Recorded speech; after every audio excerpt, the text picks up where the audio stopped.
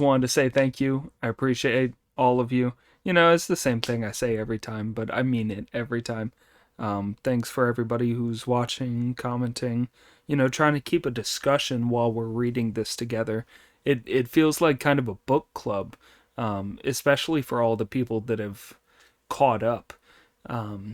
It certainly feels like we're all, trying to contribute something. Um, so yeah, that's it. Thanks. This should be chapters 31 through 40 going up in a couple hours, maybe an hour. Depends on how long it takes for the video to fully render. Just because I don't use like any real editing software. That's why everything is so minimalistic. I use just QuickTime and OBS, and that's it. Um, so, yeah, enjoy the video. Thanks. Love you. Appreciate you. Hope you have a good day. Bye. Chapter 31. Pig moves the Monkey King through his goodness. Sun the Novice subdues the ogre through cunning. They swore to become brothers, and the Dharma brought them back to their true nature. When metal and wood were tamed, the true result could be achieved. The Mind Ape and the Mother of Wood combined to make the elixir. Together, they would climb to the world of bliss and share the same branch of the faith. The scriptures are the way of self-cultivation, to which the Buddha has given his own divinity. The brothers made up a triple alliance, with devilish powers to cope with the 5 elements. Sweeping aside the 6 forms of existence, they head for the Thunder Monastery. As he was being dragged and carried back by the crowd of monkeys, Pig's tunic was shreds. "I'm done for," he grumbled to himself. "Done for. He'll kill me now." Before long, he was back at the mount of the cave, where Monkey, sitting on top of a rock face, said to him angrily, "You chaff-guzzling idiot! I let you go, so why swear at me?" "I never did, elder brother," said Pig on his knees. "May I bite off my tongue if I ever did. All I said was that as you weren't coming, I'd have to go and tell the master. I'd never have dared to swear at you." "You can't fool me," Monkey replied.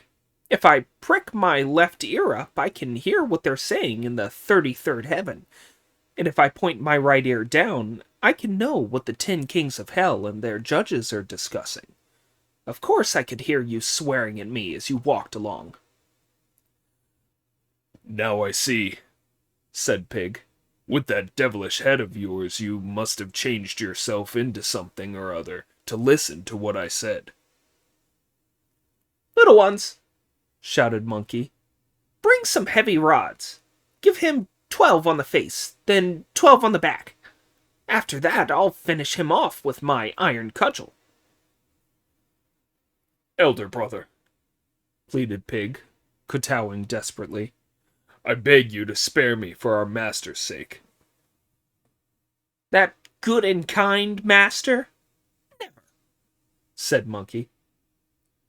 "If he won't do," begged Pig, "then spare me for the Bodhisattva's sake." The mention of the Bodhisattva made Monkey relent slightly. "Now you've said that I won't have you flogged," he replied. "But you must tell me straight and without lying where the Tang priest is in trouble, which is presumably why he sent you to try and trick me." "He isn't in trouble," Pig protested. "He's honestly missing you."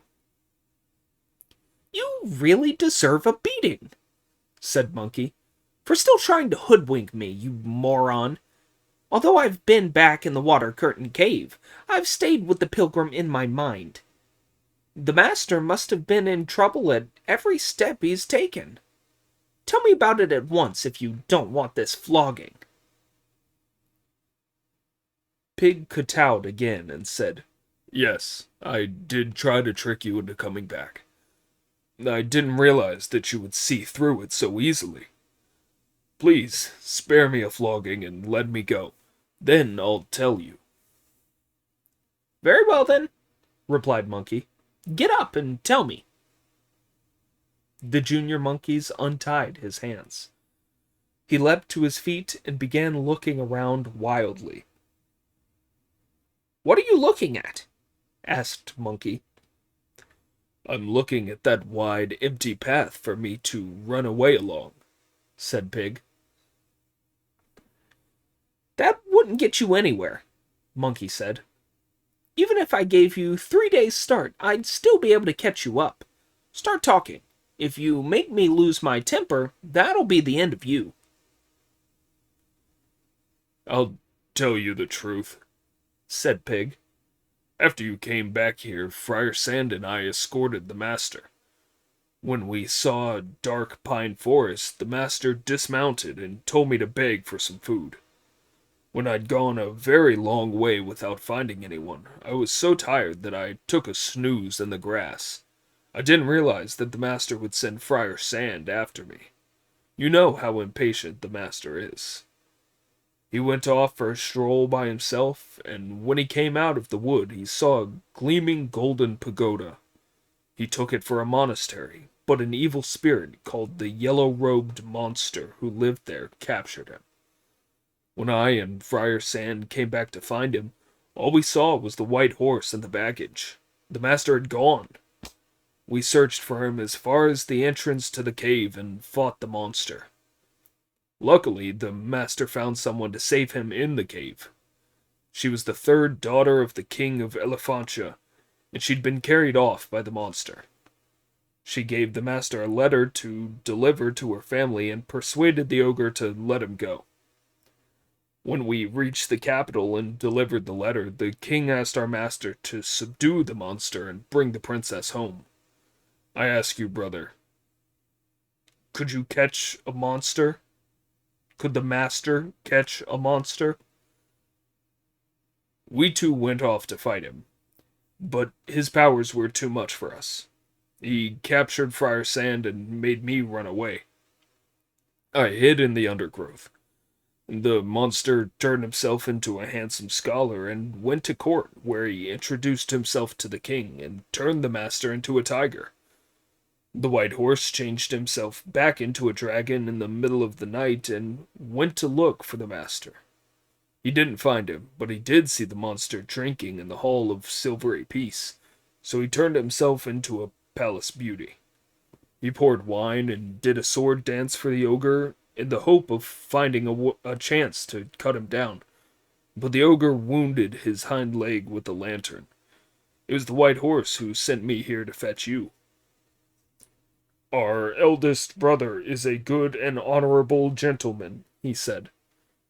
And gentlemen don't bear grudges. He's sure to come and rescue the master. Please remember that if a man has been your teacher for a day, you should treat him as your father for the rest of his life. I beg you to save him. Idiot, said Monkey.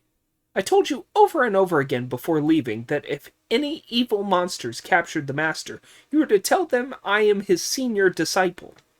Why didn't you mention me?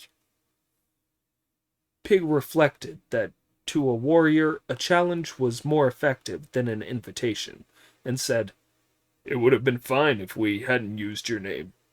It was only when I mentioned you that he went wild. What did you say? Asked Monkey. I said, Behave yourself, kind monster, and don't harm our master. I have an elder brother called Brother Monkey, who is an expert demon subduer with tremendous magic powers. If he comes, he'll kill you, and you won't even get a funeral. This made the ogre angrier than ever, and he said, "I'm not scared of Monkey. If he comes here, I'll skin him, tear his sinews out, gnaw his bones, and eat his heart. Although monkeys are on the skinny side, I can mince his flesh up and deep fry it." This so enraged Monkey that he leapt around in a fury, tugging at his ear and scratching his cheek. "Did he have the gall to say that about me?" he asked. "Calm down, brother," said Pig. "I specially remembered all his insults so as to tell you." "Up you get," said Monkey. "I didn't have to go before, but now he's insulted me. I must capture him. Let's be off. When I wrecked the heavenly palace 500 years ago, all the generals of heaven bowed low at the sight of me and called me Great Sage. How dare that fiend have the nerve to insult me behind my back? I'm going up there to catch him and tear his corpse to shreds to make him pay for it. When I've done that, I'll come back here." "Quite right," said Pig. "When you've captured the monster and got your own back on him, it'll be up to you whether you come on with us." The great sage jumped down from the cliff, rushed into the cave, and took off all his devil clothes. He put on an embroidered tunic, tied on his tiger skin kilt, seized his iron cudgel, and came out again. His panic-stricken monkey subjects tried to stop him, saying, "Where are you going, your majesty, great sage? Wouldn't it be fun to rule us for a few more years?" "What are you saying, little ones?" replied Monkey. "I have to protect the Tang priest. Everyone in heaven and earth knows that I am the Tang priest's disciple. He didn't really drive me away. He just wanted me to take a trip home and have a little relaxation. Now I've got to attend to this. You must all take good care of our household. Plant willow and pine cuttings at the right season, and don't let my things go to pieces. I must escort the Tang priest while he fetches the scriptures and returns to the east. When my mission is over, I'll come back to this happy life with you here." The monkeys all accepted his orders. Taking Pig's hand, Monkey mounted a cloud and left the cave. When they had crossed the eastern sea, he stooped at the western shore and said, "You carry on at your own speed while I take a bath in the sea." "We're in a terrible hurry," said Pig. "You can't take a bath now." "You wouldn't understand," Monkey replied. "While I was at home, I developed rather a devil stink, and I'm afraid that with his passion for cleanliness, the master would object." Only then did Pig realize that Monkey really was being sincere and single-minded. After Monkey's dip, they were back on their clouds and heading west again. When they saw the gleam of the golden pagoda, Pig pointed at it and said, "That's where the yellow-robed monster lives. Friar Sand is still there." "You wait for me up here," said Monkey, "while I take a look around the entrance before fighting the evil spirit." "No need," said Pig, "as he's not at home." "I know," said Monkey. The splendid Monkey King landed his gleaming cloud and looked around outside the entrance.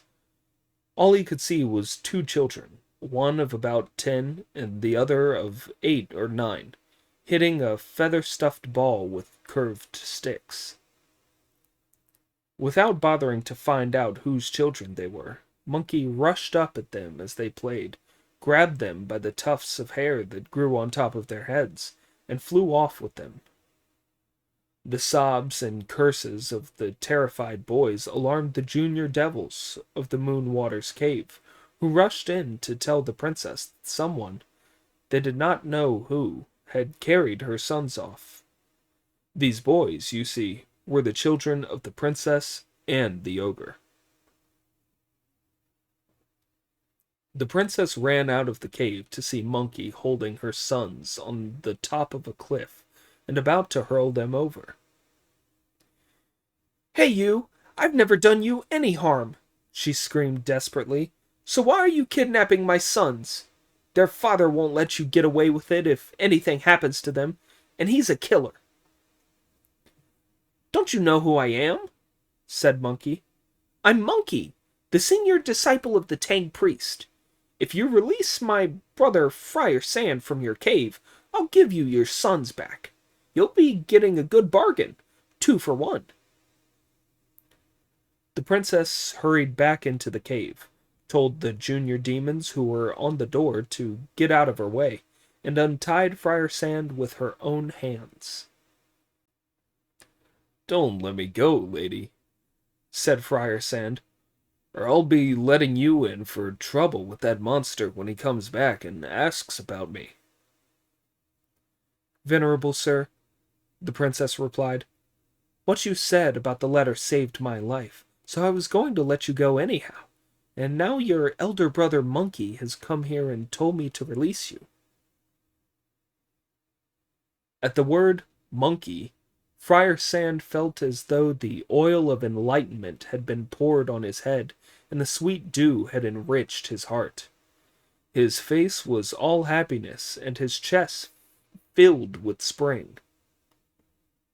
He looked more like someone who had found a piece of gold or jade than someone who had just been told that a friend had arrived.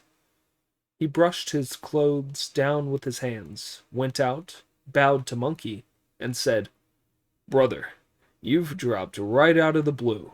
I beg you to save my life." "Did you say one word to help me, Brother Sand, when the master said the band tightening spell?" asked Monkey with a grin. "Talk, talk, talk! If you want to rescue your master, you should be heading west instead of squatting here." "Please don't bring that up," said Friar Sand. "A gentleman doesn't bear a grudge. We've been beaten, and we've lost the right to talk about courage. Please rescue me." "Come up here," Monkey replied, and Friar Sand sprang up on the cliff with a bound. When Pig saw from up in the air that Friar Sand had come out of the cave, he brought his cloud down and said, forgive me, Brother Sand." "Where have you come from?" asked Friar Sand on seeing him. "After I was beaten yesterday," said Pig, "I went back to the capital last night and met the White Horse, who told me that the master was in trouble. The monster has magicked him into a tiger.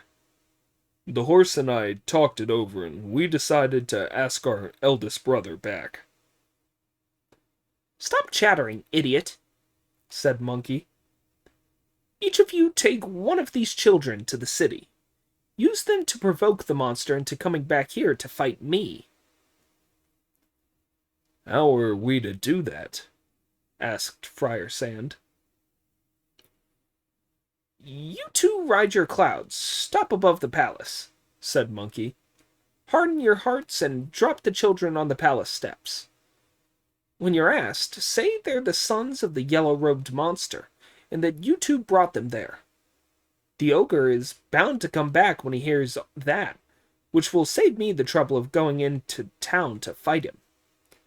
If we fought in the city, the fogs and dust storms we stirred up would alarm the court, the officials, and the common people." "Whatever you do, brother," said Pig with a laugh, "you try to trick us." "How am I tricking you?" asked Monkey. "These two kids have already been scared out of their wits," Pig replied. "They've cried themselves hoarse. They're going to be killed at any moment. Do you think the monster will let us get away after we've smashed them to mince? He'll want our necks. You're still crooked, aren't you? He won't even see you, so it's obvious you're tricking us." "If he goes for you," said Monkey, "fight your way back here."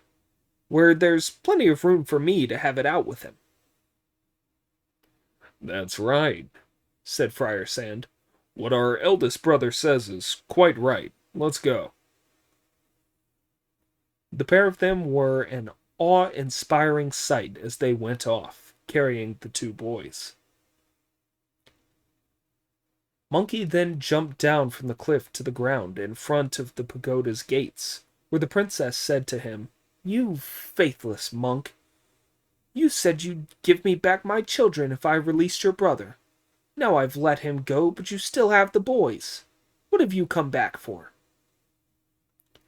"Don't be angry, princess," said Monkey, forcing a smile. "As you've been here so long, we've taken your sons to meet their grandfather." "Don't try any nonsense, monk," said the princess. "My husband, Yellow Robe, is no ordinary man. If you frighten those children, you'd better calm them down." "Princess," said Monkey with a smile, "do you know what the worst crime on earth you can commit is?" "Yes," she replied. "You're a mere woman, so you don't understand anything," said Monkey. "I was educated by my parents in the palace ever since I was a child," she said, "and I remember what the ancient book said. There are 3,000 crimes, and the greatest is unfilial behavior." "But you're unfilial," replied Monkey. "My father begot me, my mother raised me. Alas for my parents! What an effort it was to bring me up! Filial piety is the basis of all conduct and the root of all goodness. So why did you marry an evil spirit and forget your parents? Surely this is the crime of unfilial behavior." At this, the princess's face went red as she was overcome with shame. "What you say, sir, is so right," she said. "Of course I haven't forgotten my parents. But the monster forced me to come here, and he is so strict that I can hardly move a step. Besides, it's a long journey, and nobody could deliver a message. I was going to kill myself until I thought that my parents would never discover that I hadn't run away deliberately. So I had nothing for it but to drag out my wretched life. I must be the wickedest person on earth." As she spoke, the tears gushed out like the waters of a spring. "Don't take on so, princess," said Monkey. "Pig has told me how you saved my master's life and wrote a letter which showed you hadn't forgotten your parents. I promise that I'll catch the monster, take you back to see your father, and find you a good husband. Then you can look after your parents for the rest of their lives. What do you say to that?" "Please don't get yourself killed, monk," she said. "Your two fine brothers couldn't beat Yellow Robe, so how can you talk about such a thing, you skinny little wretch, all gristle and no bone? You're like a crab, the way all your bones stick out. You don't have any magic powers, so don't talk about capturing ogres." "What a poor judge of people you are," laughed Monkey. "As the saying goes, a bubble of piss is big but light, and a steelyard weight can counterbalance a ton. Those two are big but useless. Their bulk slows them down in the wind as they walk. They cost the earth to clothe, and they are hollow inside, like fire in a stove. They're weak, and they give no return for all that they eat. I may be small, but I'm a very good value." "Have you really got magic powers?" the princess asked. "You've never seen such magic as I have," he replied. "I have no rival when it comes to subduing monsters and demons." "Are you sure you won't let me down?" said the princess. "Yes," said Monkey. "As you're so good at putting down demons, How are you going to catch this one? Hide yourself away and keep out of my sight, said Monkey. Otherwise, I may not be able to deal with him properly when he comes back. I'm afraid you may feel more friendly towards him and want to keep him. Of course I won't want to keep him, she protested. I've only stayed here under duress. You've been his wife for 13 years, said Monkey, so you must have some affection for him. When I meet him, it won't be for a child's game. I shall have to kill him with my cudgel and my fists before you can be taken back to court. The princess did as she had been told and went off to hide in a quiet place. As her marriage was fated to end, she had met the great sage. Now that the princess was out of the way, the Monkey King turned himself, with a shake of his body, into the very image of the princess, and went back into the cave to wait for the ogre. Pig and Friar Sand took the children to the city of Elephantia and hurled them down on the palace steps, where the wretched boys were smashed to mincemeat. Their blood splashed out, and their bones were pulverized. The panic-stricken courtiers announced that a terrible thing had happened. 2 people had been thrown down from the sky. "The children are the sons of the yellow-robed monster," shouted Pig at the top of his voice. "And they were brought here by Pig and Friar Sand." The monster, who was still asleep in the Hall of Silvery Peace, heard someone calling his name as he was dreaming, turned over, and looked up to see Pig and Friar Sand shouting from the clouds. "I'm not bothered about Pig," he thought, "but Friar Sand was tied up at home. However did he escape? Could my wife have let him go? How did he get to catch my sons? Perhaps this is a trick Pig is using to catch me, because I won't come out and fight with him. If I'm taken in by this, I'll have to fight him, and I'm still the worse for wear after all that wine. One blow from his rake would finish off my prestige. I can see through that plan. I'll go home and see whether they are my sons before arguing with them." Without taking leave of the king, the monster went back across the forested mountains to his cave to find out what had happened. By now, the palace knew he was an evil spirit. The 17 other women who had fled for their lives when he ate the palace beauty had told the king all about it early the next morning, and his unannounced departure made it even clearer he was an ogre. The king told the officials to look after the false tiger. When Monkey saw the monster coming back to the cave, he thought of a way to trick him. He blinked till the tears came down like rain, starting to wail for the children, and jumped and beat his breast as if in grief, filling the cave with the sound of his sobbing. The monster failed to recognize who Monkey really was and put his arms round him. "What makes you so miserable, wife?" he asked. "Husband," said Monkey, weeping as he concocted his devilish lies, "how true it is that a man without a wife has no one to look after his property. A woman who loses her husband is bound to fall. Why didn't you come back yesterday after going to the city to meet your father-in-law? Pig came and seized Friar Sand this morning, and then they grabbed our sons and refused to spare them despite all my pleas. They said they were taking them to the palace to meet their grandfather, but I haven't seen them all day. I don't know what's become of them, and you were away. I've been so miserable at losing them that I can't stop crying." The monster was furious. "My sons?" he asked. "Yes," Monkey replied. Pig carried them off. The monster, now jumping with rage, said, "Right, that's it. He's killed my sons. He'll die for this. I'll make that monk pay for it with his life. Don't cry, wife. How are you feeling now? Let me make you better."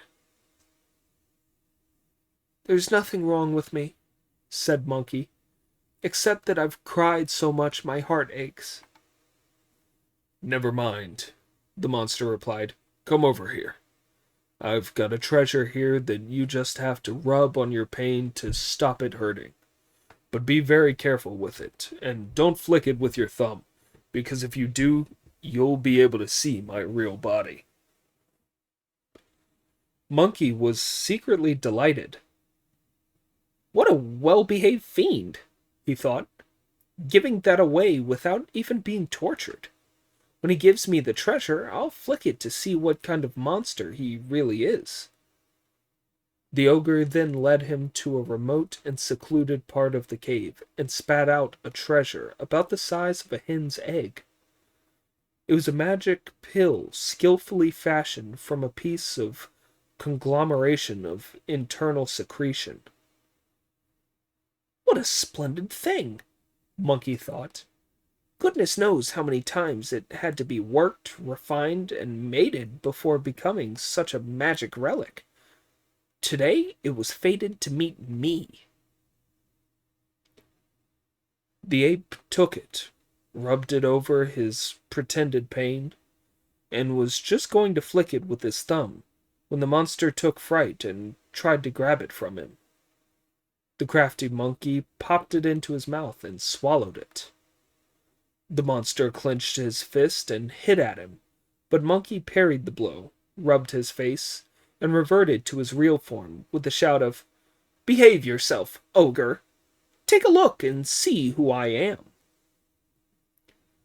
"Wife," said the shocked monster, "however did you get that terrible face?" "I'll get you, you damned fiend," said Monkey. "I'm not your wife.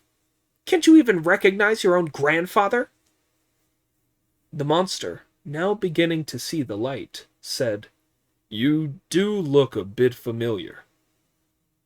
"Take another look," said Monkey. "I won't hit you." "I know you by sight," the monster said, "but I can't remember your name. Who are you? Where are you from? Where have you hidden my wife? Why did you swindle me out of my treasure? This is a disgusting way to behave." "As you don't know who I am," said Monkey, "let me tell you that I am Sun Wukong, Brother Monkey, the Tang priest's senior disciple. I'm your ancestor by a clear 500 years. "Nonsense," the ogre replied. "Nonsense! I know the Tang priest only had 2 disciples when I captured him. They were called Pig and Friar Sand. Nobody mentioned anyone by the name of Monkey. You must be a fiend from somewhere or other who has come to trick me." "I didn't come here with the other 2, said Monkey, "because my master is a kind and merciful man who sent me back home for killing too many evil spirits. You ought to know your ancestor's name." "What sort of man are you?" asked the monster. "How can you have the face to come back after your master sent you away?" "You wouldn't understand, you damned monster," said Monkey, "that when a man has been your teacher for a single day, you should treat him as your father for the rest of his life, and that father and son should never let the sun set on a quarrel. You've harmed my master, so of course I've come to rescue him. Even if I could ignore that, it's quite outrageous that you insulted me behind my back." "I never insulted you," said the monster. "Pig told me you did," replied Monkey. "You shouldn't have believed that sharp-tongued old gossip," said the monster. "Let's stop beating about the bush," said Monkey. "You've treated me very shabbily for a guest from far away. You may not have any wine or fine delicacies to feed me, but you do have a head, so stretch it out and let me hit it with my cudgel. That'll do instead of tea." The mention of hitting made the monster bellow with laughter. "You've got it all wrong this time, monkey," he said. "You shouldn't have come in if you wanted to fight me. I have 1,000 devils of all sizes in here. Even if you were covered with arms, you'd never be able to fight your way out." "Nonsense," replied Monkey. "Never mind 1,000. If you had thousands or tens of thousands of them, I'd only need to see them clearly for my every blow to strike home. I'll wipe the lot of you out." The monster at once ordered all the fiends and ogres in and around the cave to muster with their weapons and put a close blockade on all the doors. Monkey was delighted to see them, and wielding his cudgel with both hands, he shouted, "Change!" and suddenly had 6 arms and 3 heads. Then he shook his gold-banded cudgel and turned it into 3 gold-banded cudgels. He went into action with his 6 arms and 3 cudgels. He was a tiger in a sheepfold, a hawk in a chicken run. The poor little demons had their heads smashed to pulp, while their blood flowed like water. He rushed to and fro as if there was nobody else there, until only the old ogre was left. He followed Monkey outside and said, "Insolent ape, how dare you come and bully us?"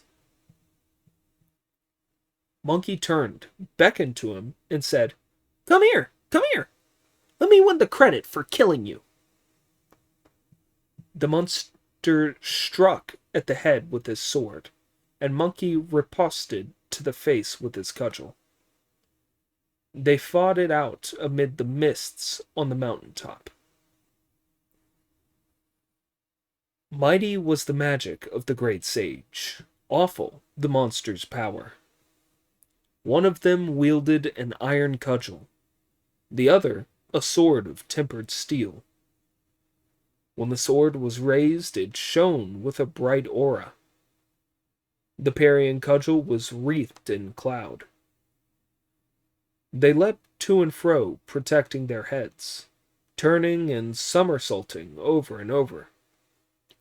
One of them changed his face with every breeze. The other stood still and shook his body. One glared with fiery eyes as he stretched out his simian arm. The other's golden pupils flashed as he twisted his tigerish waist. They were locked in mortal combat, as sword and cudgel struck without mercy. The Monkey King wielded his iron club according to the martial classic, and the monster's swordplay followed the ancient manuals. One was a demon king experienced in the black arts. The other used magical powers to protect the Tang priest. The ferocious Monkey King became fiercer than ever. The heroic monster grew an even greater hero. They fought in space, ignoring death, all because the Tang priest went to see the Buddha. They had fought 50 or 60 rounds without issue when Monkey thought, "That bloody monster's sword is as good as my cudgel. I'll pretend to give him an opening and see if he can tell if it's a trick." The Monkey King raised his cudgel and did a reaching up to a tall horse movement. The monster, not realizing that this was a trick and imagining that he saw a real opening, took a tremendous swipe at Monkey with his sword. Monkey at once did a high swing to avoid the blow, then struck at the monster's head with a stealing a peach from under the leaves movement, and knocked him so hard he vanished without a trace. Monkey put his cudgel away and looked for him, but without success. "Wow!" exclaimed Monkey in astonishment. "I didn't just hit him, I knocked him out of existence. But if I really killed him, there ought at least be some blood and pus, and there's no sign of any. Perhaps he got away. He leapt up on a cloud to look around, but nothing was moving. My eyes can see anything at a glance, he thought. So how can he have got away so mysteriously? Now I see. He said he seemed to recognize me, so he can't be an ordinary monster. He must be some spirit from heaven. This was too much for Monkey, who lost his temper and somersaulted up to the southern gate of heaven with his cudgel in his hands. This startled heavenly generals Peng, Liu, Go, Bi, Zhang, Tao, Deng, and Xin bowed low on either side of the gateway, not daring to block his path. They let him fight his way through the gates and straight on to the Hall of Universal Brightness, where the four great heavenly teachers, Zhang, Gi, Zhu, and Q, asked, "What have you come for, great sage?" As I was escorting the Tang priest to Elephantia, an evil monster abducted a princess and harmed the master. I had to fight him, and in the middle of our battle he disappeared. I thought that he couldn't be an ordinary monster. It was probably a spirit from heaven. So I've come to check up if any wicked deities have left their posts. On hearing this, the heavenly teachers went and reported it to the Jade Emperor in the Hall of Miraculous Mist. He ordered an investigation. They found that nobody was missing among the 9 bright shiners, the gods of the 12 branches, the 5 dippers of north, south, east, west, and center, the hosts of the Milky Way, the 5 peaks, the 4 rivers, and all the other gods of heaven. Then they investigated outside the palace of the Dipper and the Bull, and found that one of the 28 constellations, the Strider, was missing. Strider, the wooden wolf, has gone down to Earth, they reported to the throne. How long has he been away from heaven? The Jade Emperor asked. He has missed 4 roll calls, they replied. And with 1 roll call every 3 days, that makes 13 days. 13 days in heaven would be 13 years down on earth, said the Emperor, and he ordered the Strider's fellow stars to go down and bring him back to heaven. On receiving this edict, the 27 other constellations went out through the gates of heaven and startled the Strider as each chanted his own spell. Do you know where he had been hiding? He had been one of the heavenly generals who was beaten when Monkey had sacked the heavenly palace, and he had lain low in a mountain stream that masked his demonic cloud and kept him out of sight. Only when he heard the other constellations shouting their spells did he dare to emerge from the water and go back to heaven with them. The great sage was blocking the gates of heaven, would have killed him but for the pleas of the other constellations, who saved him and escorted him to see the Jade Emperor. The monster now produced his golden tablet of office from his belt, and kowtowed on the floor of the palace, admitting his guilt.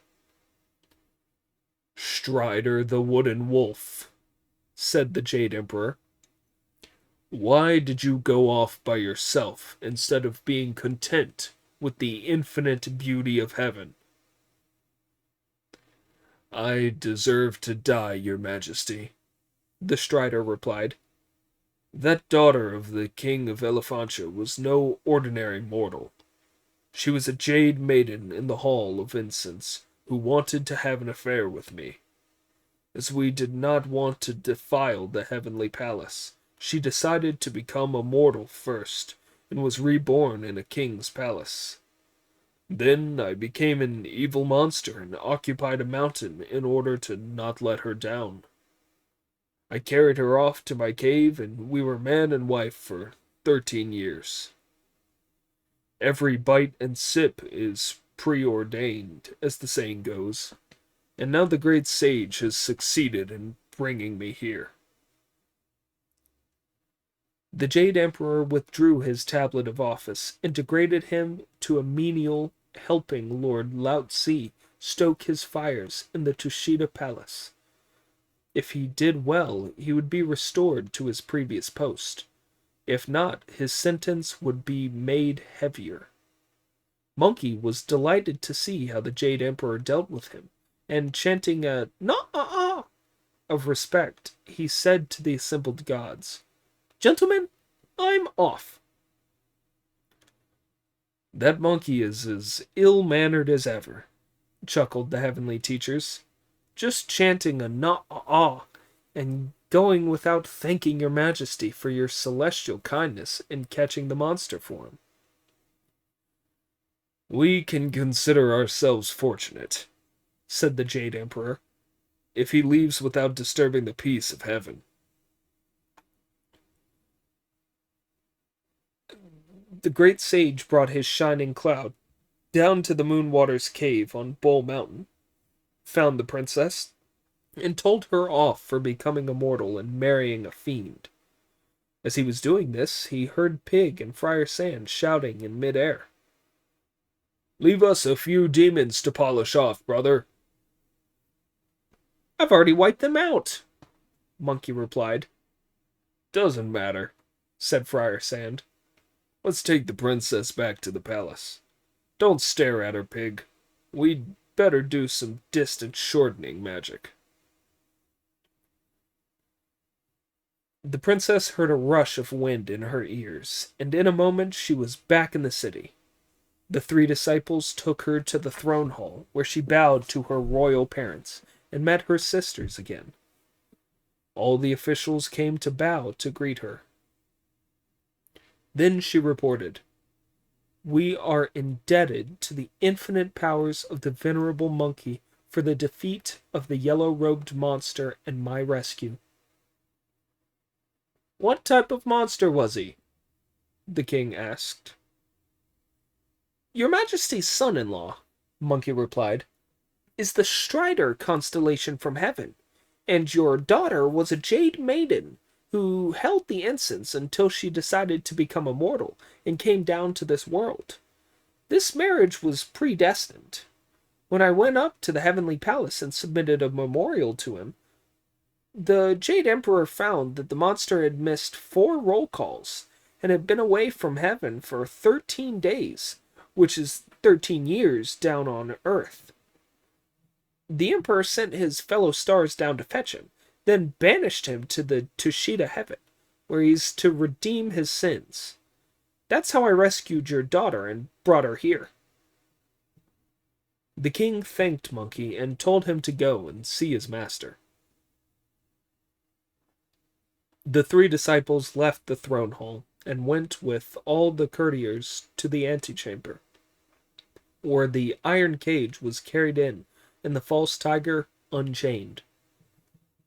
Monkey was the only one who could see that he was human. All the others thought he was really a tiger. As Sanzong was under the demon's spell, he could not move, and although he was clear in his mind, he was unable to open his mouth or his eyes. "What a fine monk you are, master," said Monkey, "getting yourself into this revolting shape. You accused me of being a murderer and sent me home for it, but you wouldn't be such an awful sight if your heart had been set on goodness." "Save him, brother. Don't tell him off," said Pig. "It was you who put him up to it all," said Monkey. "You were his favorite disciple. Why didn't you save him instead of sending for me? Besides, I told you that I'd go back when I defeated the monster and avenge that insult."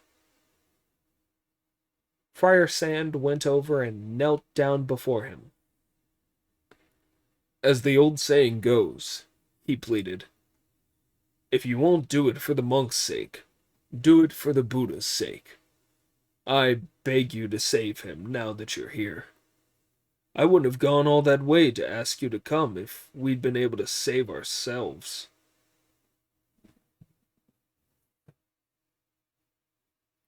I couldn't bear not to save him, replied Monkey, raising Friar Sand to his feet. Bring me some water. Pig flew back to the hostel, fetched the horse and luggage, took the golden begging bowl from it, half filled it with water, and handed it to Monkey. Monkey took the water in his hand, said the words of a spell, and spurted it at the tiger's head. The evil magic was dissolved, and the tiger aura was dispersed. Sun Zang was seen in his true form once more. Once he had gathered himself together and opened his eyes, he saw Monkey, took hold of him, and said, Monkey, where have you come from? Friar Sand, who was standing in attendance, told him all about how Monkey had been asked back, defeated the monster, rescued the princess, dispersed the tiger aura, and come back to the palace. Worthy disciple, said Sanzang, full of gratitude. Thank you, thank you. When we return to the east from our journey to the west, I shall report to the Tang Emperor that you have won the greatest distinction. Don't mention it, said a smiling monkey. Don't mention it. The best way you can show your gratitude is by not saying that spell. When the king heard about all this, he thanked the four of them and gave a great vegetarian banquet for them in the eastern wing. After this expression of the king's kindness, master and disciples took their leave of him and set out for the west. The king and his courtiers came a long way to see them off, after which the monarch returned to the palace to rule his country. The monk went on to Thunder Monastery to see the Buddha. If you don't know what happened next or when they reached the Western Heaven, listen to the explanation in the next installment. Chapter 32. On Flat Top Mountain, the duty god delivers a message. In Lotus Flower Cave, Pig runs into trouble.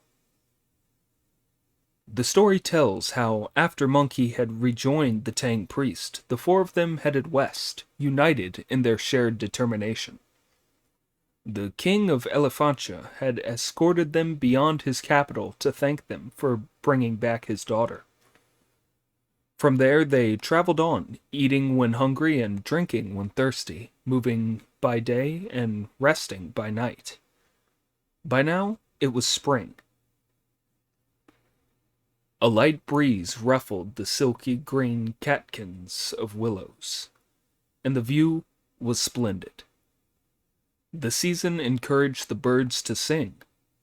The flowers bloomed in the warm sun, making the whole world fragrant.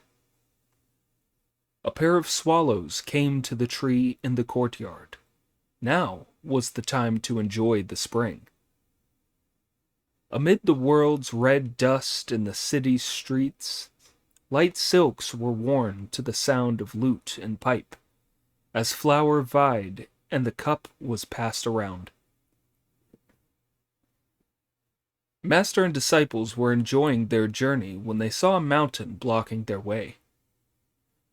Be careful, disciples, said the Tang priest. I'm worried that tigers and wolves may prevent us from crossing that high mountain ahead. As a man of religion, said Monkey, you shouldn't say that sort of thing. Don't you remember what the Heart Sutra, the Rook's Nest Hermit, taught you says?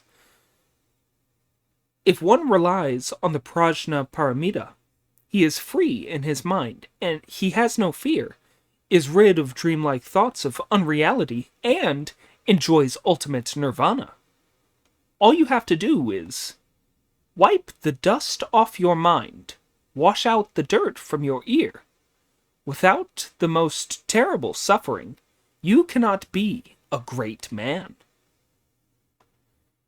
There's no need to be so glum. With me here, you'll come to no harm even if the sky falls down.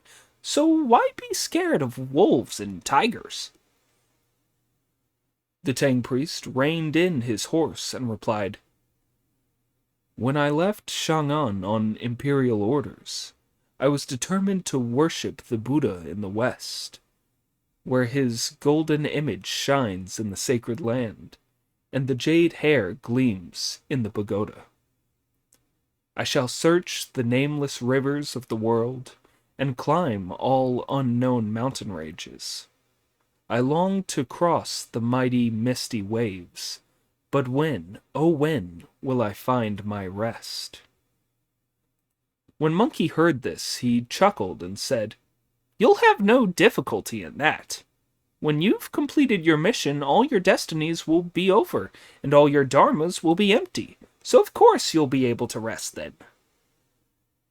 This cheered up Sanzang, who gave his dragon horse the rein and urged it forward. As they climbed the mountain, they found it truly craggy and precipitous. Towering peaks, tapering pinnacles, down in the deep and winding stream, beside the solitary cliff. Down in the deep and winding stream, you can hear the serpents playing and splashing in the water. Beside the solitary cliff, amid the trees on the precipice, tigers whisk their tails. Look up, and the blue sky is high above the peaks. Turn round, and the heavens join the deeps in the valley. Climbing it is like ascending a ladder. Descending is like going into a pit. This is indeed a weird and craggy ridge, a wall of tapering cliffs. On the craggy ridge, the medicine gatherer moves in fear. On the sheer rock face, the firewood collector cannot take a step. Wild goats and horses all run free, and many are the hares and mountain oxen. The mountain is so high it blots out sun and stars. One often meets evil monsters and gray wolves. The path is hard to follow and difficult for the horse. How will they ever see the Buddha at the Thunder Monastery? As Sanzang reined in his horse to look at the mountain, he saw that they had reached a most difficult spot. There was a wood gatherer standing on the green, grassy slope, and this is what he looked like. On his head, a battered blue felt hat. On his body, a black woolen tunic. The battered felt hat that kept off sun and cloud was a strange sight. In his black woolen tunic, he was amazingly happy and carefree. The steel axe in his hand had been sharpened till it shone. He cut dry wood and made it into bundles. Spring hung from his carrying pole, and he was happy throughout the 4 seasons. His appearance was relaxed, and his mind free from anxiety. He had accepted his lot throughout life. Fame and disgrace never bothered him on this mountain. The wood gatherer was cutting down dead wood upon the slope when he saw the monk approaching from the east. Giving his axe a rest, he came out of the tress, and, climbing fast, soon scaled the rock face. "Stop here for a moment on your journey west," he shouted. "I must warn you that there is a pack of vicious ogres and fierce wolves on this mountain. They eat travelers from the east who are heading west." The news terrified Sanzang out of his wits. Trembling in the saddle, he turned round sharply and called for his disciples. "Did you hear what the woodman said?" he asked. There are ogres and wolves on this mountain. Do any of you dare ask him for more details? Don't worry, master, said Monkey. I'll find out from him. Brother Monkey hurried up the mountain, and, addressing the woodman as elder brother, he asked all about it. Why have you come here, venerable sir? Asked the woodman, returning his greeting. To tell you the truth, elder brother, said Monkey, we have come from the east and are heading west to fetch the scriptures. That's my master on the horse. He's a bit timid, so when you told him about the ogres and wolves, he sent me to ask you about them. How long have they been here? Are they experts or just beginners? Please tell me about them. Then I can make the gods of the mountain and the local deities march them off. At this, the woodman threw back his head and roared with laughter. You really are a mad monk, he said. I'm not mad, replied Monkey.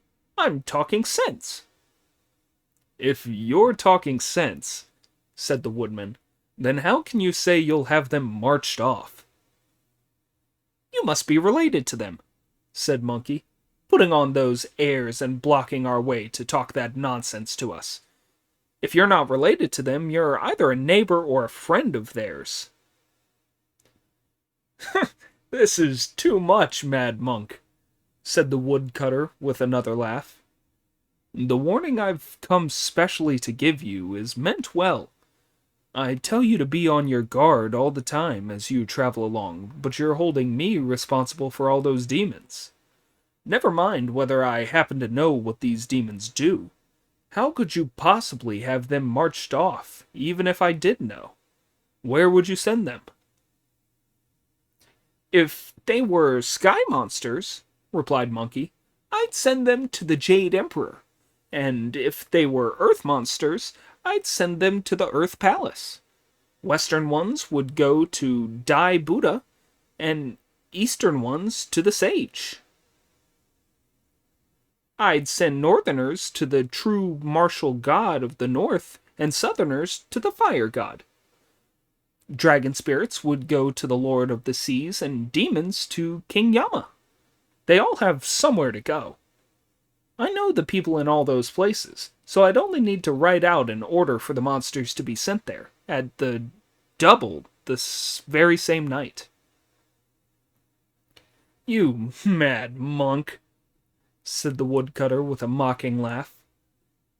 You've traveled in the clouds and learned a little magic, but even if you can expel evil spirits and bind demons, you've never come up against such vicious fiends.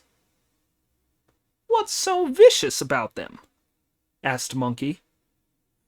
This mountain is called 200 miles across, said the woodcutter, and it's called Flat Top Mountain. There's a cave in it called the Lotus Flower Cave, where two devil chieftains live. They're so determined to capture monks that they've drawn pictures of them and found out the name of the man they want to eat, the Tang Priest. You'll be all right provided you come from anywhere but Tang. But if you're from there, don't carry on. The land of Tang, replied Monkey, is precisely where we're from. Then they'll eat you, said the woodcutter. We're in luck, said Monkey. We're in luck. The only thing is that I don't know how they're going to eat us. How do you want them to eat you? The woodcutter asked. If they eat my head first, said Monkey, that will be fine. But if they start with my feet, I'll suffer. What difference does it make whether they start with your head or feet? The woodcutter asked. You have no experience of it, said Monkey. If they start with my head, they'll have it off with one bite and I'll be dead. Whether they fry me, saute me, or stew me, I won't feel the slightest pain. But if they start from my feet, they can chew my ankles, crunch up my legs, and eat their way up to my waist with me still alive and in agony. It would be going through torment in small installments. That's why I'd suffer. They've been up there for a long time, monk, said the woodcutter, and the moment they get you, they'll tie you up, pop you in the steamer, and eat you whole. Even better, said Monkey with a grin. Even better. That won't be at all painful. It'll just be a bit hot and close. This is nothing to joke about, monk, said the woodcutter. Those monsters have 5 treasures that they carry about with them, and their magic powers are enormous. Even if you're one of the jade pillars of the heavens, or one of the golden beams that support the sea, you may well have to pass out in order to get the Tang priest through. How often? Monkey asked. 3 or 4 times, replied the woodcutter. That's nothing, said Monkey. Nothing at all. We all pass out 700 or 800 times a year, so it'll be easy for us to pass out 3 or 4 times more, and then we'll be able to get through. The fearless great sage, whose one thought was to protect the Tang priest, left the woodcutter and hurried back. When he reached the horse standing on the mountainside, he said, "It's nothing much, master. It's true that there are a few evil spirits here, but the local people only worry about them because they are timid. With me here, there's no need for you to be afraid of them, so let's be on our way again." Sun Zong was relieved to hear this, and he followed Monkey's lead. As they traveled along, they realized that Woodcutter had disappeared some time back. "Why can't we see the woodcutter who gave us the message?" asked Sun Zong. "What lousy luck," said Pig. "We would have to meet a ghost in broad daylight." "He must have gone into the forest to look for some more firewood," said Monkey. "I'll take a look." Opening wide his fiery eyes with their golden pupils, the splendid great sage searched the mountain, but no sign of the woodcutter was to be seen. Then he looked up into the clouds and saw the duty god of the day there. He sprang up there himself and cursed him for a hairy devil several times before saying, "Why didn't you tell me straight instead of transforming yourself and putting on that act for me?" The duty god bowed to him anxiously and said, "Please forgive me for being so late with the warning. Those monsters really have enormous magic powers and can perform all kinds of transformations. You need all your skill and cunning to protect your master. You won't possibly reach the Western Heaven if you are at all slack." Monkey dismissed the duty god. He was feeling worried as he landed his cloud and went up the mountainside until he found Sun Zong, Pig, and Friar Sand pressing ahead. "If I tell the master straight what the duty god said," he thought, "the master won't be able to face up to it and will start crying. But if I don't tell him and keep him in the dark, he won't know how things stand, and it'll be a great nuisance for me if he gets captured by monsters. I'd better go and see Pig. I can send him ahead to fight the monster. If he wins, that will be something to his credit.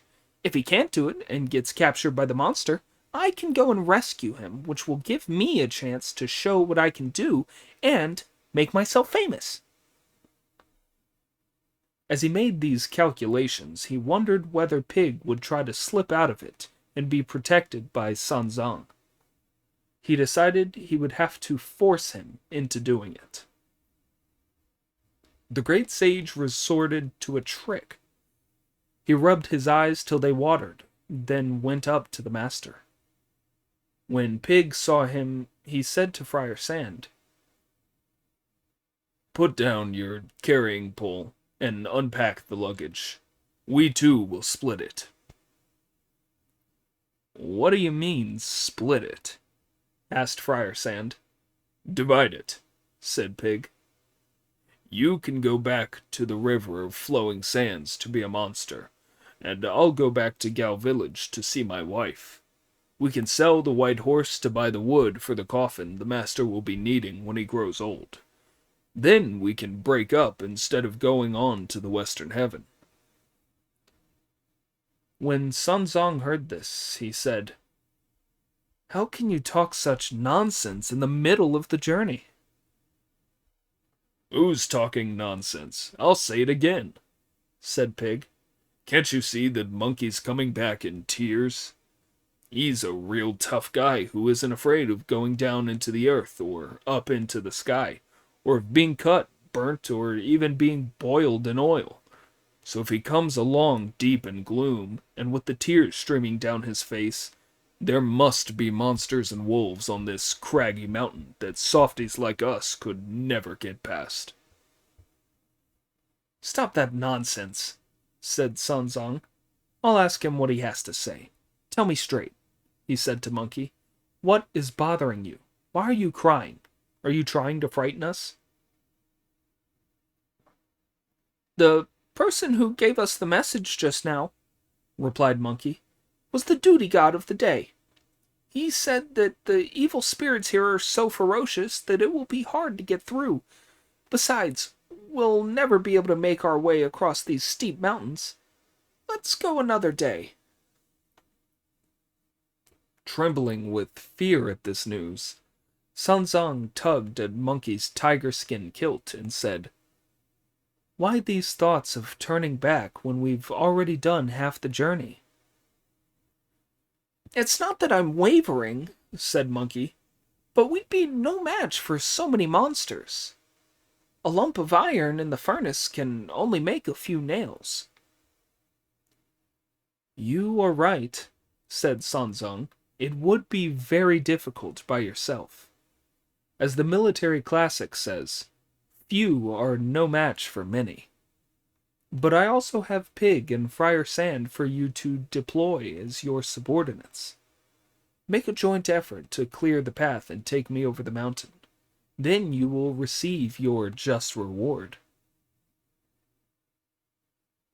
As Brother Monkey's little show had only wrung these words out of his master, he wiped away his tears and said, "Pig will have to do 2 things I tell him to, if you're to have even one chance in 3 of crossing the mountain as you want to, master.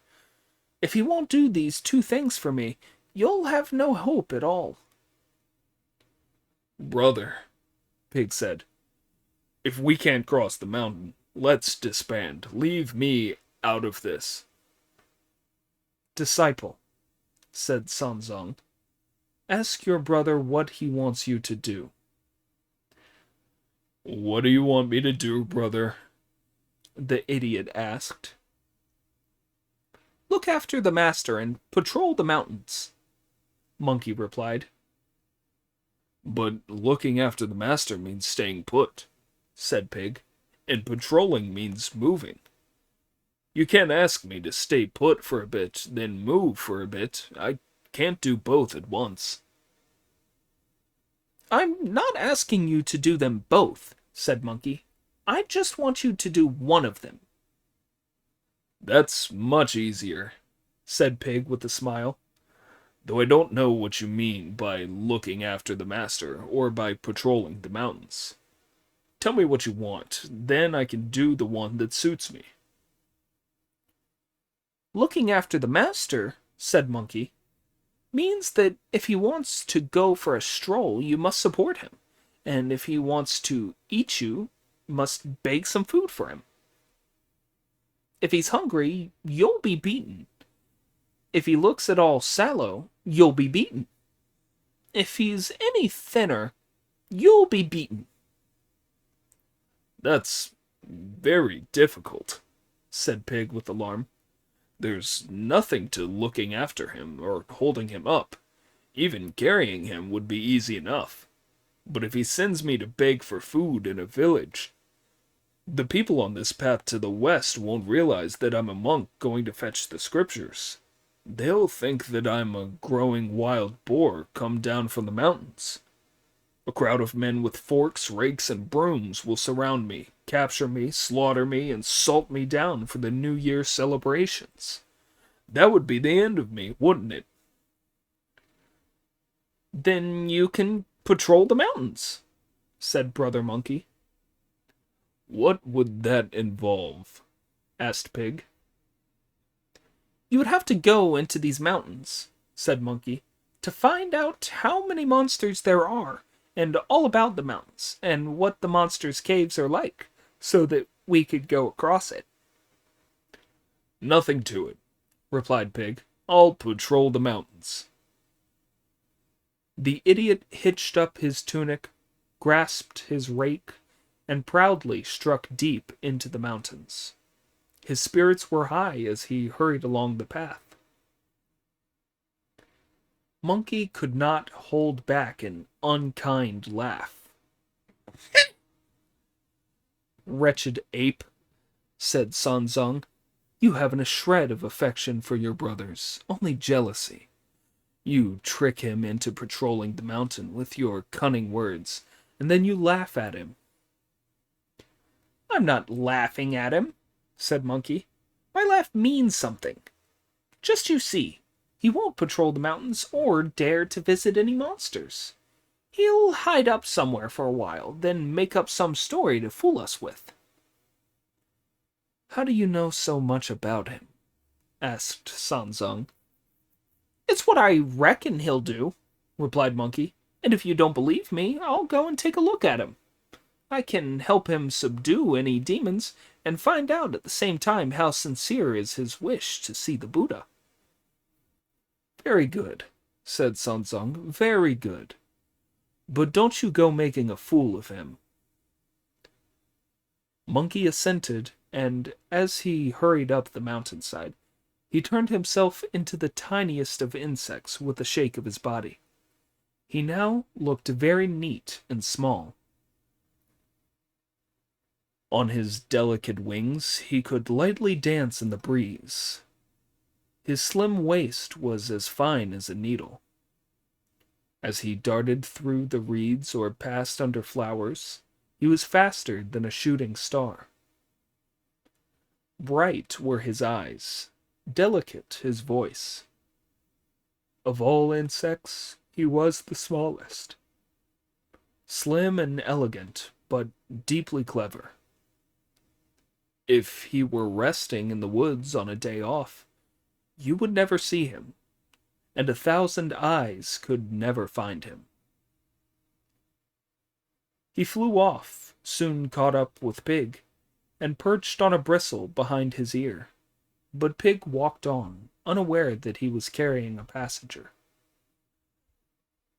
After 2 or 3 miles, Pig dropped his rake, turned back to look at the Tang priest, and began to curse at him, gesticulating widely.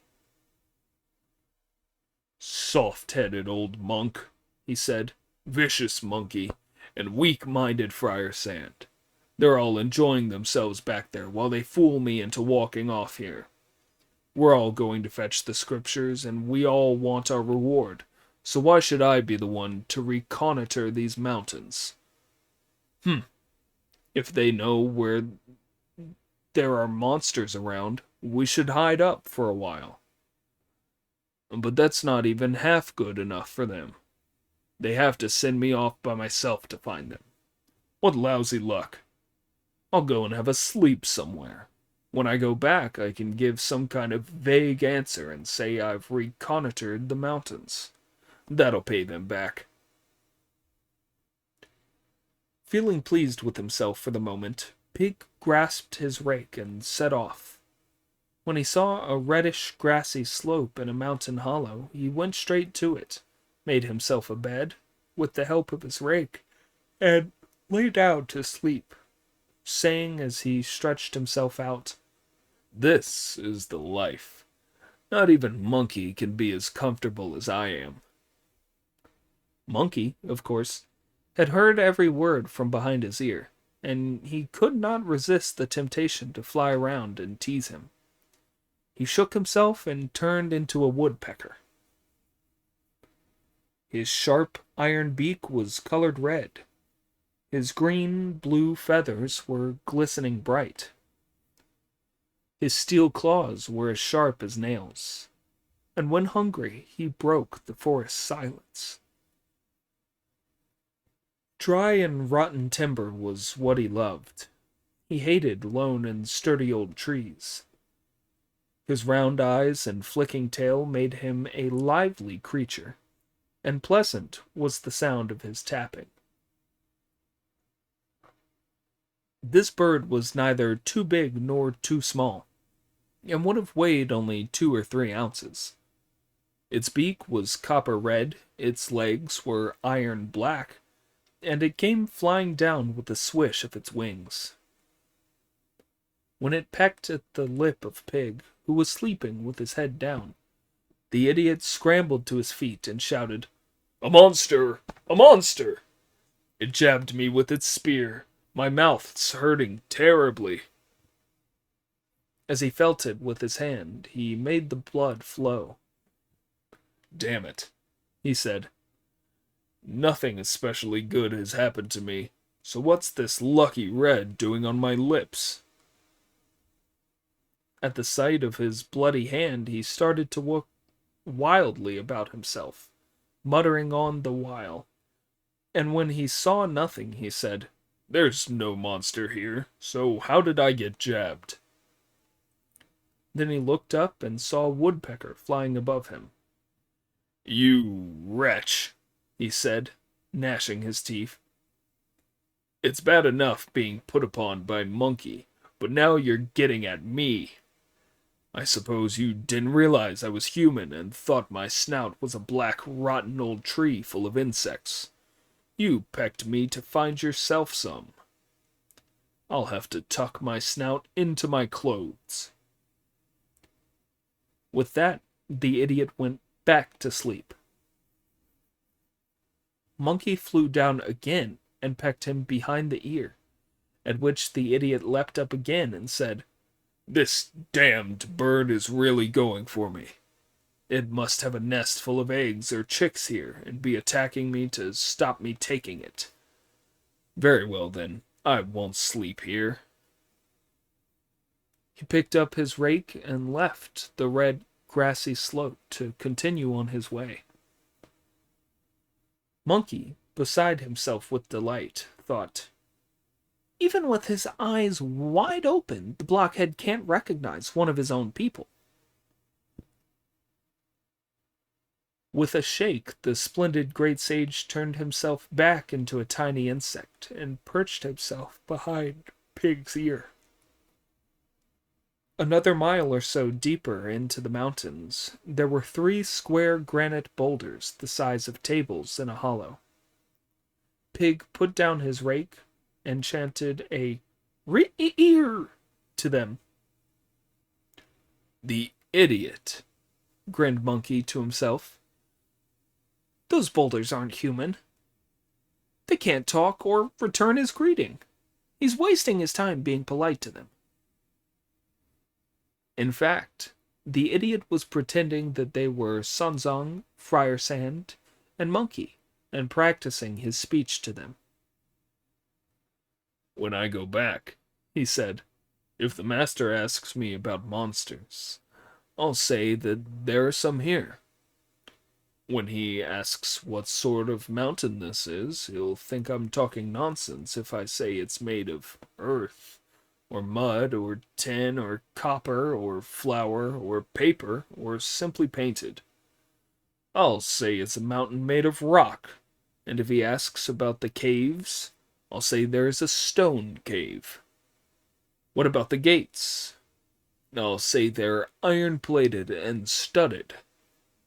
When he asks how deep the cave is, I'll say it has 3 sections, one behind another. If he really interrogates me and wants to know how many studs there are in the gates, I'll say I was too excited to notice. Now I've got my story off pat, I'll be able to make a fool of Monkey." His story now concocted, he headed back along the path, dragging his rake behind him, little knowing that Monkey had heard everything behind his ear and flown off ahead when he started back. Monkey resumed his real form to see his master, who said, "Ah, here you are. Why hasn't Pig come back?" "He's still cooking up his story," said Monkey. "He'll be here soon." "How could that stupid fool, whose ears cover his eyes, ever make up a story?" said Sanzang. "You must be the one who's lying." "You're covering up for him, master," replied Monkey. "I heard it all from his own mouth." He told Sanzang how Pig had been sleeping in the grass when he was woken up with a woodpecker's peck, how he had expressed his homage to the boulders, and how he had concocted a story about the mountains being made of rock with a stone cave that had iron-plated gates and monsters living in it. It was not long before the idiot approached. He was going through his story again, his head bowed low, to make sure that he did not forget it, when Monkey shouted, "Hey, idiot! What are you reciting?"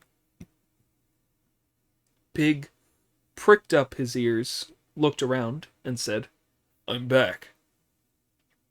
He fell to his knees and was picked up by Sanzang, who said, "You look exhausted, disciple."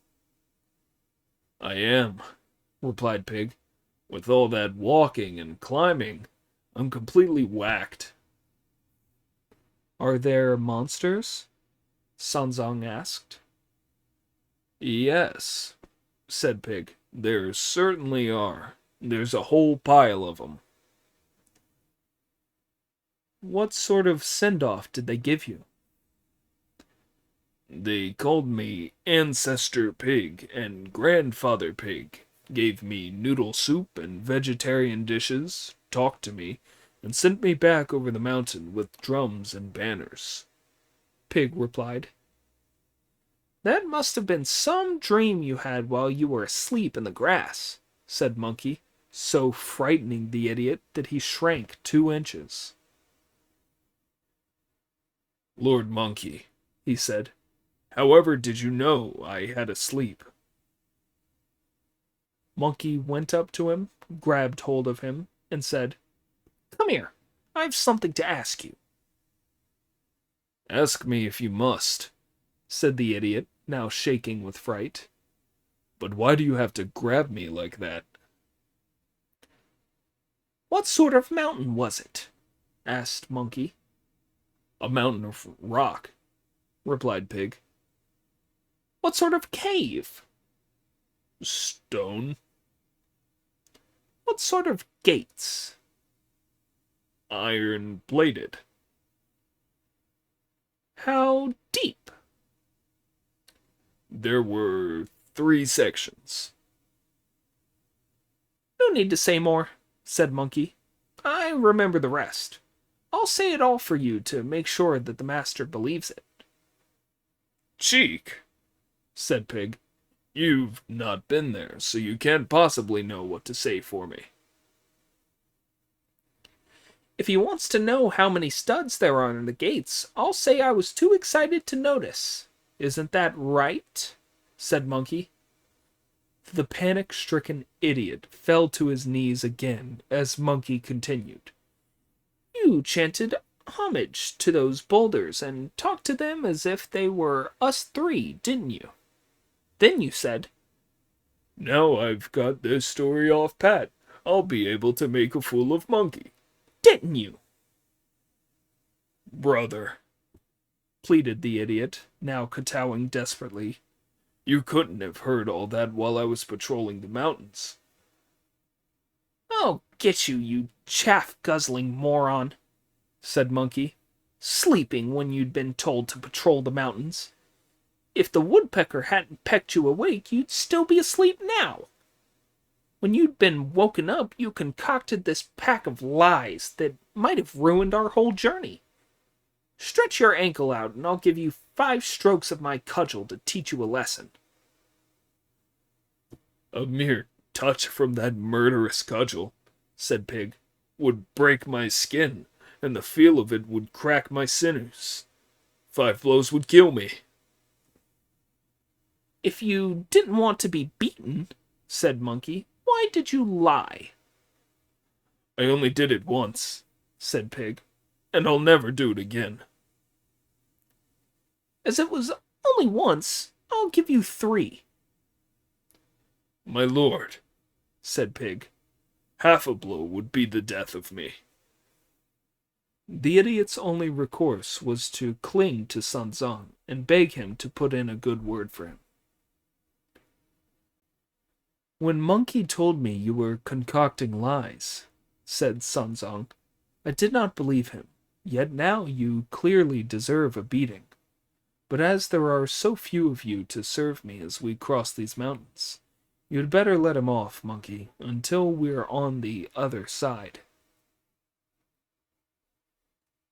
As the old saw goes, said Monkey, to obey parental instructions is great filial piety. As the master tells me not to beat you, I'll let you off. Go and reconnoiter again. I'll show you no mercy if you lie or mess things up this time. The idiot rose to his feet and went off again. As he hurried along the path, he suspected at every step that Monkey was following in some form or other, so he thought everything he saw might be Monkey. When, after 2 or 3 miles, a tiger came bounding up from the mountainside, he raised his rake and said, Come to see whether I'm lying, brother? This time I'm not. Further along, a strong mountain wind blew a dead tree down and sent it tumbling towards him, at which he stamped, beat his chest, and said, What a way to treat me, brother. I said I wouldn't lie, but you go and turn yourself into a tree to attack me. A little later, he saw a white-necked crow cawing in front of him. You're shameless, brother, he said. Shameless. I meant it when I said I wouldn't lie. So why have you turned into a crow? Come to listen to me? In fact, Monkey was not following him this time, and Pig's crazed suspicions that Monkey was there wherever he went were the product of his own imagination. We will leave the idiot with his frights for the time being. In this flat-top mountain, there was a lotus flower cave where there dwelt 2 fiends, the senior king, Goldhorn, and the junior king, Silverhorn. Goldhorn sat in his chair of office and said to Silverhorn, It's a long time since we patrolled the mountain. A fortnight, replied Silverhorn. You should make a patrol today, said Goldhorn. Why today? Asked Silverhorn. You can't have heard the news, said Goldhorn, that the Tang priest, the younger brother of the Tang emperor in the east, had been sent to worship the Buddha in the west. He has 3 followers called Sun the Novice, Pig, and Friar Sand. So with their horse there are 5 of them in all. Find them and bring them to me. If we want to eat some humans, said Silverhorn, we can catch a few anywhere. Why not let this monk go wherever he's going? You don't realize, replied Goldhorn, that when I left heaven a few years back, I heard that the Tang priest was a mortal incarnation of the venerable golden cicada, and a holy man who had pursued goodness for 10 lives, and not lost a drop of his original essence. Anyone who eats his flesh will live forever. If you can live forever by eating his flesh, said Silverhorn, we won't have to bother with meditation, winning merit, refinishing elixirs, or matching the male and female. All we need to do is eat him. I'm off to fetch him. You're too impatient, brother, said Goldhorn. Don't be in such a hurry. It would be wrong to rush out and catch some monk who isn't the Tang priest. I remember what he looks like, and I once drew pictures of him and his disciples.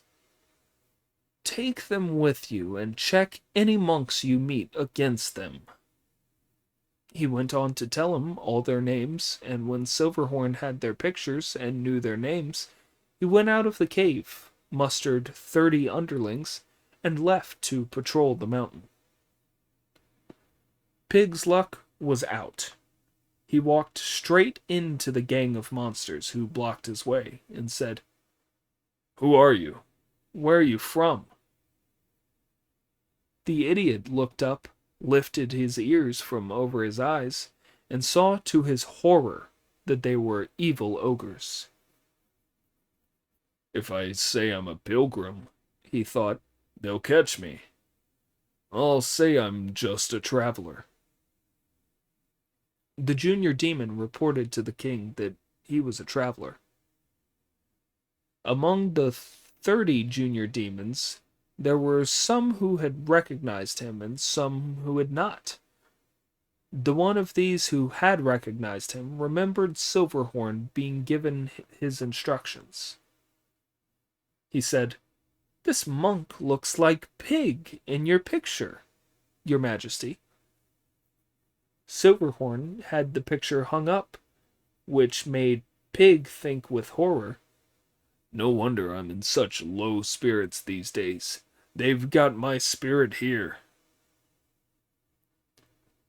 As the junior devils held it up with their spears, Silverhorn pointed at it and said, "The one on the white horse is the Tang priest, and the hairy-faced one is Sun the novice." "City god," thought Pig, "you can leave me out. I'll offer you the triple sacrifice and 24 cups of pure wine." He muttered prayers as the devil continued. "The tall one is Friar Sand, and that's Pig with the long snout and big ears." At the mention of himself, Pig tucked his snout into his clothes. "Bring your snout out, monk," said the monster. "I was born like this," said Pig, "so I can't bring it out."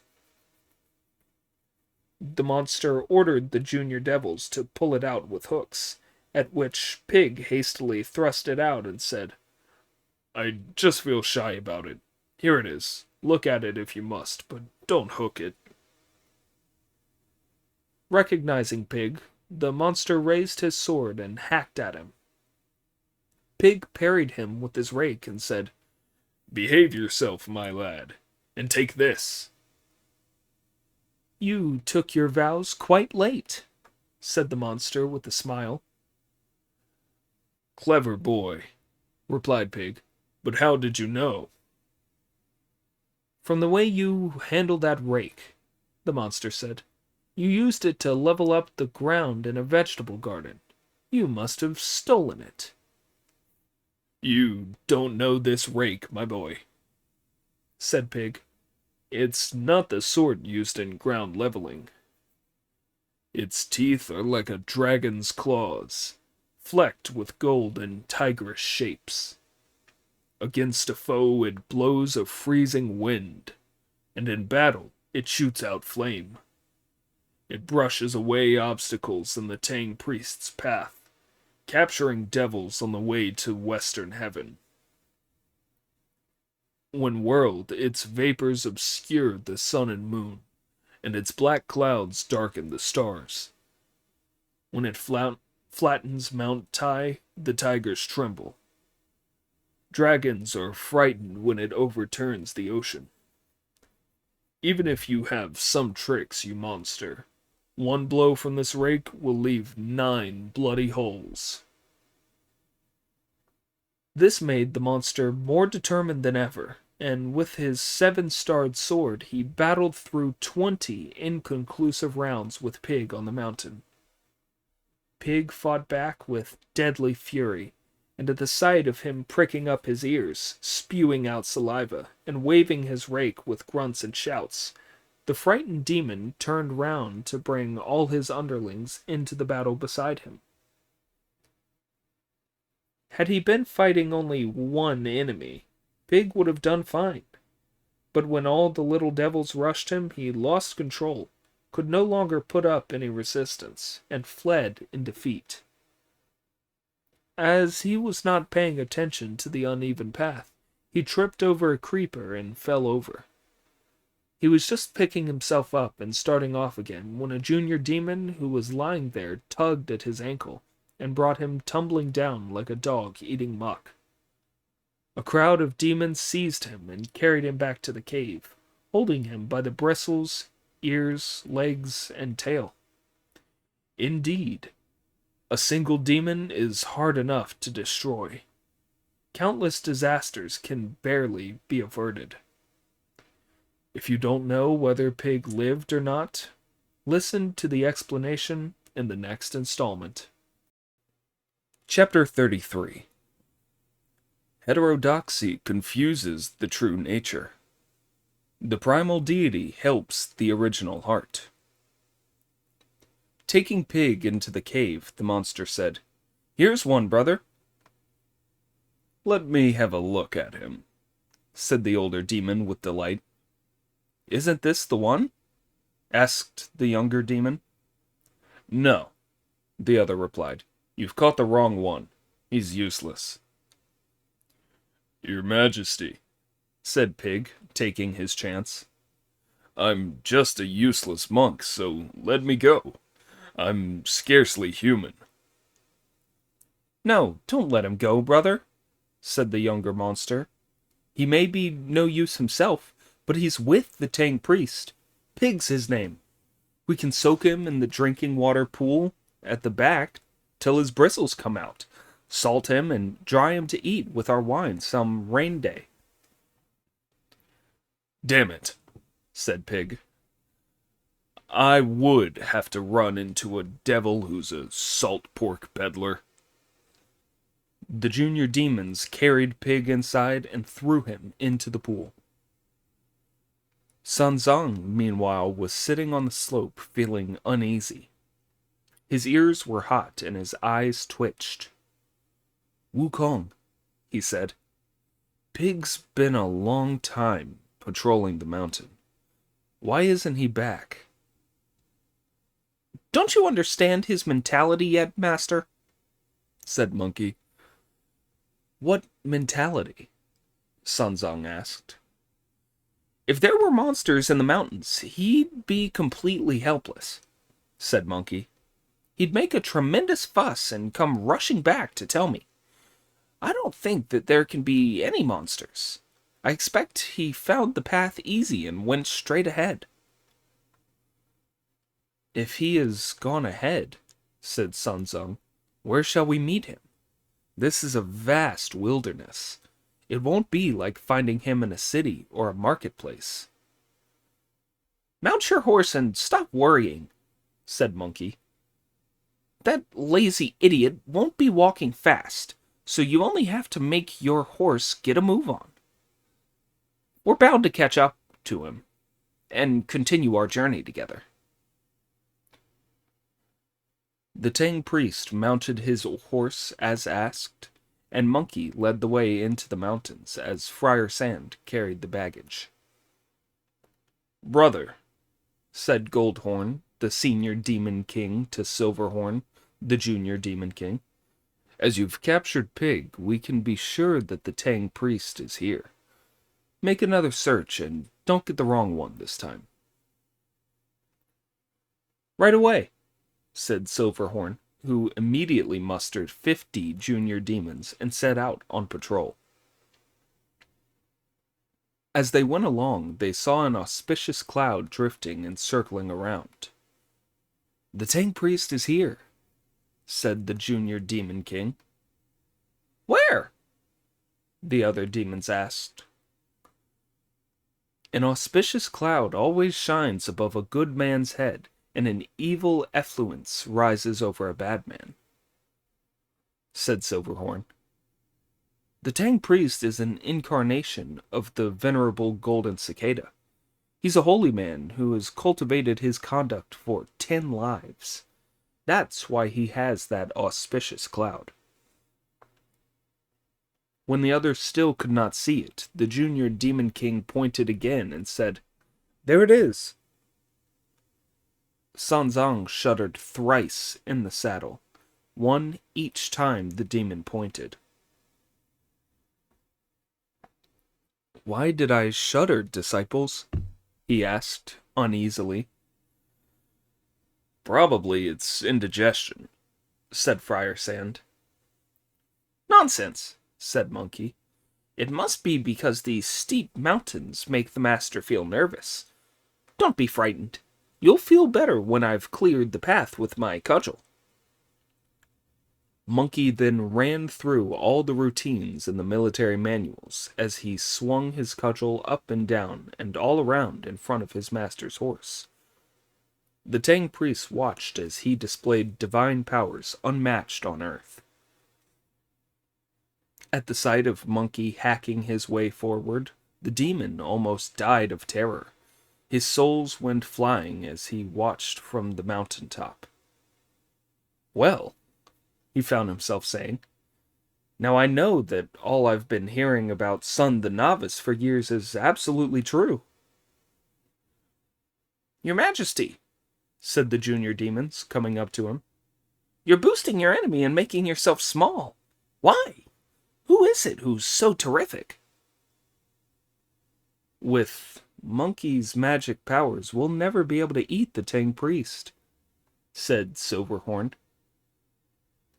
"If you're not up to it," said the junior demons, "we'll send some of us to ask the senior king to send all the troops in our cave into battle. If we all work together, they can't possibly get away." "You've never seen that iron cudgel," said the junior king. "He's more than a match for a whole army. So with only 400 or 500 of us, we wouldn't have a hope against that cudgel of his." "In that case," said the other demons, "we'll never be able to eat the Tang priest. There is no point in capturing Pig. Let's free him." "We were right to capture him and shouldn't let him go," said the junior king. "We may not be able to eat the Tang priest yet, but sooner or later we will." "How many years will that take?" the others asked. "It won't be a matter of years," replied the junior king. "In my opinion, we must catch him by cunning, not by being vicious. Try to grab him by force and we won't get so much as a smell of him. But if we make friends with him by kindness, we'll be able to get him by trickery." "Find a place for us in your plan, your Majesty," said the little demons. "Go back to the camp," the junior demon king told them. "But don't let on to his senior majesty. If he gets alarmed and gives the game away, our plan will be ruined. I can catch the Tang priest through magical transformations." As the other demons went away, he leapt down the mountainside to the path, shook himself, and changed into an aged Taoist. This is what he looked like. A gleaming star hat, unkempt white hair, an embroidered belt round a cloak of feathers, cloud sandals tied with yellow coir. Clear of spirit and bright-eyed as an immortal, strong and light like one who will live forever. He could be compared to the Taoist riding a buffalo, but is more like the master of the White Scroll. This false image could be a real one. His deception appears to be the truth. There he was beside the path, pretending to be a Taoist who had broken his leg. His feet were covered in blood. "Help! Help!" he shouted. Just as Sanzang was happily walking along, supported by the great sage Monkey and Friar Sand, he heard a shout of, "Help me, father!" "Well, I never," said Sanzong. Who could that be shouting in these wild and uninhabited mountains? It must be someone who's been frightened by tigers, leopards, or wolves. Reining in his horse, he called, "Who's that in trouble? Come out." The demon crawled out from the undergrowth and kowtowed noisily for all he was worth before the Tang priest, who was most upset to see that he was a Taoist and of such advanced years at that. He dismounted rapidly and helped the old man to his feet, begging him to rise. "It's agony," said the demon. "Agony." When the Tang priest released his hold and looked down, he saw that blood was pouring from the old man's foot. "Where have you come from, sir?" asked a shocked Sanzong. "And how did you injure your foot?" "West of this mountain, father," lied the demon, "there is a pure and quiet Taoist temple. I am a priest there." "What were you doing wandering around here instead of looking after the incense and reciting the scriptures and the law in your temple?" Sanzong asked. "The other day a benefactor of ours from south of the mountain invited all us priests to perform a service for his natal star and spread blessings for him. I was about halfway there with my disciple. We were late, when a ferocious and strongly patterned tiger carried my disciple off. As I staggered along, shaking with terror and not knowing where to go, I lost my balance on a scree and injured my foot. I can't find my way back. Thank heavens I have met you today, Father. I beg you in your great mercy to save me. If we find our way back to the temple, I'd even sell myself into slavery to repay your kindness." "Sir," replied Sanzong, completely taken in, "you and I share a common destiny. I am a Buddhist priest, and you are a Taoist. Although we wear different robes, we cultivate our conduct according to the same principles. Were I to fail to save you, I would not be a true monk. But help you though I would, you can't walk." "I can't even stand, let alone walk," replied the demon. Never mind, said Sanzong. "I can walk, so you can ride my horse for a while, and give it back when we reach your temple." "You are very generous, and I am most grateful," said the demon, "but I have hurt my thigh and couldn't ride." "Indeed," said Sanzong, who then instructed Friar Sand to put the luggage on the horse and carry the Taoist over his shoulders. Friar Sand assented. The monster turned round at once and looked closely at Friar Sand. "Father," he said, "I got such a scare from that tiger, but this terrible-looking monk frightens me even more. I'd be too afraid to let him carry me." "Wukong, you carry him," said Sanzong. Certainly, replied Monkey. The demon recognized him and docilely allowed himself to be carried by him, saying no more. "The old Taoist doesn't know what he's doing," chuckled Friar Sand. "Fancy refusing to let me carry you and wanting Monkey to instead. If it wasn't for our master, he'd smash you against a sharp boulder and break all your sinews." As Monkey carried the demon on his shoulders, he muttered to himself with some amusement. "Wretched demon, how dare you try to provoke me? You think I'm a mere child? Your devilish nonsense may be good enough to hoodwink the Tang priest, but it won't fool me. I can see that you're a local mountain demon. I reckon you want to eat my master. He's no ordinary person. He's not for you to eat. Besides, if you want to eat him, you'll have to give a good half to me." Hearing Monkey's mutterings, the monster replied, "Father, I'm a Taoist monk from a decent family who was unlucky enough to meet that tiger today. I'm no evil spirit." "If you were afraid of the tiger, why didn't you recite the Great Bear Scripture?" Monkey asked. Sanzong, hearing Monkey's grumbling just as he was mounting the horse, chastised him. "Insolent ape! Better to save a human life than to build a 7-storied pagoda. If you're carrying him, just get on with it. Stop talking about Great Bear Scriptures or Little Bear Scriptures." "You're in luck, damn you," said Monkey. "Merciful and pious my master may be, but he's a bit rough under his kindly manner. He'll be angry if I don't carry you with me. I'll do it if I must, but there's something I want to tell you first. Warn me if you want a piss or a shit. If you do it down my back, the stench will be more than I can stand. Besides, there's nobody to wash my clothes if they get dirty." To which the demon replied, "Of course, I'm old enough to understand that." At last, Monkey hauled the demon up on his back, and hastened westwards with the Tang priest and Friar Sant.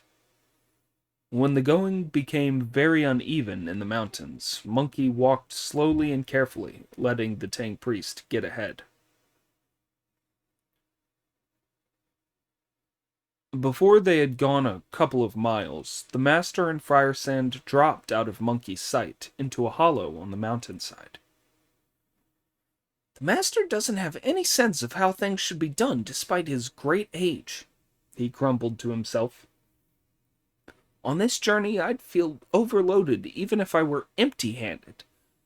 I wish I'd smashed this evil monster. I would have to carry him. Even he's not a monster, but a good man. He ought to die at his age. Why should I carry him? I'll fling him down and kill him." The demon realized that the great sage was deciding to kill him, so he used his power to shift mountains and made mountain-moving sea overturning magic on Monkey's back. Excuse me. He recited the words of the spell, bringing Mount Sumeru flying through the air to come crashing down on Monkey's head. The great sage twisted his head to one side in a flash, and the mountain landed on his left shoulder. "Tell me, son," said Monkey, "what magic have you used to make yourself so heavy? You're crushing me. I don't mind the weight, but a badly balanced carrying pole is much harder to manage than a well-balanced one." "A mountain's not enough to crush him," thought the demon, and he recited another spell to bring Mount Imai hurtling down through the air on Monkey's head. Monkey turned aside again so that the mountain landed on his right shoulder. Just watch him as, with the 2 mountains on his shoulders, he carries like a shooting star after his master. The monster broke into a cold sweat all over when he saw that Monkey could carry mountains. Then he pulled himself together, recited another spell, and brought Mount Tai down from the sky on Monkey's head. By now, the great sage was so weak with exhaustion that this mountain landing on his head pinned him down. His 3 corpse spirits exploded, and blood spurted from his 7 orifices. When he had crushed Monkey with his magical powers, the splendid evil spirit mounted a fast wind and caught up with Sanzang. The monster reached down from his cloud and made a grab for the Tang priest as he rode his horse. Friar Sand threw down the luggage in horror and rushed forward, wielding his demon-subduing staff to stop him. The evil demon raised his 7-star sword to face Friar Sand. It was a fierce battle. A sword of 7 stars, a demon-quelling staff, flash and gleam with golden light. The one has glaring eyes, a black demon of death. The iron-faced other is indeed a general of the curtain. Before the mountain, the demon displays his powers, determined to capture Tang Sanzang. His foe fights hard to save the worthy priest, ready to die before he lets him go. Both belch fogs that bide the heavenly palace, and kick up clouds of dust to blot out stars. The red sun pales before their battle. Heaven and earth are thrown into confusion. But after 9 clashes yielding no result, Friar Sand, alas, is suddenly defeated. The ferocious demon wielded his sword like a shooting star as he fought till Friar Sand was exhausted. Friar Sand turned to flee, but the monster parried his staff and brought a great hand wheeling round to grab him. Tucking the friar under his left arm, the demon pulled Sanzang from his horse with his right hand, hooked their luggage with his toes, opened his mouth to get his teeth into the horse's mane, and used his magic to levitate them and carry them in a puff of wind back to the Lotus Flower Cave. "Elder brother," he yelled, "I've got all the monks." The older monster was delighted. "Bring them here. I want to see them," he said. "These are the ones, aren't they?" said the younger. "Brother," sighed the older monster, "you've got the wrong ones again." "But you told me to get the Tang priest," said the younger. "This is the Tang priest, all right," said the older monster, "but you still haven't caught that very powerful son the novice. We can't eat the Tang priest before we get him. Until we've got him, we must on no account touch any of his people. That monkey king has enormous magical powers and can turn himself into all sorts of things. There's no way he'll let us eat his master.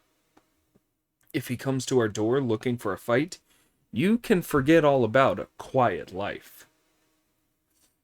"Elder brother," said the monster with a laugh, "you're overrating him. From the way you're going on about how marvelous he is, anyone would think that there were none like him on earth, and few enough in the heavens. As I see it, he's nothing special. He hasn't any powers." "Did you catch him?" the elder monster asked. "He can't move an inch," the other replied. "He's crushed under 3 mountains I dropped on him. It was only when I'd done that to him that I collected the Tang priest, Friar Sand, the horse, and the baggage, and brought them all here." The news filled the old monster's heart with pleasure. "What luck! What luck! Now you've dealt with that wretched son, the Tang priest is as good as food in our mouths." Saying this, the older monster ordered the young devils, "Bring wine at once, and give the junior king a drink to celebrate his success." "No, I won't have a drink," said the younger demon. "Tell the little devils to pull Pig out of the water and hang him up." Pig was then hung up in the eastern wing of the cave, Friar Sand in the west, and Tang priest in the middle. The white horse was sent off to the stables, and the luggage was stored away. "You have great powers, my brother," said the older monster with a laugh. "You've caught the 3 monks twice, But even though you've crushed him under a mountain, you'll need some magic to get that sun into our cooking pot. That'll be the day. Please, sit down, elder brother, said the younger monster. I can get Monkey without lifting a finger. I just need to send 2 little devils with a couple of treasures to bring him back in. What treasures? My golden red gourd and your vase of mutton fat jade. The older monster fetched the 2 treasures, handed them to him, and asked which 2 little devils were to be sent. Send dexterous ghost and skillful beast, replied the younger monster. He then instructed them. Take the 2 treasures to the top of a high mountain. Put them there, upside down, and call out to Sun. If he responds, he'll go straight inside. You must immediately paste this label on. Supreme Lord Lao. To be dealt with urgently in accordance with the statutes and ordinances. Within 3.5 hours, he'll just be pus. The 2 little devils kowtowed and went off with treasures to catch Monkey. As he lay crushed under the 3 mountains, the great sage thought in distress of the holy priest Sanzang. Master, he wailed, I remember how you removed the paper sealing me under the double boundary mountain, delivered me from terrible agony, and brought me into the Buddhist faith. The Bodhisattva ordered me to stay with you and improve myself, sharing your fate, your appearance, and your knowledge. I never thought I'd have this demon trouble here and be crushed by mountains again. Oh dear, oh dear. If you die, it serves you right. But I do feel sorry about Friar Sand, Pig, and the little dragon who was turned into a horse. Indeed, a tall tree invites the wind. The wind then shakes the tree. Whoever strives for fame, by fame destroyed is he. Then he sighed, and the tears flowed like rain. All this had alarmed the mountain spirits, the local gods, and the protectors of the 4 quarters in the center. Whose mountains are these? Asked the gold-headed protector. Ours, said the local gods. And who is it pinned under your mountains?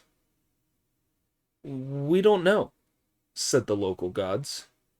You lot wouldn't, said the protector. It's Sun Wukong, the great sage equaling heaven, who made havoc in the palaces of heaven 500 years ago. Now he's found religion and become the Tang priest's disciple. Why ever did you let that demon use your mountains to crush him? You've had it now. He'll not spare you if ever he gets free. Even if he decides to let you off lightly, it'll be exile for the local gods and hard labor for the mountain spirits, and I'll get a severe reprimand. We didn't know. Really, we didn't, said the gods and spirits, now terrified. When the chief demon recited the mountain-moving spell, we just moved them here. We never knew it was the great sage Sun. Don't be afraid, said the protector. The legal code says that you cannot be punished for what you are unaware of. We'll have to work out a plan to let him out in such a way that he won't kill us all. It would be very unfair of him to kill us if we set him free, said the local gods. There's something else you don't know, said the protector. He has a truly lethal, as-you-will gold-banded cudgel. If he hits you with that, you're dead, and just a touch of it will wound.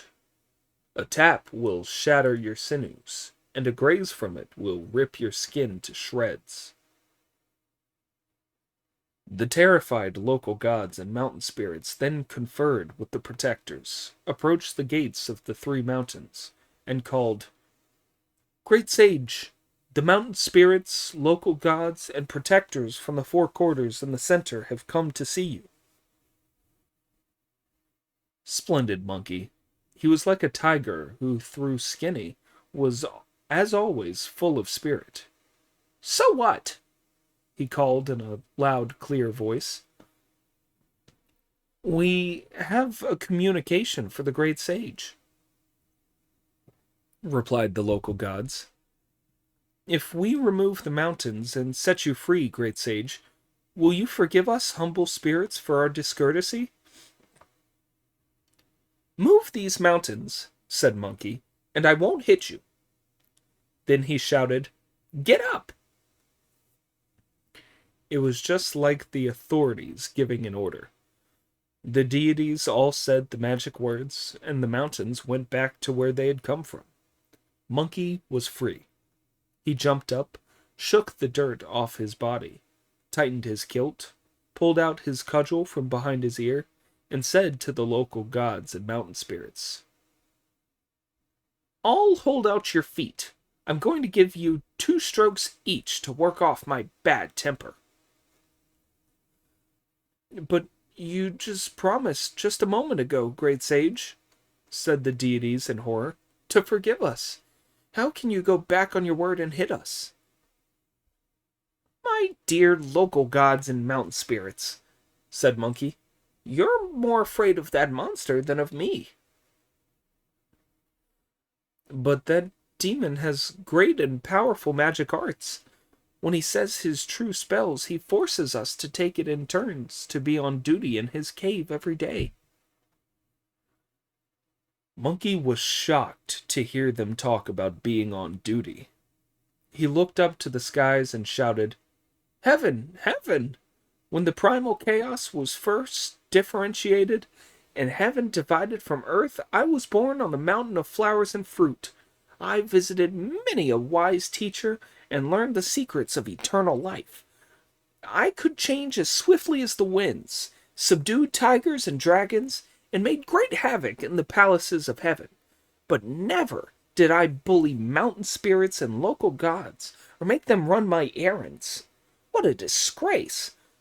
When these evil monsters have the effrontery to treat mountain spirits and local gods as their slaves, and make them take turns to serve them. Heaven, if you created me, why ever did you create them? Just as the great sage was in the middle of his complaint, a rosy light began to shine in the mountain hollow.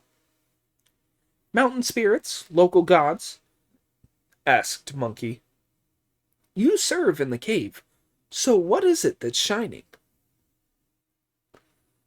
The monster's treasures, replied the local gods. Some of the demons must have brought them to you to catch you out with. Just what I need to play a little trick on them, said Monkey. Tell me, who comes to see them in the cave? What they're interested in is refining elixirs of immortality, and their best friends are Taoist masters of the Quanzhen school, replied the local gods. No wonder he turned himself into an old Taoist priest to trick my master, said Monkey. Very well, then. I'll let you off for now. Back you go.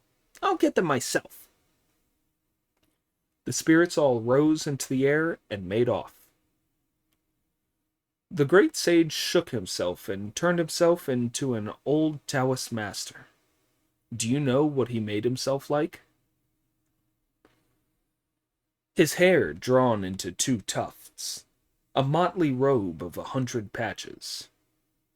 He tapped a fisherman's drum, a Lord Lu sash around his waist. He leaned beside the path, awaiting the little devils. Soon the devils arrived, to be prey for the Monkey King's tricks. It was not long before the 2 little devils arrived. Monkey thrust his gold-banded cudgel out and tripped up the 2 demons, who were taken right off guard. It was only as they picked themselves up that they saw Monkey, You villain! If our great king weren't such an admirer of the likes of you, we'd soon sort you out." "What do you mean, sort me out?" asked Monkey with a forced smile. "We're all Taoists, one big happy family." "Why are you lying here, and why did you trip us up?" asked the devils. "A little fall is a way for you boys to show your respect on meeting a Taoist elder like me," said Monkey. "Our great king only demands a few ounces of silver when people first meet him," said the little devils. "So why do you expect us to fall over for you? That's not the custom here. You must be from somewhere else." "Indeed I am," said Monkey. "I'm from Mount Penglai." "But that's an island in the sea where immortals live," said the devils. "If I'm not an immortal," said Monkey, "I don't know who is." By now the devil's anger had given way to delight. "Venerable immortal," they said, "venerable immortal, please don't take offense at our rudeness. It was only because our common mortal eyes failed to recognize you." "I don't hold it against you," said Monkey. "As the saying goes, an immortal body does not tread the common ground.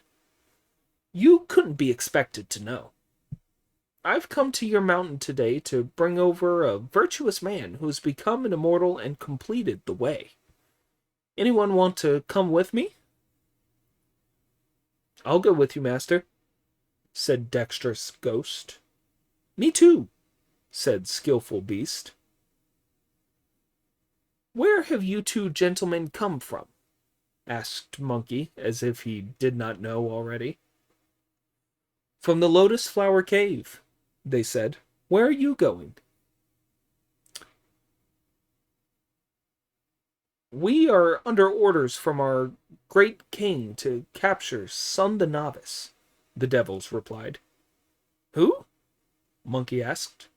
"Sun the Novice," they repeated. "The Sun the Novice who's going with the Tang priest to fetch the scriptures?" said Monkey. "Yes, that's the one," the devils replied. "Do you know him?" "That ape's outrageous," said Monkey. "I know him, and I'm very angry with him too. Let me come along with you and help you catch him." "Thank you, master," they replied, "but we won't be needing your help. Our junior king used his magic arts to bring 3 mountains here to crush him. Now he can't move an inch. We two have been sent here with treasures to pack him into." "What treasures?" asked Monkey. "I've got the red gourd," said Dexterous Ghost, "and he's got the jade vase." "How are you going to fit him into them?" "We'll set them upside down," said the little devils, "and call to him. If he responds, we'll put him inside and stick on a label saying, 'Supreme Lord Lao, to be dealt with urgently in accordance with the statutes and ordinances.' 3.5 hours later, he'll be just so much pus." This news shocked Monkey, who remarked to himself what a deadly plot this was. "The duty god of the day told me that there were 5 treasures altogether," he thought. "These are 2 of them. I wonder what the other 3 are." "Gentlemen," he said aloud, "would you let me have a look at your treasures?"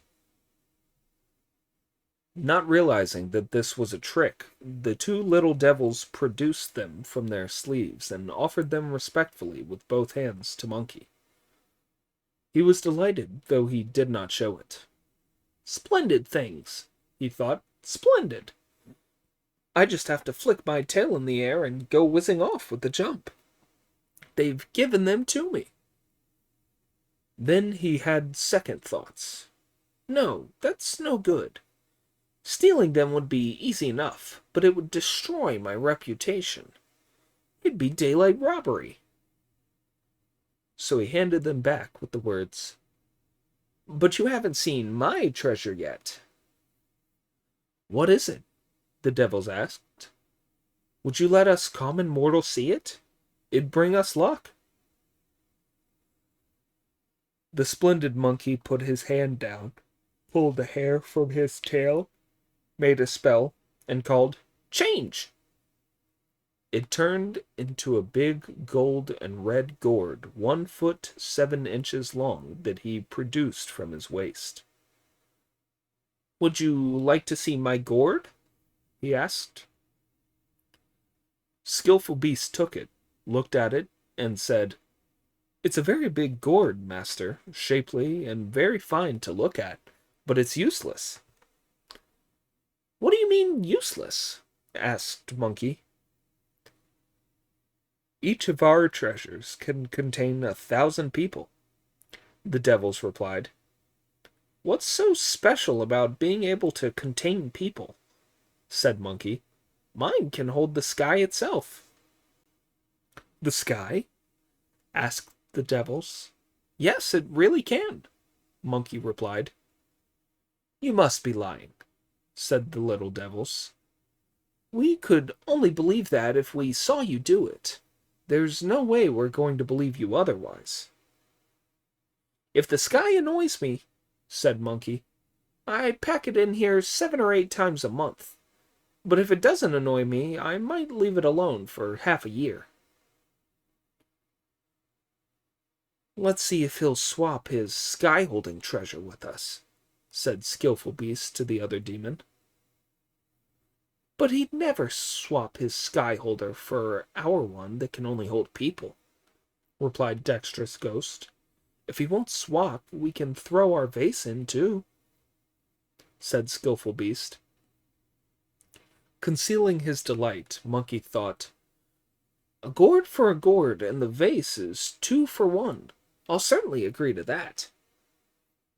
So he went up to Skillful Beast, clutched him, and asked, "Will you swap them if it can hold the sky?" "Yes, we'll swap them as long as it can hold the sky," said the devil, "and I'll be your son if we don't." "Very well, then," said Monkey. "I'll put the sky in it to show you." The splendid great sage bowed his head to make the spell and say the words of it. He called on the patroller of the day, the patroller of the night together, with the protector of the 4 quarters and the center.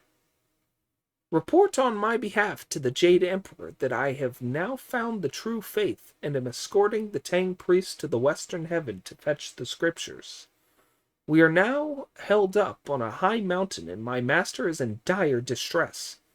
I want to trick the devils into swapping their treasure with me, so I most humbly beg that I be lent the sky to put away for an hour. This will enable me to succeed.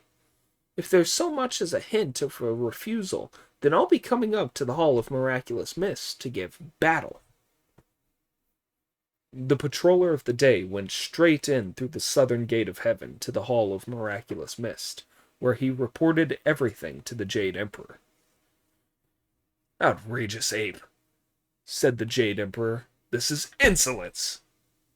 Previously, it was the Bodhisattva Guan Yin who persuaded us to release him to escort the Tang priest.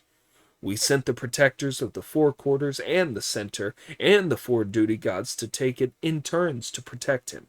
Now he wants to put the sky away. It can't be done." As soon as he had said that the sky could not be put away, Prince Neja stepped forward from the officials at court and submitted a memorial. "Your Majesty, it is possible to contain the sky." "How?" the Jade Emperor asked. "When the primal chaos was first differentiated," Prince Neja replied, "the light and pure became the sky, and the heavy and dirty became the earth. The sky is a ball of pure vapor that holds up the palaces of heaven, and by rights it should be impossible to contain it. But now that Sun the Novice is escorting the Tang priest to fetch the scriptures from the Western Heaven, this will be a good source of blessings, as great as Mount Tai, a good deed as profound as the ocean. Today we ought to help him succeed. How would you help him? The Jade Emperor asked. I beg for this issue of an imperial edict to the northern gate of heaven, asking the true martial god to lend us his black vulture banner to spread outside the southern gate and block out the sun, moon, and stars. Down there they will be unable to see each other, and not even able to tell black from white. That will fool the devils into thinking that the sky has been packed into the gourd, and enable Sun the Novice to succeed. The Jade Emperor ordered that this suggestion be implemented. Bearing the imperial command, Prince Nesha went to see the true martial god at the northern gate of heaven and tell him what had happened. The true martial god handed the prince the banner. By now, a patroller had hurried down to whisper in the great sage's ear. Prince Nesha is coming to help you. Monkey looked up to see swirling clouds of good omen, a sure sign of the presence of a god, then turned to the little devils and said, We'll put the sky away then. Put it away if you like, said the little devils. But why all this playing for time?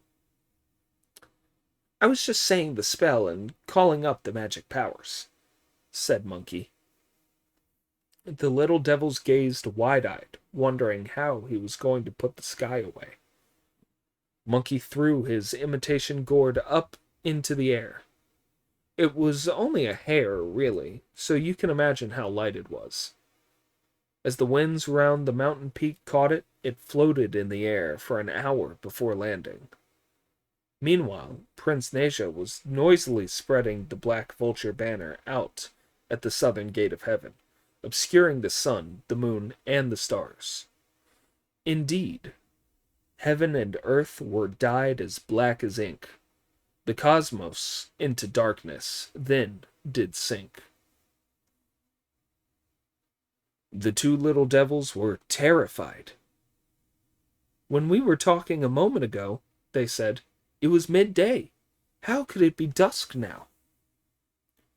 When the sky is put away, said Monkey, distinctions of time disappear. Of course it's murky. But why is it so dark now? The sun and moon and the stars have all been put inside, so there's no light outside. It's bound to be dark. Master, said the little devils, where is your voice coming from? I'm just in front of you, aren't I? Said Monkey. The little devils stretched their hands out and felt him. We can hear you, but we still can't see you. Where are we, master? Don't fidget, said Monkey, hoodwinking them. You're on the coast of the Bo-I Sea. One slip and you'd fall for 7 or 8 days before hitting the bottom. The little devils were panic-struck. Enough, enough! Let the sky out again. Now we know how it's put away. If you go on a moment too long and we fall into the sea, we'll never get home. Splendid, Monkey.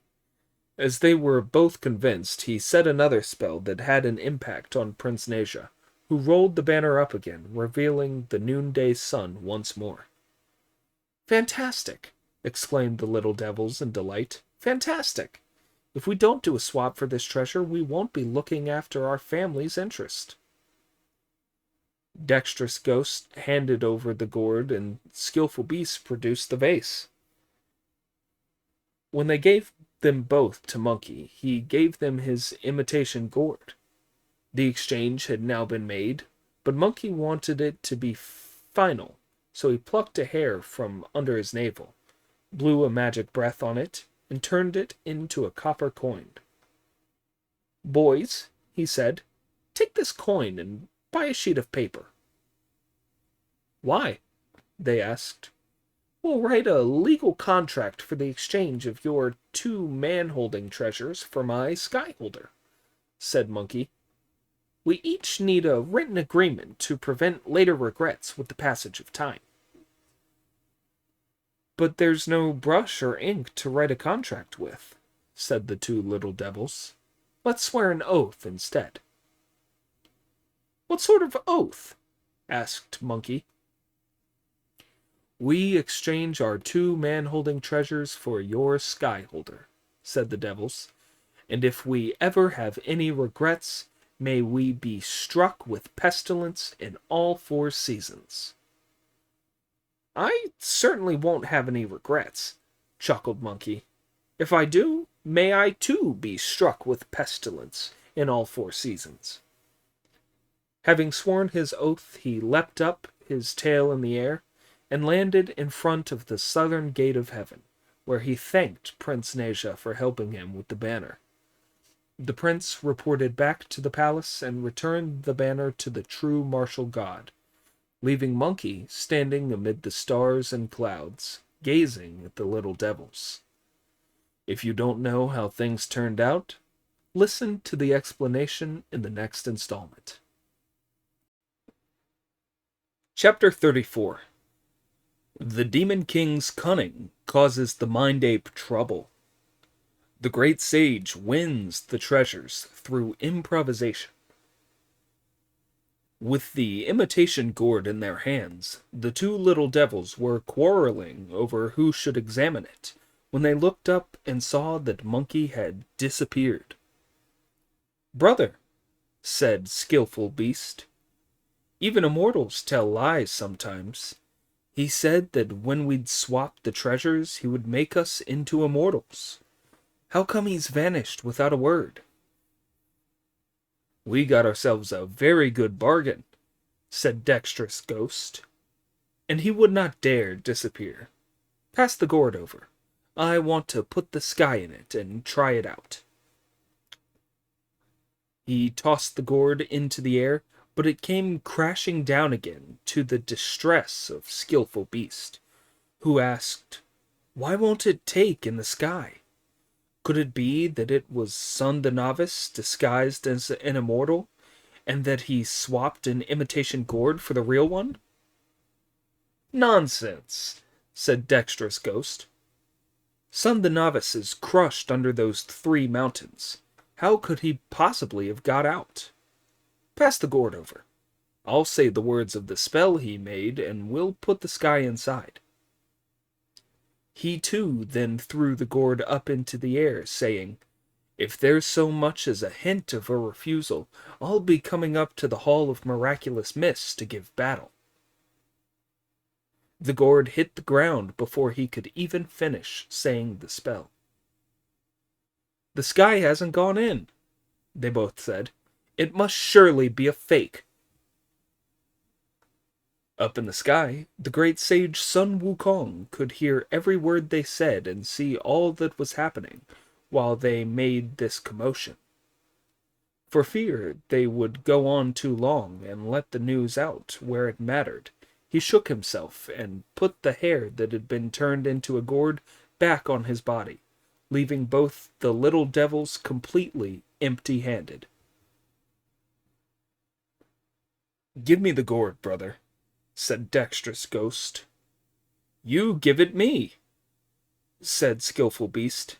Heavens, it's disappeared! They both started to search wildly on the ground and in the grass, putting their hands in their sleeves and in their tunics, but it was nowhere to be found. Whatever shall we do? Said the 2 horror-struck little devils. Whatever shall we do? His Supreme Majesty gave them to us to catch Sun the Novice with. Now we haven't caught him, and the treasures have disappeared. We can't report this to him, or he'll have us beaten to death. Whatever are we going to do? Let's run away, said Skillful Beast. Where to? Asked Dexterous Ghost. Anywhere, said Skillful Beast. Because if we go back and say that we've lost the treasures, that'll obviously be the end of us. No, said Dexterous Ghost. Let's not run away. Let's go back.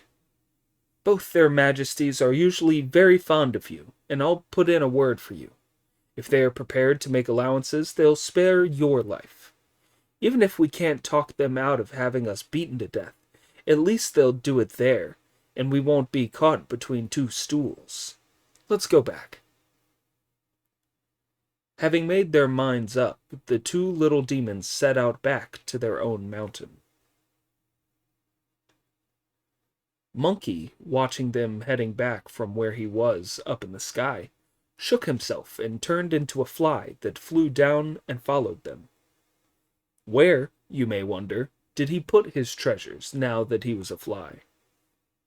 Had he left them on the path or hidden them in the grass, someone might have found them and taken them, and all his efforts would have been for nothing. So he kept them on his person. But a fly is only the size of a bean. How could he find room for them?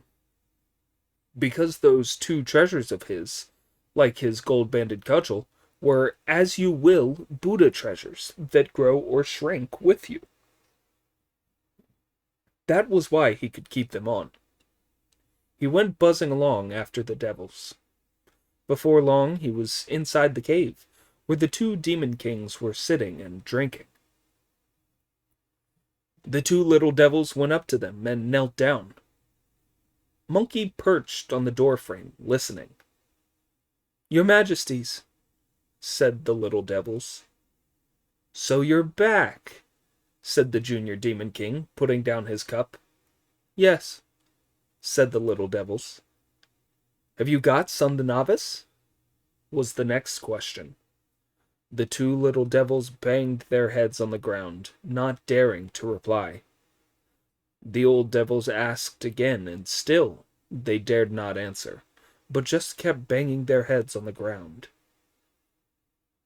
Only when they had been asked this several more times did they prostrate themselves and say, "Forgive us. We deserve to die 1,000 times. Forgive us. We were taking the treasures into the mountains when we met an immortal from Mount Penglai. He asked us where we were going, and we told him we were off to catch Son the Novice. When the immortal heard about Son the Novice, he said he was angry with him too, and wanted to come along and help. We never asked him to, but we told him all about how we were going to put Son into the treasure. The immortal had a gourd too that the whole sky could be put into. Because we were greedy to do our family a good turn, we swapped our man-holder for his sky-holder. At first, we offered a gourd for a gourd, but then Skillful Beast threw the vase in for good measure. But this immortal's treasure was not for the mortal likes of us. We were trying it out when the gourd and immortal both disappeared. We beg you to spare us the deaths we deserve." At this, the senior demon king thundered, "Damn it! Damn it! It was Son the Novice disguised as an immortal to trick them out of you. That monkey has enormous magic powers and knows people everywhere. What hairy little god let him out to con our treasures out of us?" "Please, calm yourself, brother," said the junior demon king. "That ape is the bloody limit. With all those powers, it should have been enough for him to escape. Why did he have to trick us out of our treasures? If I don't have the powers to catch him, then I'll never be a monster on the road west again." "How are you going to get him?" asked the senior king. "We had 5 treasures," said the junior king, "so even after losing 2, we have 3 left with which we can and must capture him." "What 3 treasures?" asked the senior king. "The 7-star sword and the plantain fan that I carry with me," the junior king replied, "and the dazzling golden cord that's kept at our old mother's place in the Crushed Dragon Cave in Crushed Dragon Mountain. We should now send a couple of little devils to invite our mother to a meal of the Tang priest's flesh and ask her to bring the dazzling golden cord to catch Sun the Novice with." "Which one should we send?" asked the senior king. "Not rubbish like those two," replied the junior king, who then shouted at Dexterous Ghost and Skillful Beast to get up. "What luck?" they said. "We weren't beaten and we weren't sworn at. We've been let off." "Send for my regular attendants, Mountain Tiger and Ocean Dragon," ordered the junior king. The two of them knelt before him while he gave them his instructions. "You must be very cautious." "We'll be cautious," they replied, "and careful." "We'll be careful," they replied. "Do you know the way to our mother's home?" he asked. "We do," they replied. "In that case, go as soon as you can. When you get to the old lady's place, bow to her very respectfully.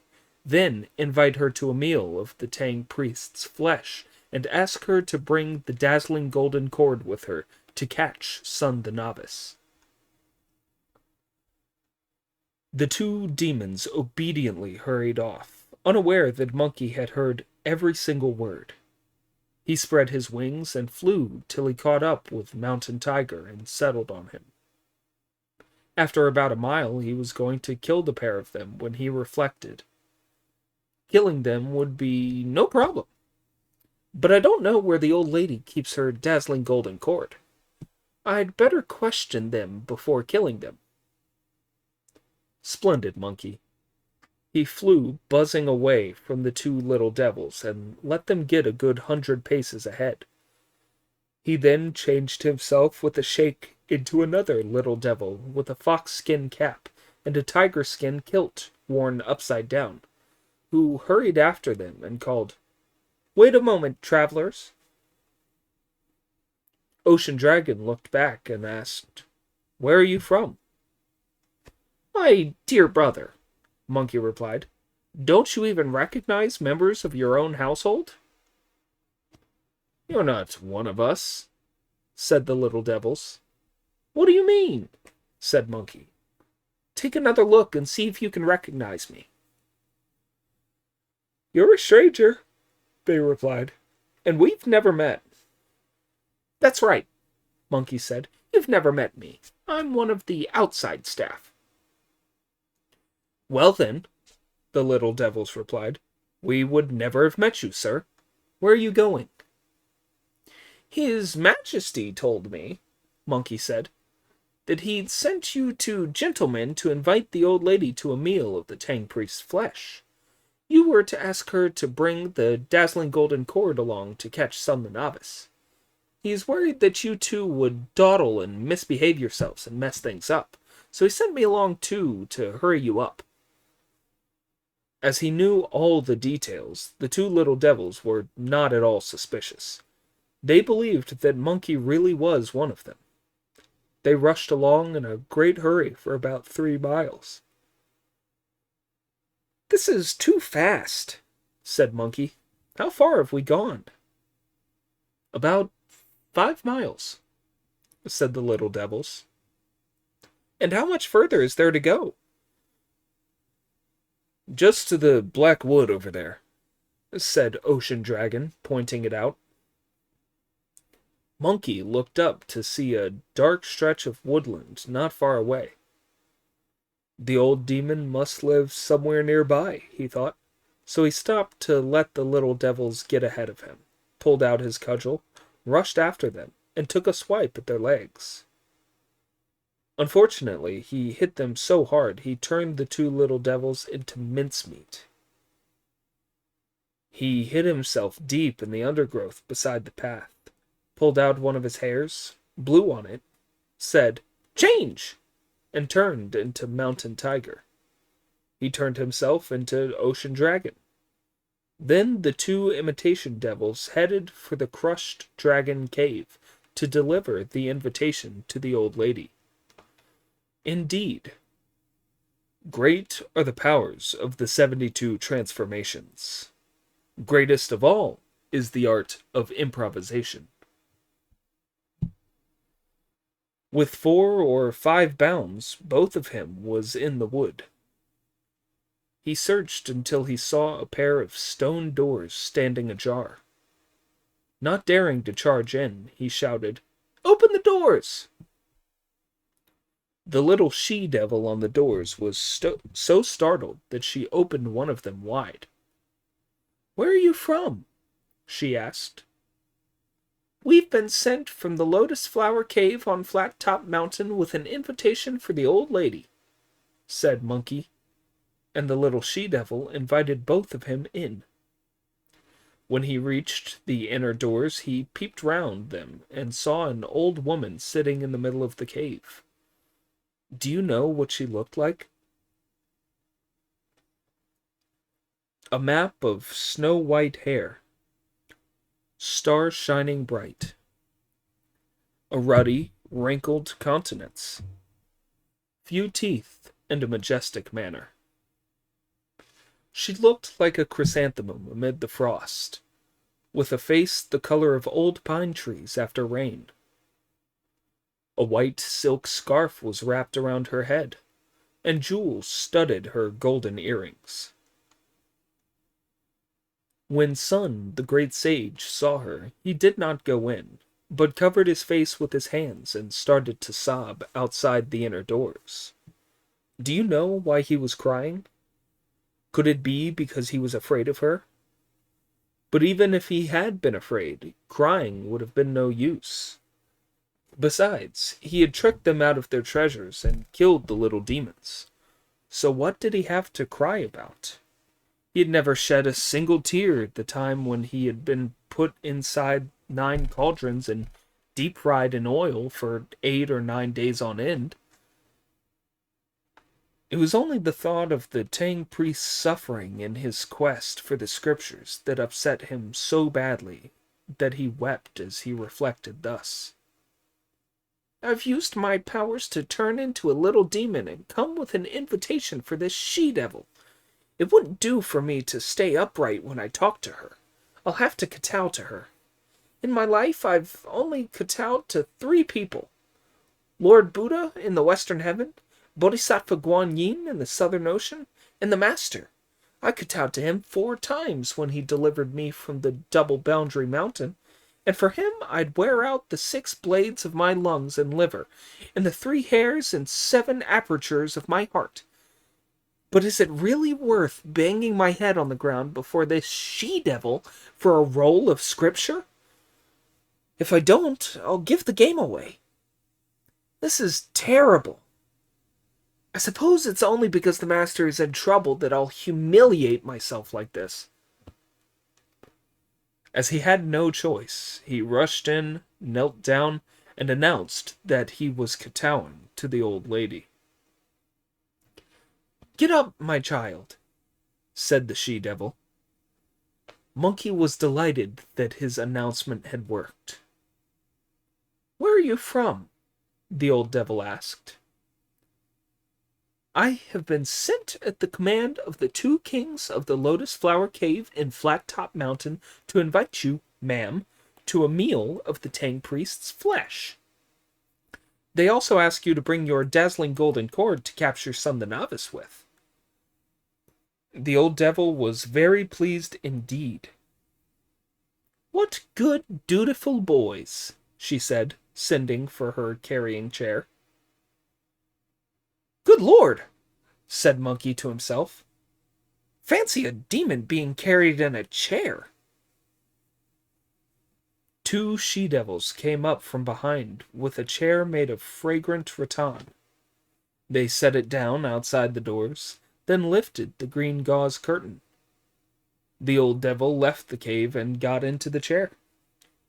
Some young she-devils followed her with comb boxes, mirrors and stands, towels, and a scent box. "What are all you here for? I'm going to visit my own sons, and there will be no shortage of people to look after me there. I won't need you lot to fuss over me and natter. Go back in, shut the doors, and look after the place." All the little demons, apart from the two chair porters, did indeed go back in. "What are you two messengers called?" asked the old she-devil. "He's called Mountain Tiger," Monkey quickly replied. "And I'm Ocean Dragon." "You two take the lead and clear the way for me," said the old she-devil. "Stinking luck," thought Monkey. "No scriptures yet, on top of which I've got to be her slave." As there could be no question of refusing, he had to lead the way, chanting loudly, "Lift the chair!" When he had covered a couple of miles or thereabouts, he sat down on the edge of a precipice. When the chair porters caught him up, he suggested, "What about a little rest? Your shoulders must be aching under the weight." Not realizing that this was a trick, the little devils put the chair down. Standing behind it, Monkey pulled a hair from his chest and turned it into a sesame bun that he ate as he held it. "What are you eating, sir?" the chair porters asked. "It's a bit awkward to explain," replied Monkey. "We came a very long way to invite Her Highness, but as I've been given no food, I'm hungry. When I've eaten some of these dry rations I brought with me, we can be on our way." "Give us a bit," the porters pleaded. "Come over here, then," said Monkey. "There's no need to be too careful within the family." Unaware of what was up, the little devils crowded round Monkey for a share of his dry rations, whereupon he produced his cudgel. The one he hit on the head was smashed to pulp when trying to ward the blow off. The other, who was only grazed, survived to groan aloud. Hearing these groans, the old demon poked her head out from the chair to take a look. Monkey leapt round to the front of the chair and brought his cudgel down on her head, denting her skull and making blood and brains spurt out. Dragging her out of the chair for a good look, he found she was really a nine-tailed vixen. "Vicious brute," he said. "Fancy you having yourself called Your Highness. If you're a Your Highness, then you ought to address me as Supreme Ancestral Lord." The splendid Monkey King then found her dazzling golden cord, and gloated as he tucked it up his sleeve. "Those lousy demons may have their magical powers, but 3 of their treasure are mine now." He then pulled out 2 more hairs that he turned into doubles of Mountain Tiger and Ocean Dragon, as well as 2 more that he turned into the chair porters. He then made himself look like the old lady, sat in the chair, and had it carried straight back the way he had come. It was not long before they were at the entrance to the Lotus Flower Cave, and the 2 hares-turned chair porters were clamoring for the doors to be opened. The little devil on the doors asked whether Mountain Tiger and Ocean Dragon were back. "Yes," replied the hares. "Did you persuade Her Highness to come?" "Can't you see her in the chair?" asked the hares, pointing. "Wait a moment while I report inside," said the little devil, who went in to announce, "Your Majesties, Her Highness is here." At this, the 2 demon kings had a table of incense sticks set out to greet her. Monkey was quietly delighted to hear all this. "What luck!" he thought. "It's my turn to do it in style now. I had to kowtow with the invitation to the old she-devil when I turned myself into a little devil. Now that I've turned myself into her, I'm their mother, and they'll have to kowtow 4 times to me. It may not mean much, but at least I'll be a couple of kowtows up." The splendid great sage got out of the carrying chair, straightened his clothes, and put the 4 hairs back on his body. The little devil on the doors carried the empty chair inside, and Monkey walked slowly in behind him, imitating the old she-devil's affected wiggles. As he went straight in, the devils, big and small, knelt in greeting. A drum and fife band started to play, and clouds of incense rose from the Boshan burners. On reaching the main hall, he sat down, facing regally south, while the two demon kings kowtowed to him with the words, "Mother, your children kowtow to you." "Get up, my children," said Monkey. Pig, still hanging from a roof beam, began to roar with laughter. "You're a fine one, brother," said Friar Sand, laughing while I'm hung up. "I know what I'm doing," said Pig.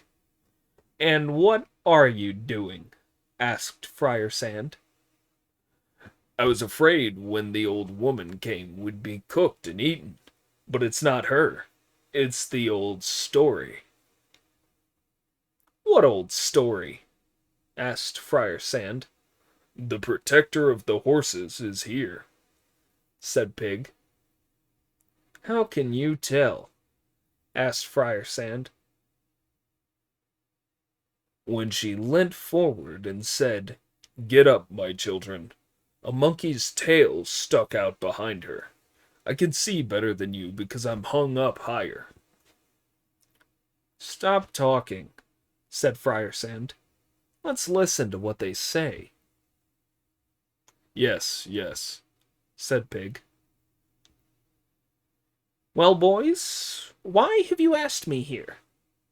asked Monkey as he sat between the two demon kings. "Mother," they replied, "we've been most discourteous to you for many days and not done our duty by you. But this morning we captured the Tang priest from the east, and we wouldn't dream of eating him by ourselves. So we invited you over to present him to you live. We'll cook him and offer him to you to eat. He'll prolong your life." "I won't eat the Tang priest's flesh, dear boys," Monkey replied. "But they do say that pig's ears are delicious. Could you cut them off and have them prepared? They'd go down well with the drink." "A pox on you!" exclaimed Pig in a panic when he heard. "So you're here to cut my ears off. What I'll have to say won't make pleasant listening." Oh dear. Because the idiot's remarks gave the game away, the Monkey King's cover was blown. In a burst, a crowd of little demons, mountain rangers, and doorkeepers to report. "Disaster, your majesties! Sun the Novice has killed the old lady and disguised himself as her." The moment the demon kings heard this, there was no time for arguments. The seven-star sword was brought out, and it cut straight at Monkey's face. The splendid great sage moved in a flash. The cave was full of red light, and he was gone. A trick like that really was fun. He could concentrate himself into solid form, or disperse into vapor. The senior demon king was out of his wits with terror, while all the other devils hit their fingers and shook their heads. "Brother," said the senior king, "let's give the Tang priest, Friar Sand, Pig, the White Horse, and all their baggage back to Sun the Novice and end the quarrel between us." "What a thing to say," replied the junior king.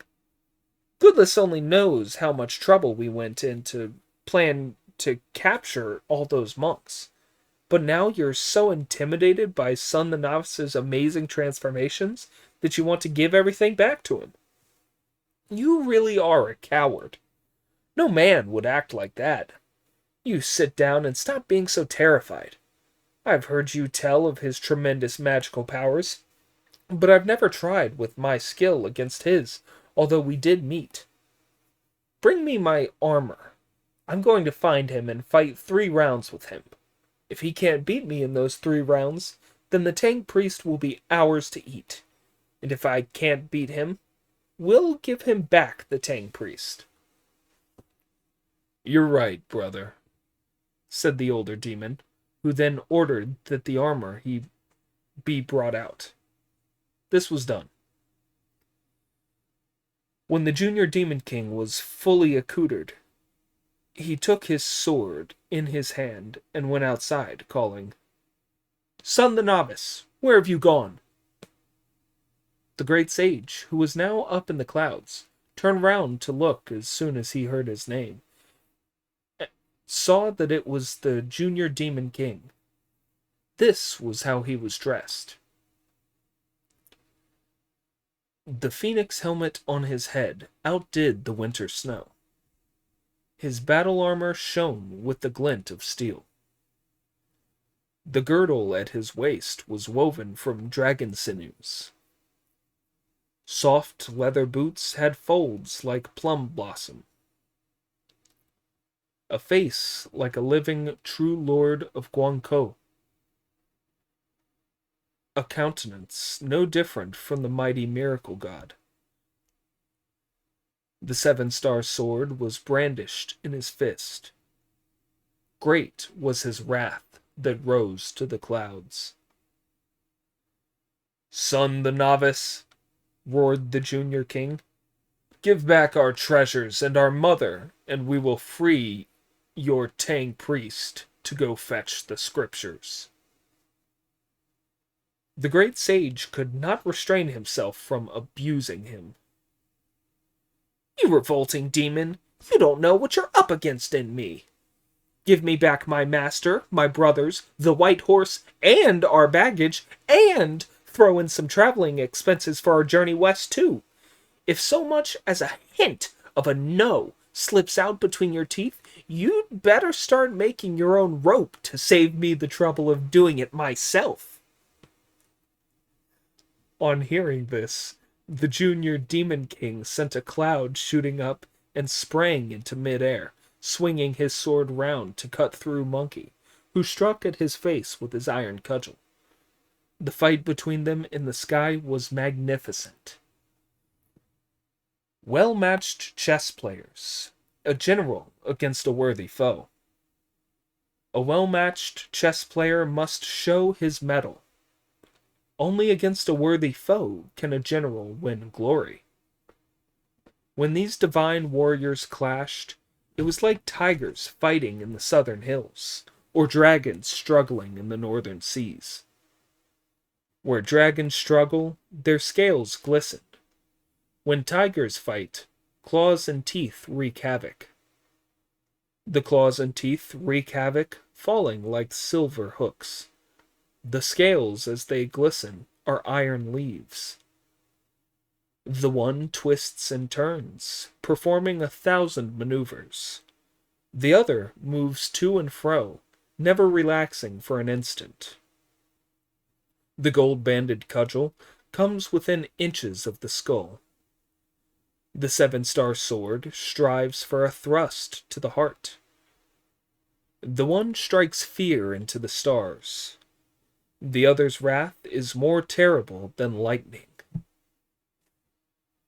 The two of them fought 30 rounds, but neither came out on top. Monkey was delighted, though without showing it. "So this vicious devil is a match for my iron cudgel. As I've already got his 3 treasures, I'm only wasting my time slogging it out with him like this. It'd be much better to pop him into the gourd or the vase, but that's no good." He reflected further. As the saying goes, a possession is at its owner's disposal. If they won't do what I tell them, everything will be ruined. I'll have to lasso him with the dazzling golden cord. Using one hand to parry the magic sword with his cudgel, the splendid great sage raised the rope in the other and sent it whistling through the air to lasso the demon king. Now the king had a rope tightening spell and a rope loosening spell. When he lassoed others, he would say the tightening spell, and nobody would be able to get free. And if he lassoed his own people, he would say the loosening spell, and no one would be hurt. Recognizing this rope as one of his family's treasures, he said the loosening spell, at which the noose slid open. He got free and threw the rope back at Monkey, catching him. Before the great sage could apply some slimming magic to escape, the demon had recited the tightening spell. Monkey was held fast, unable to free himself. He was locked tight by a gold ring at his neck. The demon jerked at the rope and pulled him over, then struck 7 or 8 blows at his head with the magic sword. This did not even redden Monkey's scalp. "If your head's that hard, you ape, I'll not hack at you anymore," the demon said. "I'll take you back to kill later. Give me my 2 treasures back at once." "I haven't got any treasures of yours," Monkey replied, "so why ask me?" The Demon King searched him very carefully, found the gourd and the vase, and dragged him back to the cave by the rope. "Brother, I've got him," he announced. "Who?" the Senior King asked. "Son the Novice," replied the Junior King. "Come and see." When the Senior King saw that it was Monkey, his face was wreathed in smiles. "It's him," he said. "It's him. Tie him to a pillar with a very long rope, and we'll have some fun with him." And indeed, Monkey was tied up while the 2 Demon Kings went into the back hall for a drink. Monkey's fidgeting at the foot of the pillar disturbed Pig. As he hung from his beam, the idiot mocked Monkey. "So you didn't manage to eat those ears?" "Fool," said Monkey. "Do you like hanging up there? If I get out, I guarantee that I'll rescue you all." "You're shameless," said Pig. "Quite shameless. You can't escape yourself, and you want to rescue others. I've had enough. Let's all die with the master. Then at least we'll be able to ask the way for him in the underworld." "Stop talking such nonsense," said Monkey, "and watch me get out." "How?" Pig asked. While the great sage told Pig he was keeping a sharp eye on the 2 Demon Kings, who were feasting inside, while little demons brought them dishes of food and jugs of wine. The 2 of them were staggering all over the place, and security was very relaxed. Seeing that there was nobody in front of him, Monkey used his magic powers to slide his cudgel out. He blew on it and said, "Change!" turning it into a pure steel file. Tugging at the ring at his neck, he filed it apart with 4 or 5 strokes of the file, then removed the file, freed himself, plucked out a hair, turned it into a replica of himself, and left it tied up there. Then, in a flash, he changed into a little devil and stood beside it. Up by the roof beam, Pig started to shout. "This is terrible, terrible. The one tied up is a fake. The genuine article is hanging up here." The Senior Demon King put his wine cup down to ask, "Why is Pig yelling?" Monkey, now in the guise of a little devil, came forward to report. "Pig was inciting Son the Novice to transform himself and escape. Son refused to do so, and so Pig is yelling." "Who said that Pig was well behaved?" asked the Junior King. "Now we know just how cunning he is. He must be hit 20 times on the snout." When Monkey fetched a rod to hit him with, Pig said, "Don't hit me hard, because if you do, I'll start shouting again. I know who you are." "It's only for your sakes that I'm making all these transformations," replied Monkey. "Why ever did you have to give the game away? None of the demons in the cave knew who I was. It would have to be you who found out. You may have altered your face, Pig replied, but you can't change your backside. You have a patch of red on either cheek down there, don't you? That's how I know it's you. Monkey went through to the inner quarters, slipped into the kitchens, rubbed the underneath of a pan, smeared the soot on both his buttocks, and went back to the front part of the cave. Where's that monkey been messing around? Mocked Pig when he saw him. His bum's all black. Monkey, still standing in front of them, trying to steal their treasures. Being extremely wise, he entered the main hall, tugged at the old demon's leg, and said, "Your Majesty, Son the Novice is fidgeting around where he's tied to the pillar, trying to wear his way through the golden rope. It would be best to change it for a thicker one."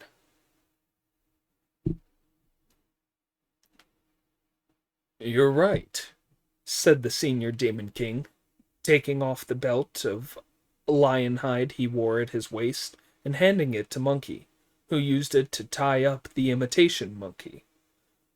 The golden rope he tucked in a loop by loop into his sleeve before plucking out a hair, blowing on it with magic breath, and turning it into a copy of the dazzling golden cord, which he respectfully returned to the demon with both hands. The demon was too preoccupied with his drinking to look at it carefully as he accepted it. Thus it was that the great sage used his power of improvisation and turned a hair into the dazzling golden cord. Now that he had this treasure, he bounded out of the cave as fast as he could, turned back into himself, and shouted, "You devils!" "Who are you, yelling like that?" the devils on the doors asked. "Go inside at once and announce to your lousy demon kings that the novice son is here." When the little devils passed on the message, the senior king was greatly shocked. "Oh, we've captured Son the Novice, so how can there be another novice son?" "He's nothing to be afraid of," said the junior king. "We have all our treasures back. I'll fetch the gourd and put him inside it." "Do be careful, brother," said the senior king.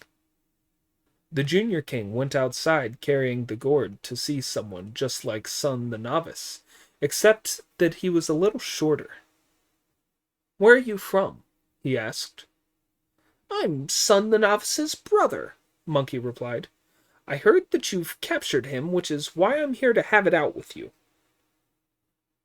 "Yes, I have got him," said the junior demon king. "He's tied up in the cave. As you're here, you must want a fight, and I'm willing to cross swords with you. But do you have the guts to answer if I call your name?"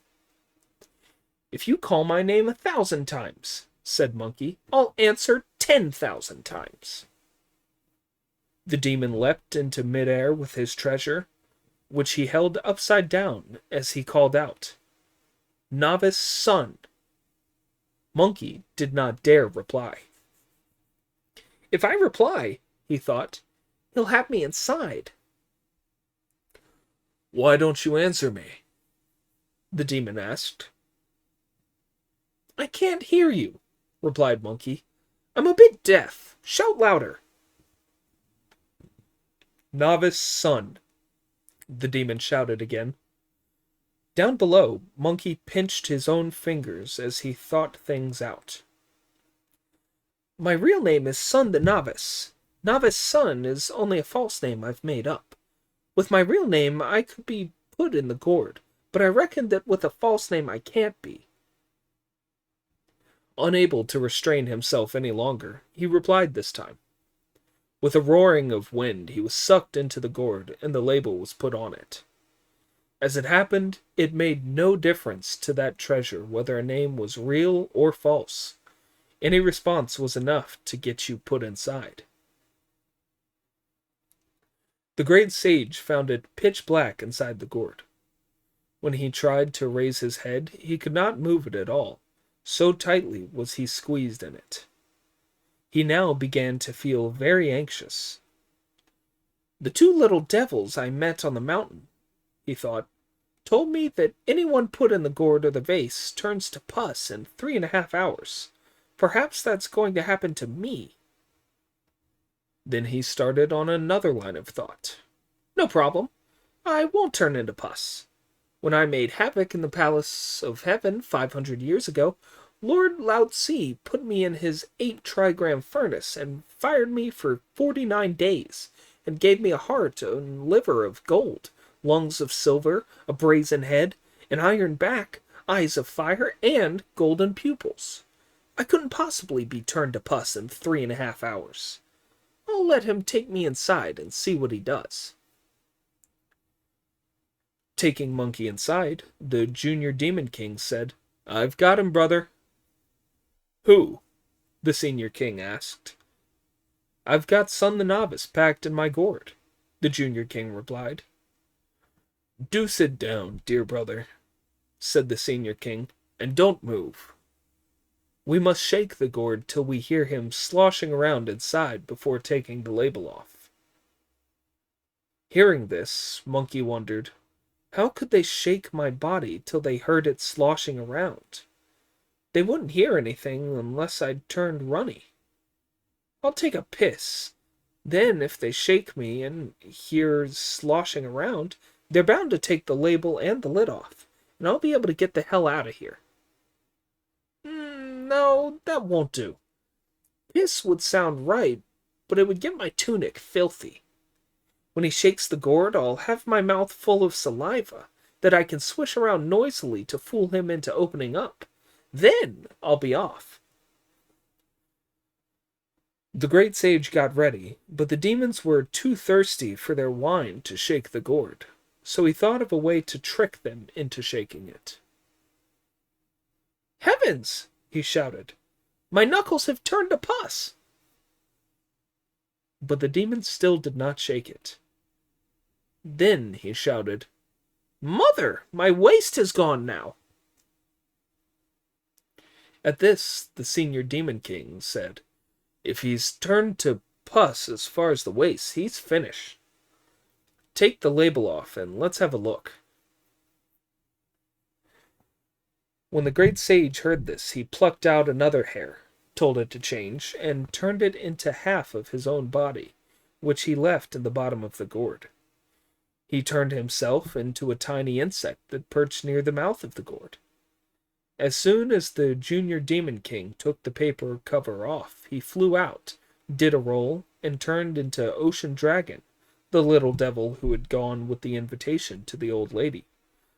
In this guise, he stood beside the path while the Senior King removed the stopper from the gourd, craned his neck, and saw the half-body still moving. Not realizing that it was a fake, he called out in a panic. Shut it again, brother, shut it! He hasn't rotted down yet. The Junior King put the cover back on. The great sage was discreetly delighted that they did not realize where he actually was. The Senior Demon King took the gourd, filled a cup to the brim with liquor, and offered it with both hands to the Junior King, saying, Please accept this drink from me. Elder brother, replied the Junior King, I've drunk a great deal. I can't accept another.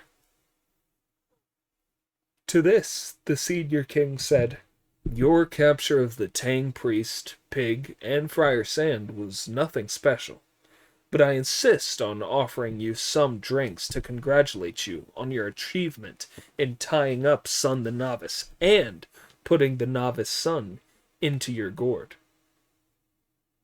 As his elder brother was showing him so much honor and respect, the Junior King would have to accept the cup. But he was still holding the magic gourd, and it would have been rude to accept the cup in one hand. So he passed the gourd to Ocean Dragon to allow himself to receive the cup with both hands, unaware that Ocean Dragon was Monkey in disguise. Just watch Monkey respectfully holding the gourd as he stands in attendance. When the Junior King had drunk the liquor, he wanted to return the courtesy. No need, said the senior king. I'll drink one with you. They were both being very modest. Monkey held the gourd and fixed his gaze on the two of them as they lost count of how many drinks they were giving each other. He slipped the gourd up his sleeve, pulled out a hair, and turned it into an exact facsimile of the gourd that he offered to the kings. After giving each other so many drinks, the two kings did not check its authenticity, but simply took their treasure, went to their places, sat down, and carried on drinking. The great sage got away. He was very pleased at having captured the treasures.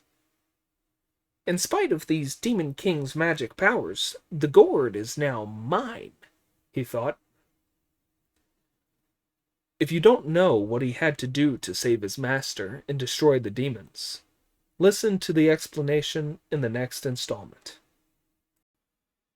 Chapter 35.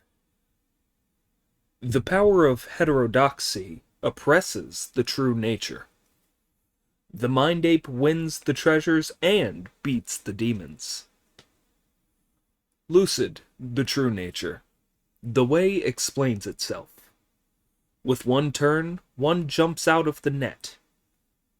To learn transformations is very hard indeed. To become immortal is no common deed. Pure yields to foul, and foul to pure, as fate's wheel turns. Break through the kalpas, and travel freely. Wander at will through countless billion years, a spot of sacred light ever shining in the void. This poem is an apt but indirect description of how wonderful the great sage's powers were. Now that he had won the demon's treasure and had it tucked into his sleeve, he thought with delight. That damn demon went to such a lot of trouble to capture me, but it was, as they say, like trying to fish the moon out of water. But for me to try to capture you would be like melting ice on a fire.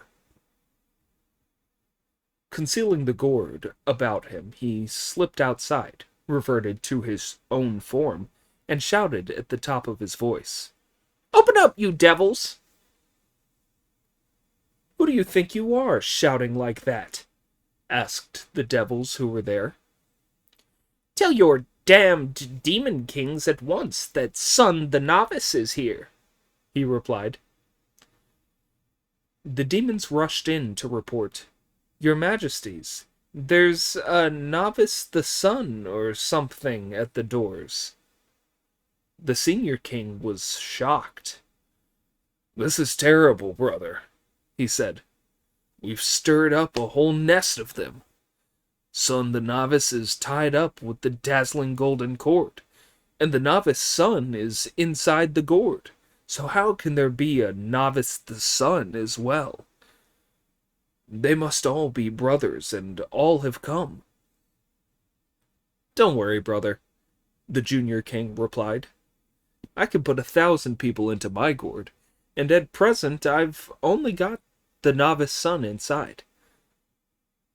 No need to be afraid of Novice the Son or whoever. I'm going out to take a look and put him inside too. Do be careful, said the senior demon king. Watch as the junior king goes out through the doors with his gourd, as heroic and impressive as the previous time.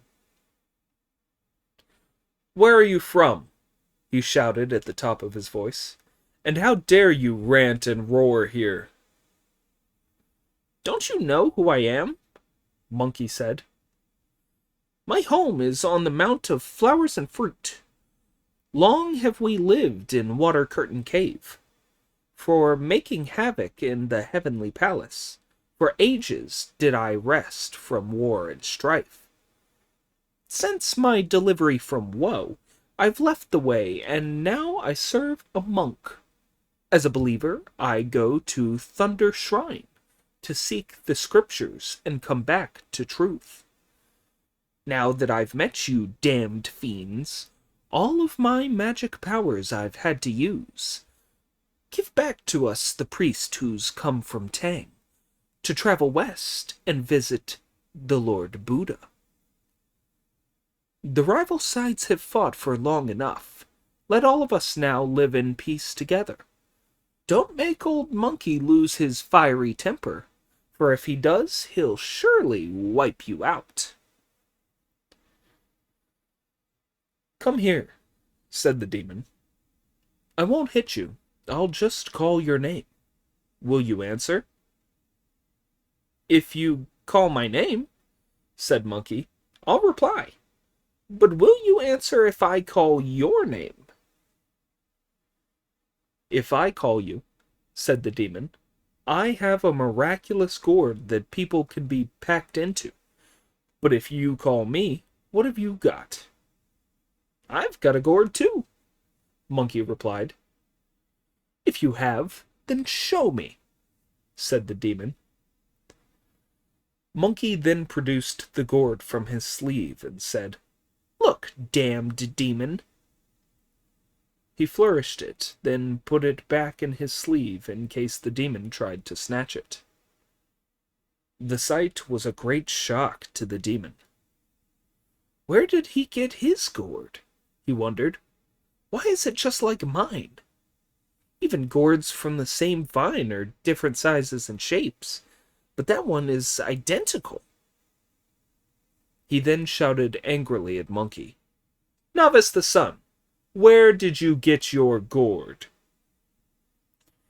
As Monkey really did not know where it was from, he answered with another question.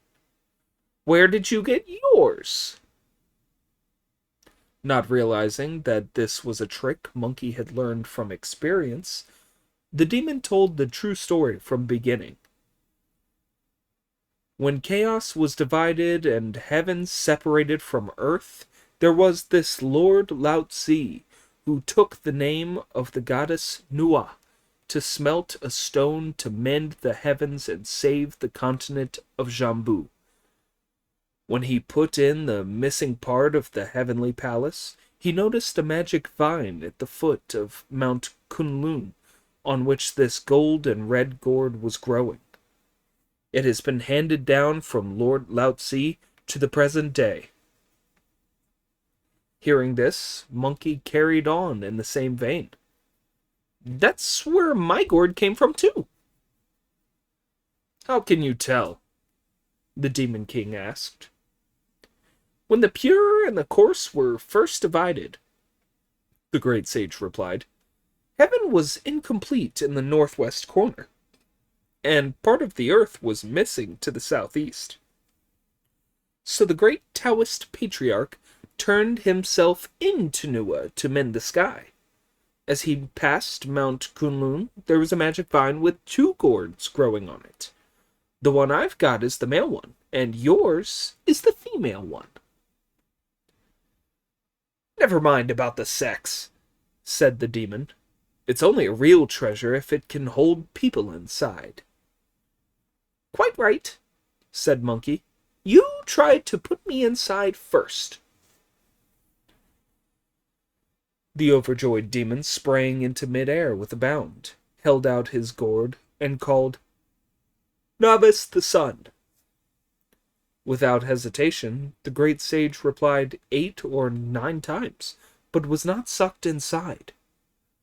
The monster came down, stamping his feet, pounding his chest, and exclaiming, Heavens!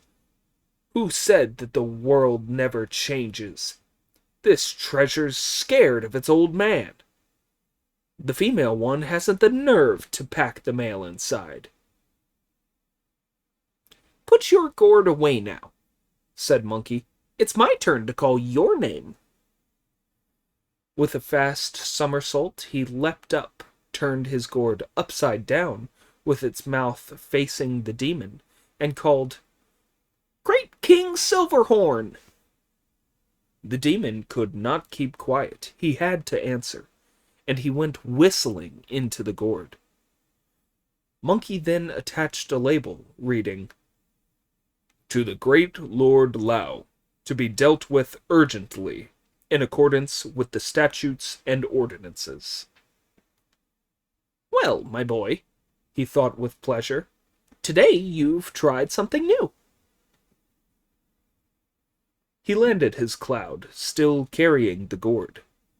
His only thought was to rescue his master as he headed for the Lotus Flower Cave. The mountain path was most uneven, and he was besides bow-legged, so as he lurched along, the gourd was shaken, making a continuous sloshing sound. Do you know why this was?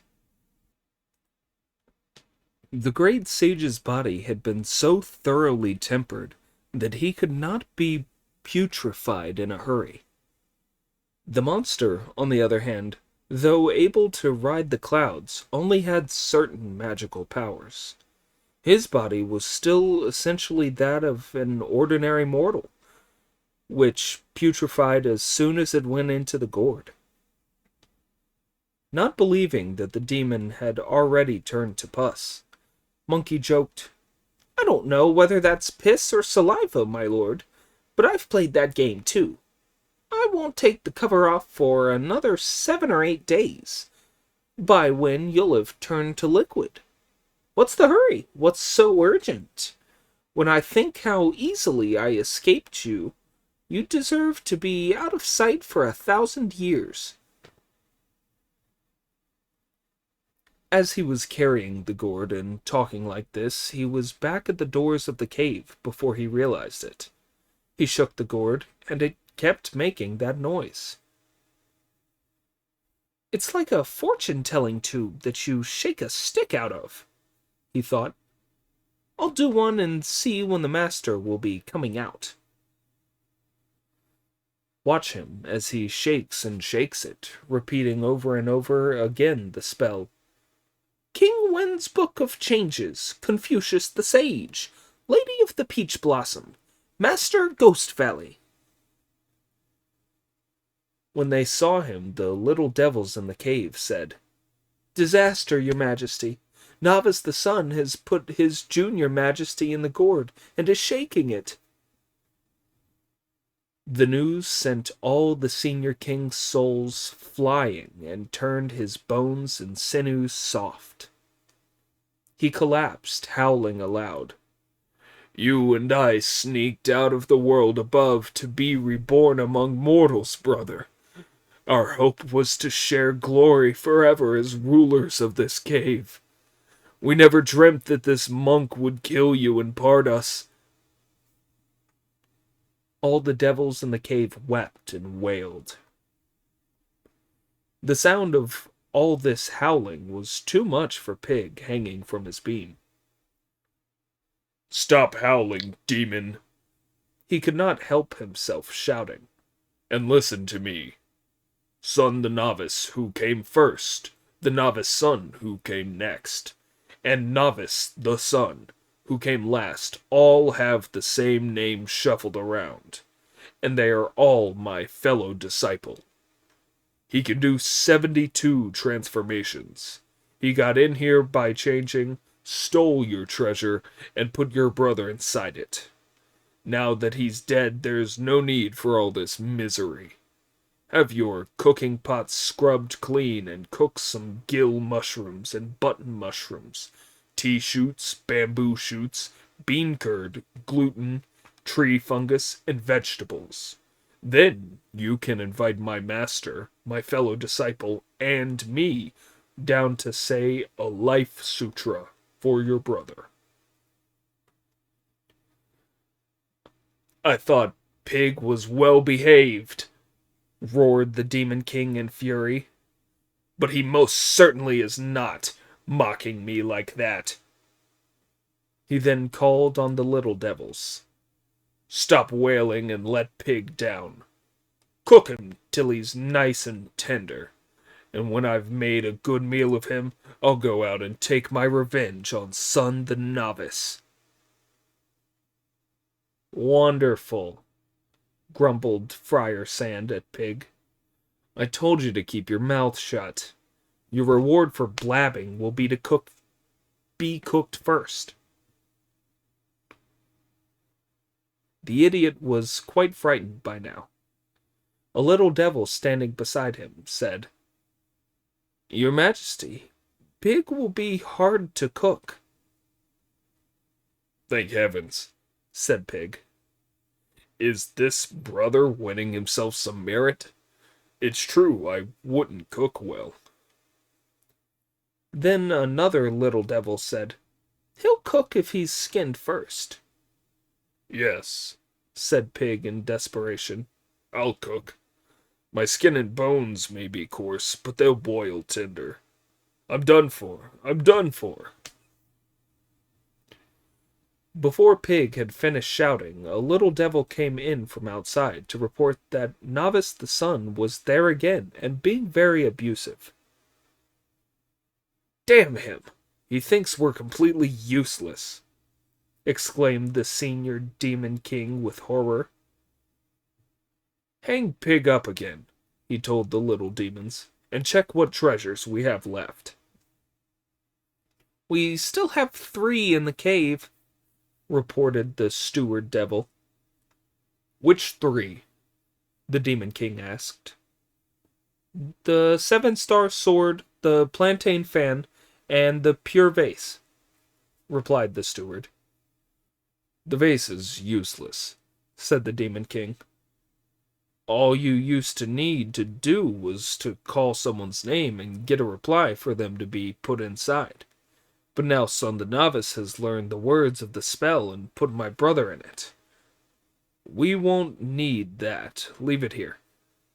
Fetch me the sword and the fan at once." The steward immediately fetched them for the old demon, who tucked the fan inside the back of his collar and took the sword in his hand. Then he mustered all 300 or more of his devils and drilled them in the use of spear, staff, rope, and sword. The senior Demon King then put on his helmet and breastplate, over which he threw a cloak of fiery red silk. The demons fell into battle formation, ready to capture the great sage Sun. The great sage, meanwhile, now aware that the junior Demon King had rotted down inside the gourd, tied it up very tight and fastened it to his belt, then prepared to fight, his gold-banded cudgel in his hand. The old demon, his red battle flag unfurled behind him, leapt out through the doors of the cave. This was how he was dressed. Dazzling bright the tassels on his helmet, brilliantly colored the belt at his waist. The armor he wore was made of dragon scales, covered with a cloak of burning fire. Lightning flashed from his glaring eyes, smoke curled up from his bristles of steel. Lightly he lifted the 7-star sword, his shoulders covered by the plantain fan. He moved like clouds drifting from an island, sounded like thunderbolts shaking the mountains. His mighty prowess would oppress heaven's warriors, as he wrathfully led his devils from the cave. He ordered the little devils into battle positions at once, then started hurling abuse. "Thoroughly ill-mannered ape! You've murdered my brother and ruined our fraternal love. You're utterly loathsome." "Detestable monster," replied Monkey in kind. "You hang on to your devilish life for all you're worth, but how do you expect me to stand for my master, my fellow disciples, and horse, all being hung up in your cave for no good reason at all? It's intolerable. Hand them over to me this moment and throw in some generous traveling expenses. Then I'll be cheerfully on my way and spare your rotten life." With no more ado, the demon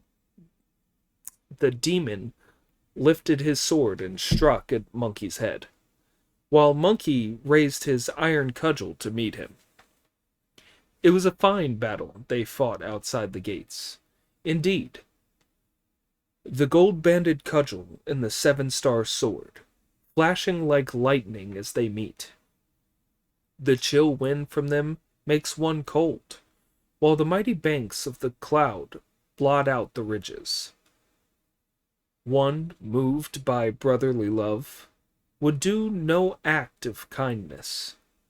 The other, out to save the pilgrim, showed no touch of mercy. The two sides seethed with equal hatred, each of them sharing the same loathing. They fought so hard that heaven and earth were thrown into darkness. Gods and demons were terrified. The sun went pale in the dense smoke.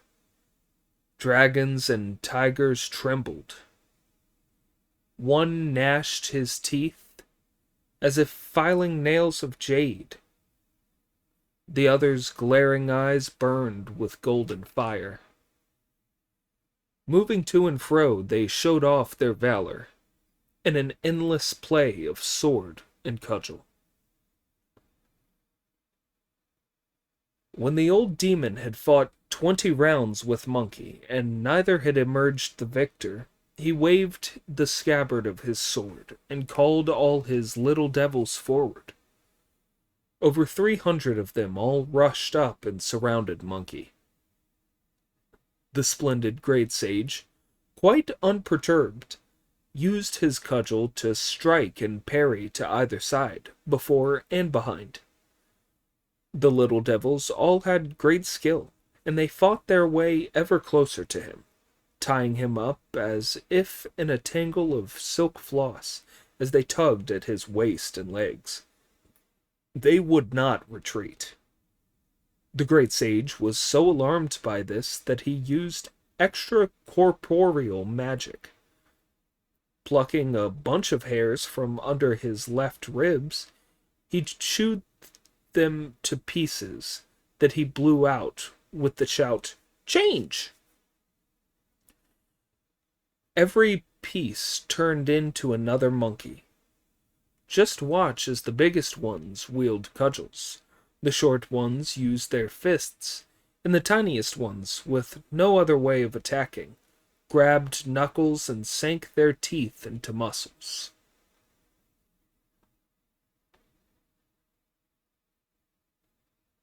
The little devils were put to rout. "Your Majesty," they yelled, "it's all going wrong. We're in terrible trouble. The whole mountain and everywhere else is swarming with Sun the novices." Now that his little devils had been thrown back by the extracorporeal magic, the Demon King was hard pressed. Rush around as he might, there was no escape for him. In his alarm, the demon took his precious sword in his left hand and reached behind his neck with right hand to bring out the plantain fan. Then he turned towards the fire gods of the southeast and the constellation Ligong. He waved the fan. At once flame shot out of the ground, for such was the power of that treasure. The monster was truly ruthless. He waved the fan 7 or 8 times, setting great fires, burning heaven and earth. It was a fine blaze. Not a heavenly fire, nor a fire in a furnace, nor a fire on the mountain, nor a fire under the pot, but the miraculous fire that comes from the 5 elements. The fan is no ordinary object, nor was it fashioned by human skill. It is a treasure made when chaos was first parted. The fire caused by this fan shines and dazzles like red silk lightning, burns and blazes like crimson gauze sunsets. Not a wisp of smoke, only a mountain covered in flame, turning the pines on its ridges into trees of fire, and the cypresses by its crags into lanterns. The beasts in their dens, fearful for their lives, rush hither and thither. The birds in the woods, to save their feathers, fly far and high. The magic fire that roars up to the sky destroys the rocks, dries up the streams, and makes all red. The great sage trembled with fear at the sight of this evil fire. "This is terrible," he said. "It may do me no harm, but I can't save those hairs of mine. If they're caught by the fire, they're burned the way hair does." So he shook himself and took the hair back on his body, leaving just one behind as a facsimile of himself. Then, to avoid disaster by fire, his real self somersaulted upwards, reciting a spell to ward off the fire, and escaped from the inferno. He went straight back to the Lotus Flower Cave in the hope of rescuing his master. He rushed to the cave doors, brought his cloud down to land, and found over 100 little devils there with smashed heads, broken legs, and open wounds. They had all been wounded by his magical other selves and were now standing there howling in agony. At the sight of them, the great sage could not restrain his evil and murderous nature. He laid into them, swinging his iron cudgel. The poor devils, who were the fruit of so much hard work to acquire human form, became so many pieces of worn and hairy hide once more. Having wiped out all the little devils, the great sage stormed into the cave to free his master. Seeing more dazzling flames inside, he was struck by a thought that filled him with panic. "That's done it. The fire's come in through the back door. There's no way I'll be able to rescue the master." Terrified though he was, he looked more carefully and saw that it was not flames, but a golden glow. Pulling himself together, he looked inside and saw that the light came from a vase in mutton-fat jade. "What a beauty!" he thought with glee. "That's the vase that shone on the mountain when those two little devils were carrying it.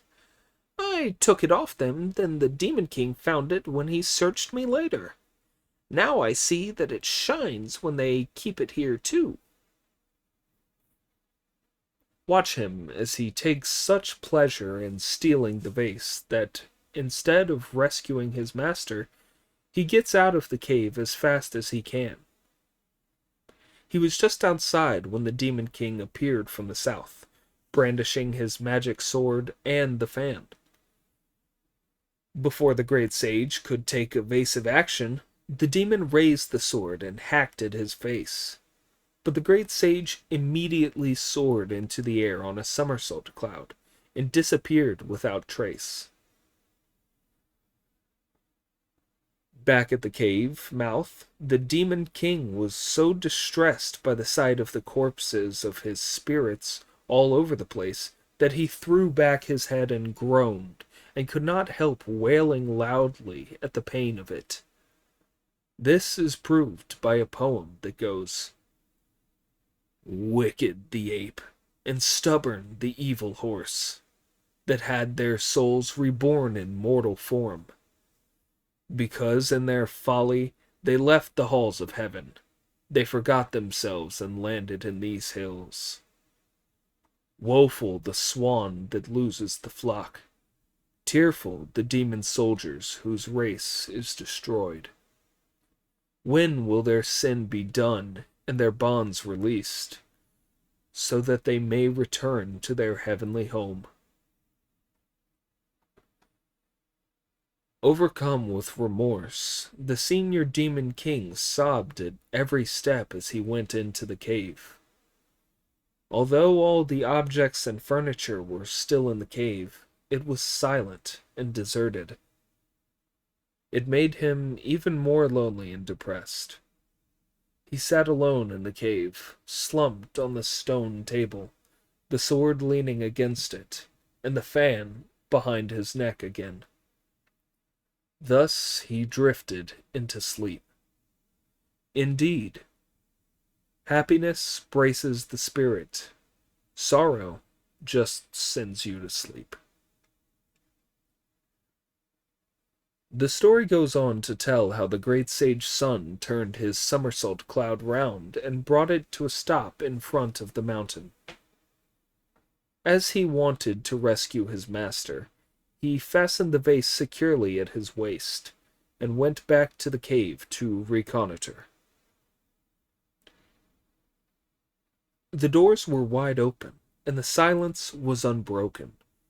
So he crept stealthily inside to find the old demon slumped against the stone table, fast asleep. The plantain fan stuck out from his clothes at his shoulder, half covering the back of his head, and the seven-star sword was still leaning against the table. Monkey made his way forward very quietly, pulled the fan out, then turned and whooshed out. This was because the fan had rubbed against the monster's hair, waking him up. As soon as he looked up and saw that Monkey had stolen the fan, he grabbed for his sword and went after him. By now, Monkey was already outside the doors, the fan safely tucked in his belt, and his iron cudgel in his hands as he met the monster's onslaught. It was a splendid fight. The angry Demon King, beside himself with fury, angry enough to swallow Monkey whole, unable to let off his rage, viciously he cursed the ape. "You're always trying to fool with me. You've killed so many of my people, and you've taken away my treasures. There'll be no mercy in this fight. We'll see who's to survive." The great sage yelled back at the demon, "You haven't a lick of sense. For a beginner like you to fight against me would be like trying to smash a rock with eggs." The sword was met by the iron cudgel, as both sides fought without giving quarter. In clash after clash, they struggled for mastery, turning and twisting to show their skill in arms. To rescue the pilgrim priest and visit the Buddha on Vulture Peak, metal and fire would not yield to each other, and the chaos of the elements destroyed their friendship. As they showed their martial prowess and magic powers, they sent stones and sand flying with their display of skill. As they fought, the sun was slowly setting. The frightened demon was the first to quit. After 30 or 40 rounds of fighting against Monkey, by when the day was almost over, the Demon King could hold out no longer, and he broke away defeated. He made off to the southwest, heading for the crushed dragon cave.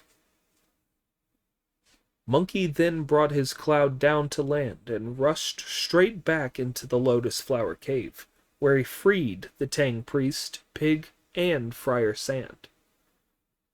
The three of them thanked Monkey for delivering them from dire peril, then asked where the demons had gone.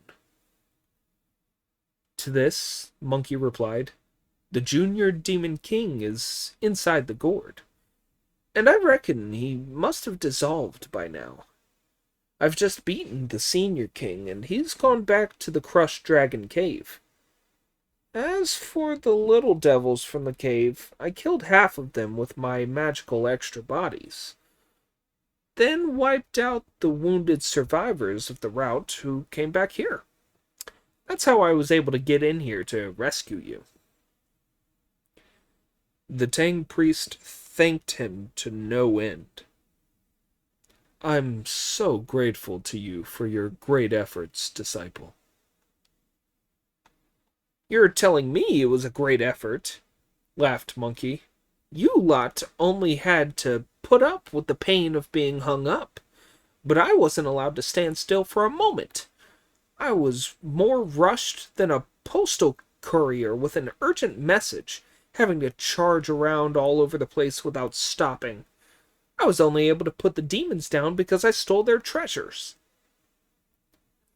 Show us the gourd, brother, said Pig. I think he must have dissolved by now.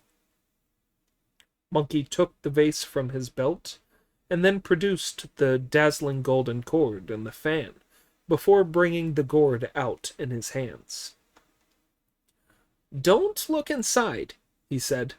Don't. When he put me in there, I tricked him into taking the lid off and letting me get away by swilling saliva round in my mouth. We absolutely mustn't take the lid off in case he plays a trick on us and escapes too.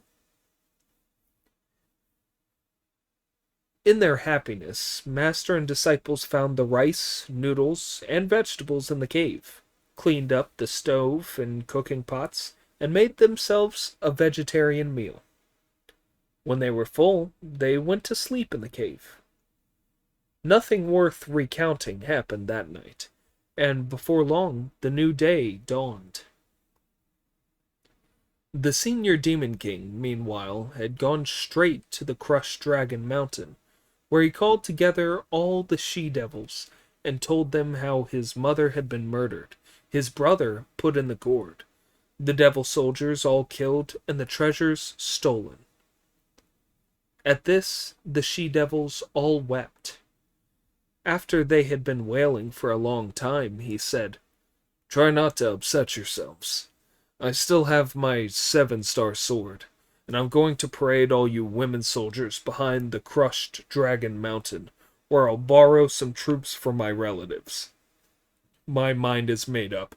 I'll capture Sun the Novice and have my revenge on him."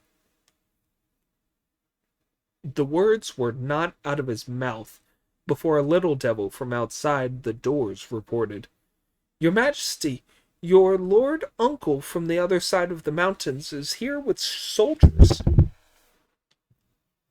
At this news, the senior Demon King quickly put on white mourning garments and went out to greet him in person.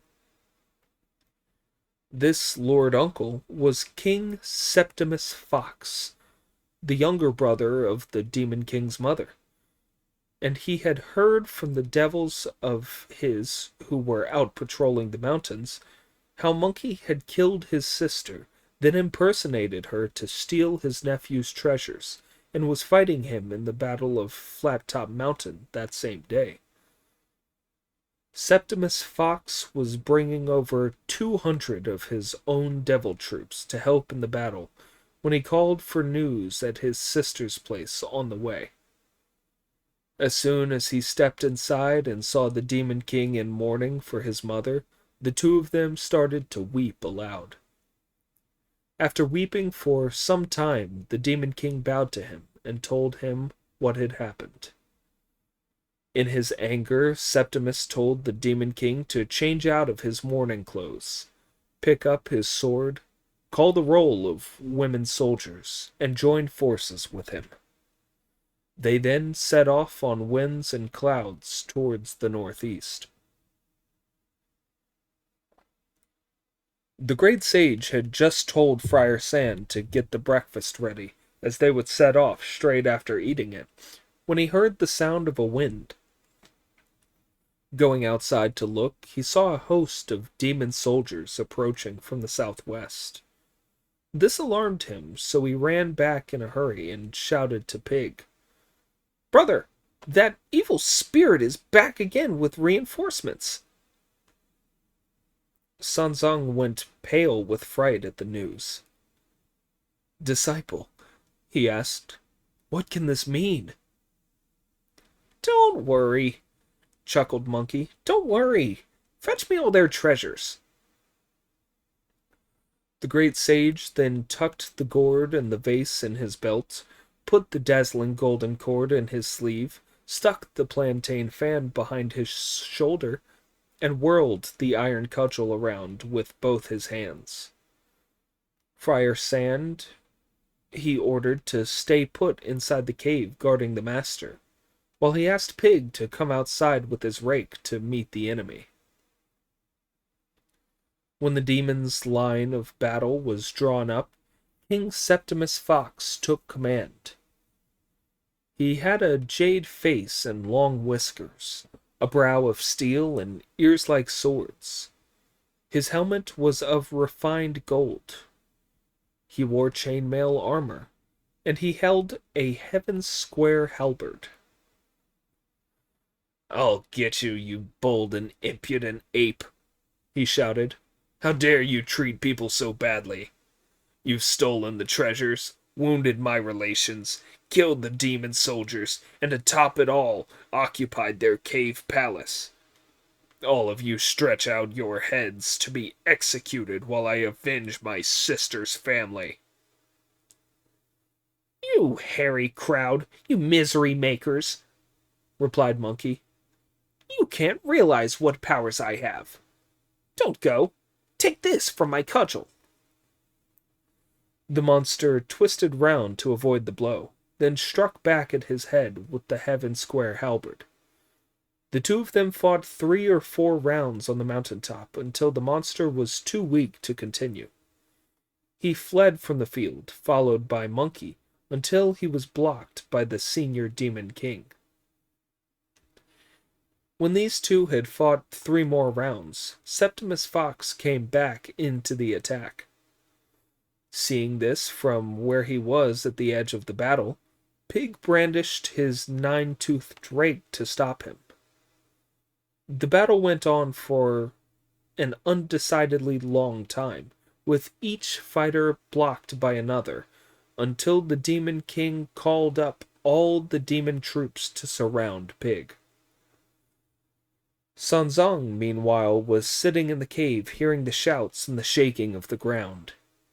He told Friar Sand to go outside and see whether or not his brother was winning. Friar Sand raised his demon-quelling staff and charged out with a roar, putting the devilish horde to flight. Seeing that things were going badly, Septimus turned to flee, only to be caught by a blow on the back from Pig's rake as Pig came after him. At this, 9 jets of blood gushed out of him, and the poor spirit's true being, carried on ahead of him. When Pig grabbed him and tore off his clothes, he saw that Septimus was, in fact, a fox spirit. At the sight of his uncle being wounded, the Demon King broke away from Monkey and raised his sword to strike at Pig, who parried with his rake. While the two of them were fighting it out, Friar Sand came up and struck at the Demon King with his staff. This was more than the demon could cope with, so he set off on his wind and cloud, fleeing south with Pig and Friar Sand close on his heels. Seeing this, the great sage at once went soaring up into the sky on his cloud. He brought out the vase to catch the old demon in. "King Goldenhorn!" he shouted, and the old demon, imagining that one of his defeated little devils was calling, turned to reply.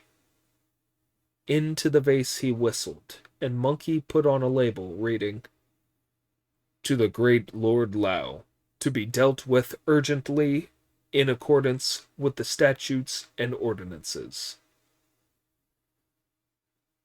The 7-star sword fell to the ground, and it too was now Monkey's. "You've got the sword, brother," said Pig as he came towards him. "But where's the evil spirit?" "He's done for," laughed Monkey. "I've got him in this face." Like Pig, Friar Sand was delighted when he heard. Now that all the evil spirits had been wiped out, the disciples went back into the cave to tell the good news to Sun Zung. "The mountain has been cleaned up, and the demons no longer exist. Please mount, master, and we'll be on our way." Sun Zong was beside himself with joy. Master and disciples ate their breakfast, got their baggage and horse ready, and hurried on their way west. As they were walking along, a blind man suddenly appeared beside the path, went up to them, and seized Sun Zong's horse. "Where are you going, monk?" he asked. "Give me back my treasures." "That's done it," said Pig with horror. "It's the old demon here to demand his treasures back." When Monkey looked carefully and saw that it was the Supreme Lord Lao Tzu, he rushed up to him, greeted him, and asked, "Where are you going, old fellow?" The venerable elder at once rose up to his throne in the realm of jade, drew himself upright amid the 9 mists, and called, "Son the novice, give me back my treasures." The great sage rose into the air and asked, "What treasures?"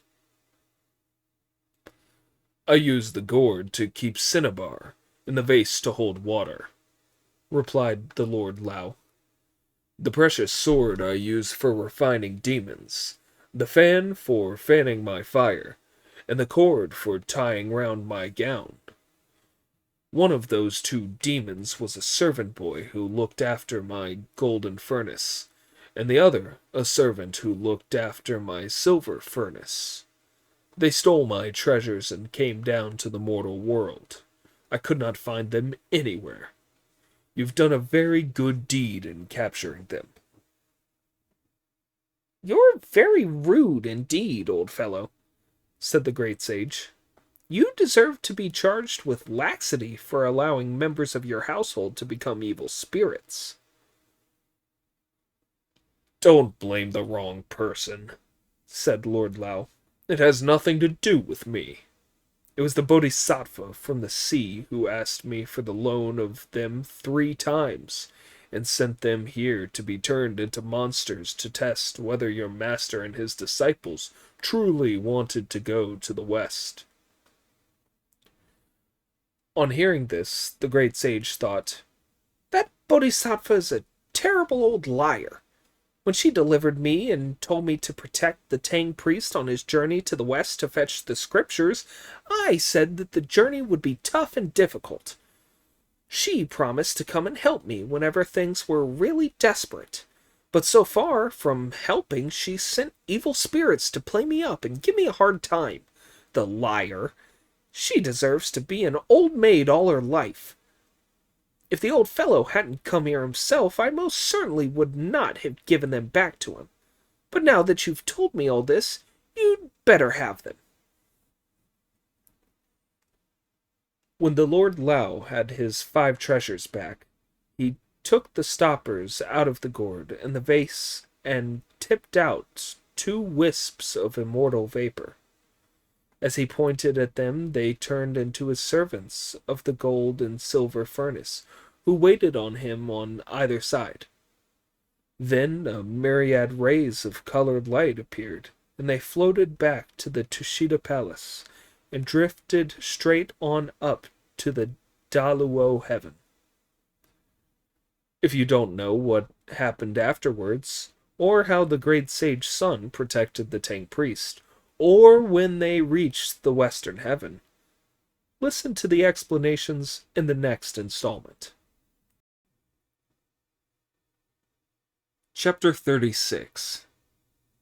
When the mind ape stands correct, all evil causes submit. When the side gate is smashed, the moon appears in its brightness. The story tells how Sun the novice brought his cloud down to land and told the master and his fellow disciples all about the Bodhisattva borrowing the 2 servant lads and Lord Lao recovering his treasures. Sun Zong expressed his thanks at great length, then, with great determination and pious sincerity, prepared to head west for all he was worth. As he climbed into the saddle, Pig shouldered the luggage, Friar Sand held the horse's bridle, and Monkey cleared a path straight ahead down the mountainside with his iron cudgel. We can give no full account of how they slept in the rain, dined off the wind, were wrapped in frost, and exposed to the dew. When they had been traveling for a long time, they found the way forward blocked by another mountain. "Disciples," shouted Sanzong from the back of his horse, "just look at how high and craggy that mountain is. You must be very careful and on your guard. I'm afraid that monsters may attack us." "Stop your wild imaginings, master," replied Monkey, "and calm yourself. Of course, nothing will happen." "But why is the journey to the western heavens so hard, disciple?" asked Sanzang. "As I recall, I have been through 4 or 5 years of springs, summers, autumns, and winters since leaving the city of Chang'an. Why haven't I got there yet?" The question made Monkey chuckle. "It's early yet. We're not even out of the front door." "Stop lying, brother," said Pig. "There's no such front door on Earth." "But we're still wandering around in the hall," said Monkey. "Don't try to intimidate us by talking so big," said Friar Sand.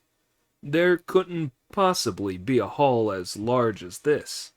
There's nowhere you could buy roof beams big enough." "If you look at it my way, brother," said Monkey, "the blue sky is the roof tiles, the sun and the moon are the windows, and the 4 mountains and 5 peaks are the pillars and beams. Heaven and earth are just like a big hall." "That's enough of that," said Pig. "Why don't we just stroll around for a while, then go back?" "Don't talk nonsense," said Monkey. "Keep going with me." The splendid great sage shouldered his iron cudgel, calmed the Tang priest down, and cleared their way forward through the mountains. As the master gazed at it from his horse, he saw that it was a splendid mountain view. Indeed, the towering peak touches the dipper's handle. The tops of the trees seem to reach the clouds. From banked-up mists of blue comes the cry of the ape in the valley mouth. Deep in the turquoise shadows, cranes call among the pines. As the wind howls, mountain sprites appear in the gullies, playing tricks on the woodcutters. Crafty foxes sit on the edge of rock faces, to the terror of hunters. A splendid mountain, its every face towering and sheer. Strange-shaped pines spread their bright green canopies. From withered old trees hang vines of wisteria.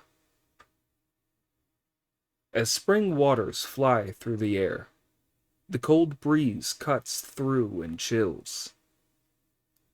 Where the crag towers aloft, a pure wind strikes the eye and startles the dreaming soul.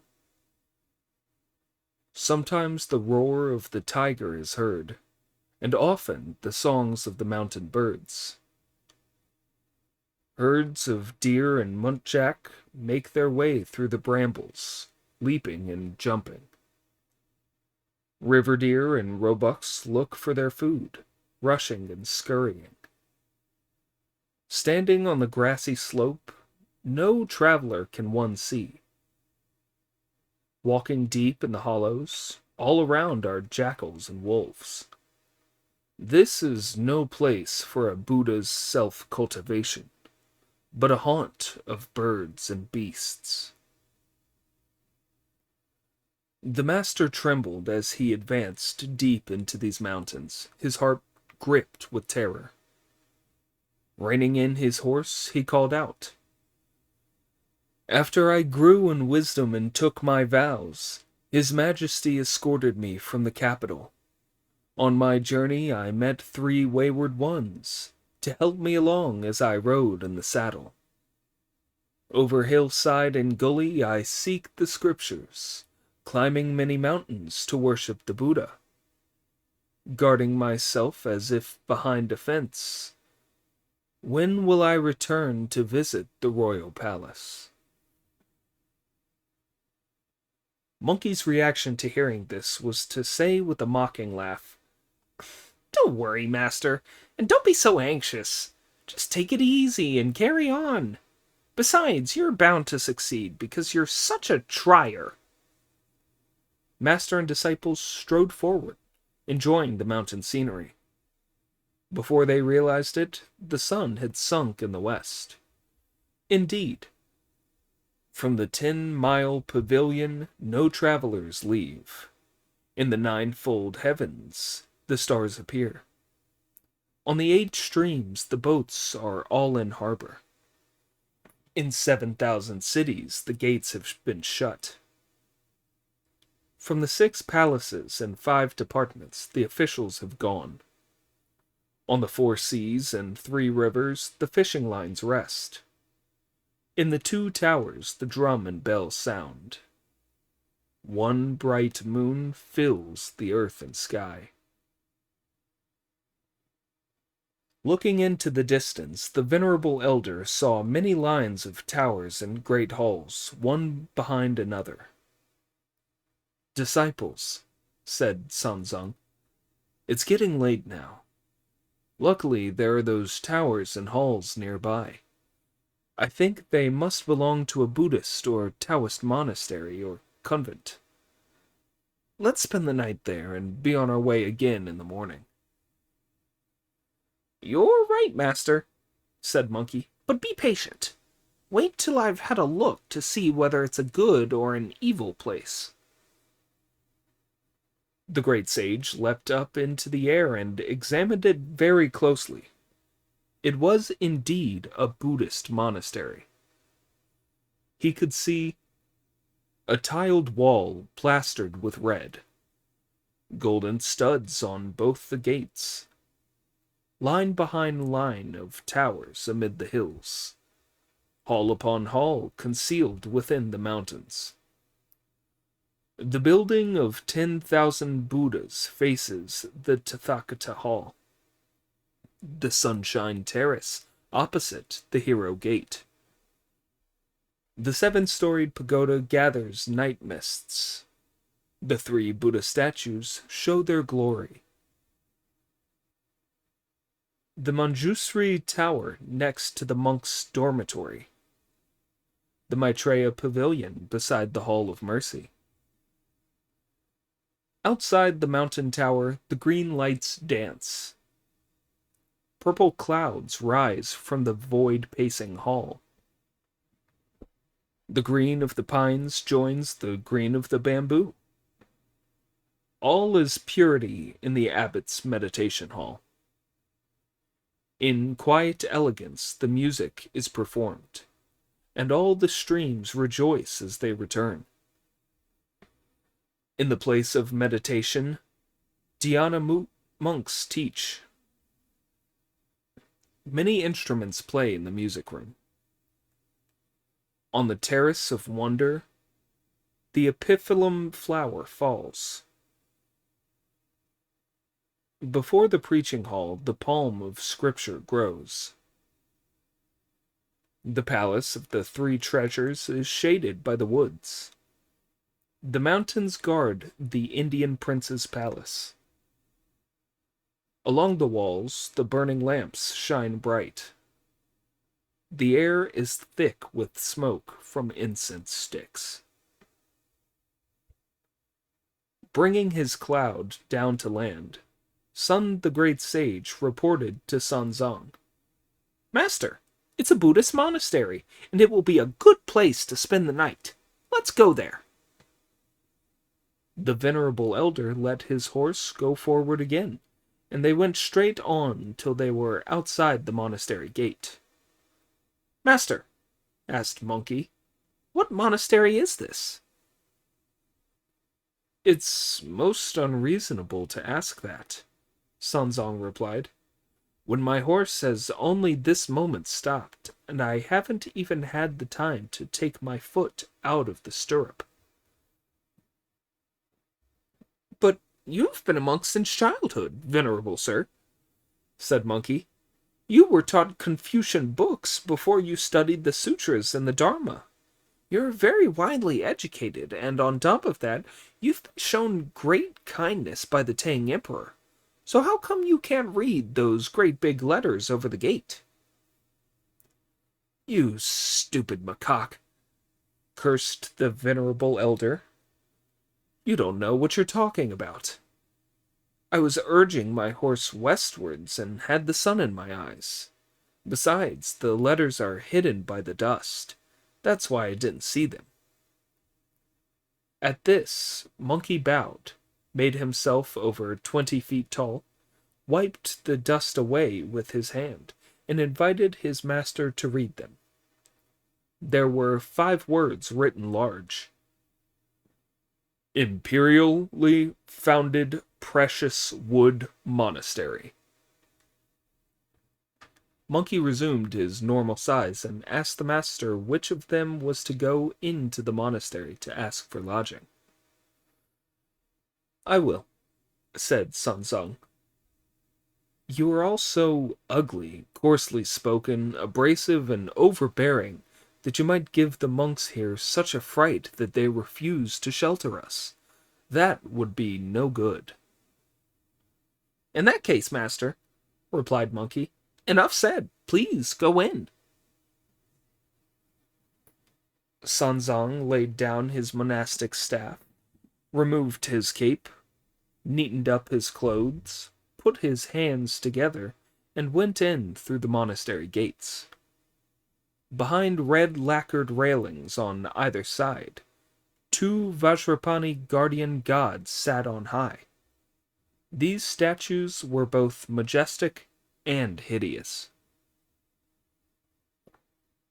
One's iron face and steel whiskers seemed to be alive. The other's scorched brow and bulging eyes were exquisitely carved. On the left were fists knobbly like pig iron. To the right were hands as rough as copper ore. Their golden chainmail gleamed in the light. Helmet and embroidered sash floated in the breeze. Many worshipped the Buddha in the west. Red glows the incense in stone tripods. When Sanzang saw these statues, he nodded, sighed, and said, "If we had people in the East who could make big statues like these to burn incense to and worship, I'd never have needed to go to the Western Heaven." With more sighs, he went through the inner gates of the monastery, where could be seen statues of 4 heavenly kings: Dhritarashtra, Vaisravana, Virutaka, and Yerupaksa, set to the east, north, south, and west to ensure proper amounts of wind and rain. Once inside the inner gates, he saw 4 lofty pines, each with a canopy spreading, shaped like a parasol.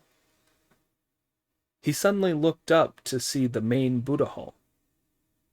Placing his hands together in homage, he prostrated himself before the images, then rose, walked round the platform on which the Buddha statues sat, and went out by the back door.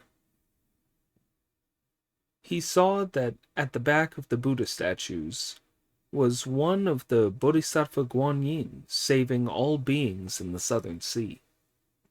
The craftsmanship was superb. They were figures of shrimps, fish, crabs, and turtles with heads and tails emerging from the composition as they leapt and played in the ocean waves. The venerable elder nodded several more times and sighed over and over again. Oh dear, if all the creatures of scale and shell worship the Buddha, why is it that man alone will not live virtuously?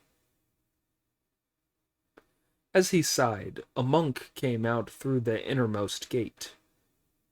Seeing Sanzong's remarkable and distinguished appearance, he hurried up to him, greeted him courteously, and said, "Where are you from, reverend sir?"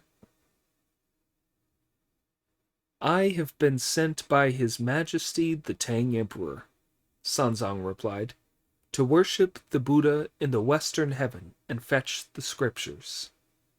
As we have reached your illustrious monastery at evening, I request that we be allowed to spend the night here." "Reverend sir," said the monk, "please don't be angry with me, but it's not for me to decide. I'm just a lay brother who sweeps and strikes the bell and does menial duties. We have a reverend abbot inside who is in charge here, and I'll have to report to him. If he allows you to stay, I'll come out again with an invitation. But if he doesn't, then I'm afraid I won't be able to waste any more of your time." "Thank you for your trouble," said Sanzong.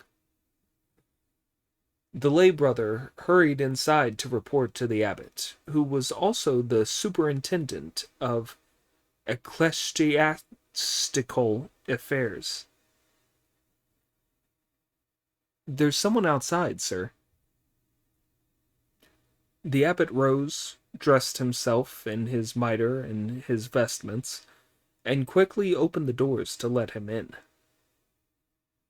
"Where is he?" he asked the lay brother. "Can't you see him over there, behind the main hall?" the lay brother replied. Sanzong, who was leaning against the gateway, was bareheaded and wearing a monastic habit made of 25 strips of cloth and a pair of dirty, water-stained Bodhidharma sandals. At the sight of him, the abbot said to the lay brother, "You need a lot more floggings yet, brother.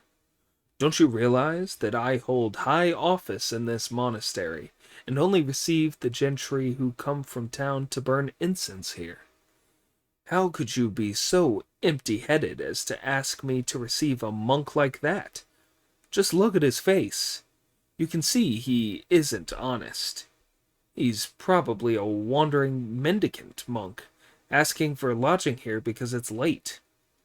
Our lodgings are not to be disturbed by the likes of him. He can spend the night squatting under the eaves. Why tell me about him?" With that, he turned and walked away. Sanzong, who heard all this, had tears running down his face. "Alas," he said, "alas, how true it is that a man away from home is dirt. I have been a monk since I was a boy. I have never absolved the dead when eating meat, or thought of doing harm, or read the sutras angrily, or reflected without calm. Nor have I thrown roof tiles, or heaved a brick, to harm a temple building, or ever scraped from art's face the very precious gilding. Oh dear, goodness only knows in what existence I did such harm to heaven and earth that I should always be meeting evil people in this one. Even if you will not give us a night's lodging, monk, why did you have to say such disgraceful things and tell us to squat under the front eaves? It's a good thing you said nothing like that to Wukong. If you had, he would have come in here and smashed your feet with his iron cudgel." "Oh well, never mind," thought Sanzong. "As the saying goes, manners maketh man. I'll go in, ask him, and see what he decides." The master walked in through the gate to the abbot's lodgings, where he saw the abbot sitting with his outer clothes off and seething with fury. Sanzang did not know from the pile of paper on his table whether he was reading scripture or writing out Buddhist pardons for somebody.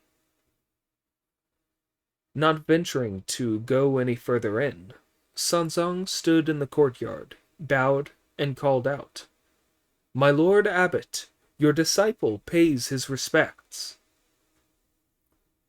The monk, apparently very irritated that he had come in, barely acknowledged his greeting and asked, "Where are you from?" To this, Sanzang replied, "I have been sent by His Majesty the Great Tang Emperor to worship the living Buddha in the Western Heaven and fetch the scriptures. It was because I have reached your illustrious monastery at nightfall that I have come to ask for lodging. I'll leave before first light tomorrow. I beg, venerable abbot, that you will show me kindness." Only then did the abbot make a slight bow and ask, "Are you Tang Sanzang?" "Yes, I am." "If you are going to the Western Heaven to fetch the scriptures, how is it that you don't know the way?" "I have never been here before," said Sanzang. "About a mile and a half to the west is 10-Mile Inn," said the abbot, "where they sell food and you can put up for the night. It would not be convenient for you monks from very far away to stay here." "There is a saying, abbot," replied Sanzang, "that Buddhist and Taoist monasteries and convents are all rest houses for us monks. The sight of the temple gate is worth a big helping of rice. You can't refuse us. What do you mean by it?" "You wandering monks!" roared the abbot in fury. "You've all got the gift of the gab, haven't you?" "Why do you say that?" asked Sanzang, to which the abbot replied, "There's an old saying that goes, 'When the tiger came to town, every household shut its door. Although he'd bitten no one yet, Tiger's name was bad before.'" "What do you mean, Tiger's name was bad before?" asked Sanzang. "Some years ago," the other replied, "a group of itinerant monks came and sat down at our gates. Seeing how wretched they were, their clothes all torn, barefoot and bareheaded, I was sorry for them for being so ragged. So I asked them into my quarters, gave them the best places to sit, provided them with a meal, lent each of them an old habit, and let them stay for a few days. Little did I imagine that the free food and the free clothing would put all thought of leaving out of their minds. They stayed for 7 or 8 years. Staying wasn't so bad, but it was all the terrible things they did." "What terrible things?" asked Sanzang. "Listen while I tell you," replied the abbot. "When idle or bored, they threw bricks around, or tore out the studs from the monastery walls. On cold days, they burnt all the window frames up, slept outside in summer on dismantled doors. They ripped up the banners to make themselves footcloths, traded our incense and ivory for turnips, stole oil from the lamp that never goes out, and gambled away all our cauldrons and dishes." "Oh dear," thought Sanzang on hearing this. "I'm not a spineless monk like them." He was on the point of tears, but then thought that the abbot might mock him, so he discreetly dried them with his clothes, held back his sobs, and hurried out to see his 3 disciples. At the sight of his master's angry expression, Monkey asked him, "Master, Did the monks in there beat you up? No, replied Sanzang. They must have, said Monkey. Or why else did I hear sobbing? Did they tell you off? No, said Sanzang. They did not tell me off. If they didn't beat you or reproach you, why look so upset? Asked Monkey. Don't tell me it's because you're homesick. This is not a good place, said the Tang priest. They must be Taoists here, said Monkey with a grin. You only get Taoists in a Taoist temple, retorted Sanzang angrily. In a Buddhist monastery, there are Buddhist monks. You're hopeless, said Monkey. If they're Buddhist monks, they're like us. As the saying goes, all in the Buddhist community are friends. You sit here while I take a look around. The splendid monkey touched the gold band round his head, tightened his kilt, went straight into the main shrine hall, pointed at the 3 Buddha statues, and said, You may only be imitations made of gilded clay, but you must have some feeling inside. I'm here this evening to ask for a night's lodging because I'm escorting the holy Tang priest to worship the Buddha and fetch the scriptures in the western heaven. Announce us this instant. If you don't put us up for the night, I'll smash you gilded bodies with one crack of this cudgel and show you up for the dirt that you really are. While Monkey was indulging in this bad temper and bluster, a lay brother responsible for burning the evening incense had lit several sticks and was putting them into the burner in front of the Buddhas. An angry shout from Monkey gave him such a fright that he fell over.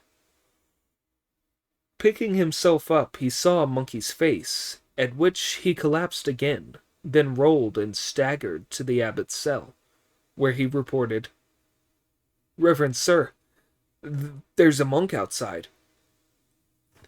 "You lay brothers really need more flogging," said the abbot. "I've already said they can squat under the eaves, so why report again? Next time, it'll be 20 strokes. But, Reverend Sir," said the lay brother, "this is a different monk. He looks thoroughly vicious, and he's got no backbone either." "What's he like?" the abbot asked. "Round eyes, pointed ears, hair all over his cheeks, and a face as ugly as a thunder god," said the lay brother. "He's got a cudgel in his hand, and he's gnashing his teeth in fury. He must be looking for someone to kill." "I'll go out and see him," said the abbot. No sooner had he opened his door than Monkey charged in. He really was ugly. An irregular, knobbly face, a pair of yellow eyes, a bulging forehead, and teeth jutting out. He was like a crab, with flesh on the inside and bone on the outside. The old monk was so frightened that he fastened the doors of his quarters. Monkey, who was right behind him, smashed through the doors and said, "Hurry up and sweep out 1,000 nice clean rooms for me. I want to go to sleep." The abbot, hiding in his room, said to the lay brother, "It's not his fault he's so ugly. He's just talking big to make up for that face. There are only 300 rooms in the whole monastery, even counting my lodgings, the Buddha Hall, the Drum and Bell Towers, and the cloisters, but he's asking for 1,000 to sleep in. We can't possibly get them." "Reverend sir," said the lay brother, "I'm terrified.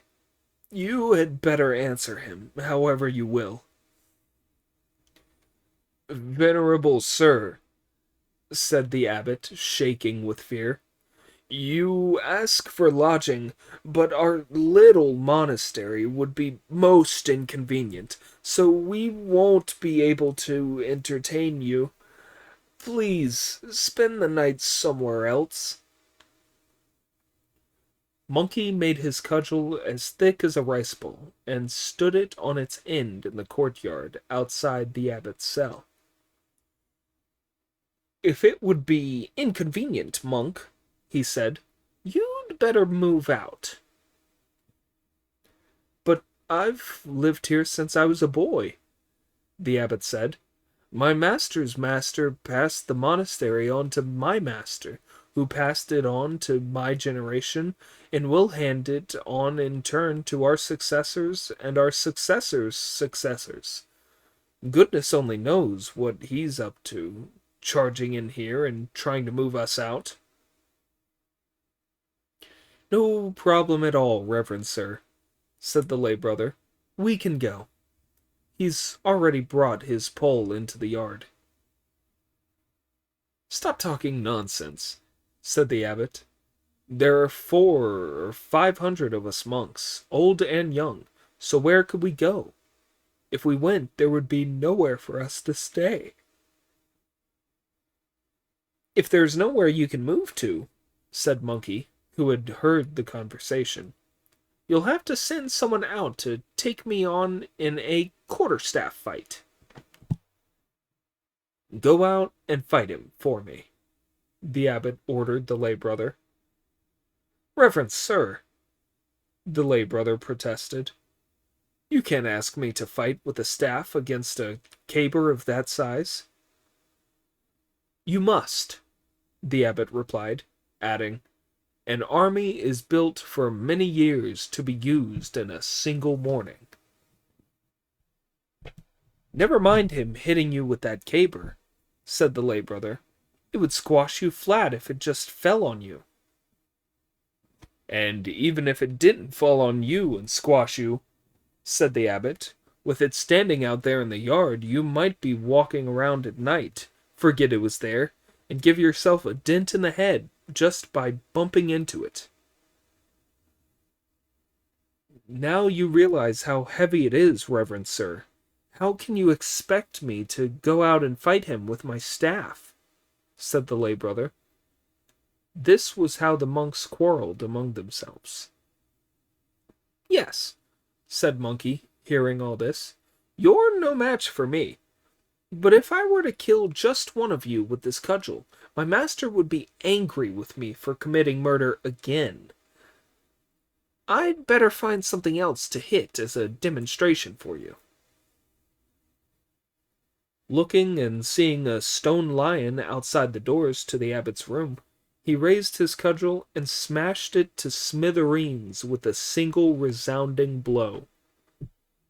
When the abbot saw this through the window, the fright turned his bones and muscles to jelly. He dived under the bed.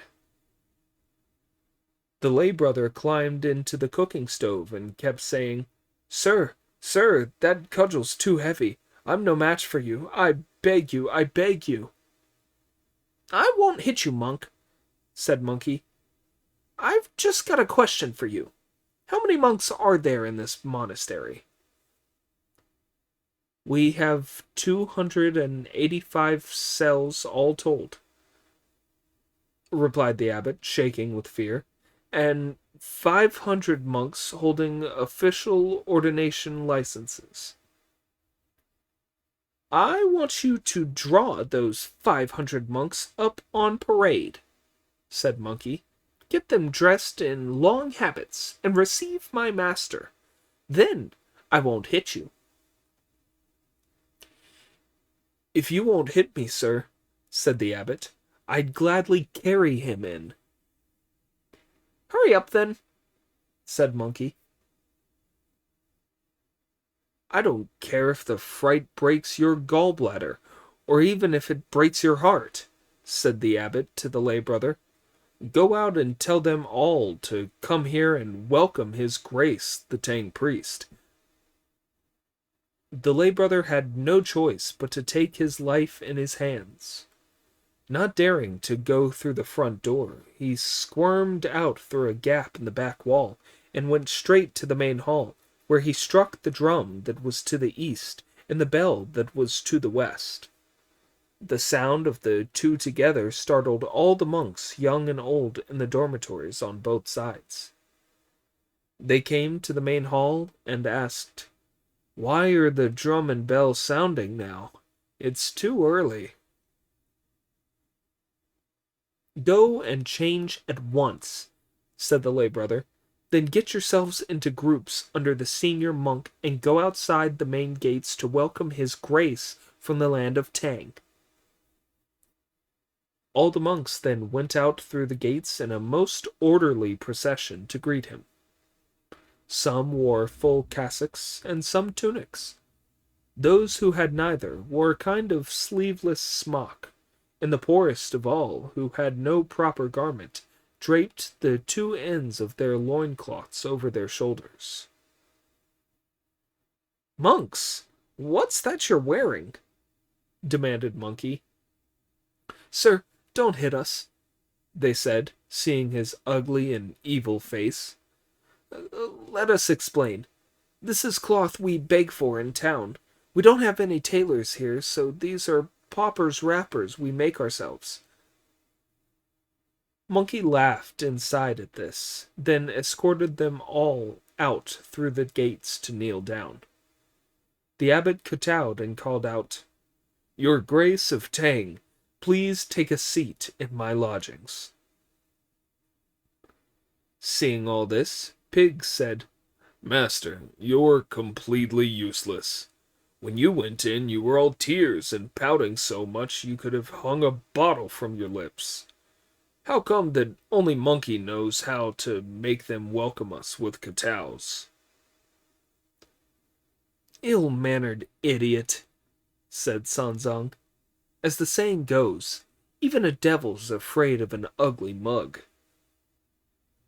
Sanzang was most uncomfortable at the sight of them all kowtowing and bowing, so he stepped forward and invited them all to rise. They all kowtowed again and said, "Your Grace, if you would ask your disciple to show some mercy and not hit us with that caber, we'll gladly kneel here for a month." "You must not hit them, Wukong," said the Tang priest. "I haven't hit them," said Monkey. "If I had, I'd have wiped the whole lot of them out." Only then did all the monks rise to their feet. Leading the horse, shouldering the shoulder poles with the luggage, carrying the Tang priest, giving Pig a piggy back, and supporting Friar Sand, they all went in through the main gates to the abbot's lodgings at the back, where they took their seats in due order. The monks all started kowtowing again. "Please rise, Lord Abbot," Sanzang said. "There is no need for any more kowtows, which are oppressive for a poor monk like me. We are both followers of the Buddhist faith." "Your Grace is an imperial commissioner," the abbot replied, "and I failed to greet you properly. You came to our wretched monastery, but when I met you, my mortal eyes did not recognize your illustrious status. May I venture to ask, Your Grace, whether you are eating a vegetarian or a meat dish on your journey? We would like to prepare a meal." "Vegetarian food," replied Sanzang. "And I imagine that these reverend gentlemen," said the abbot, "like to eat meat?" "No," said Monkey. "We are vegetarians, and have been all our lives." "Good heavens!" exclaimed the abbot. "Can even creatures like these be vegetarians?"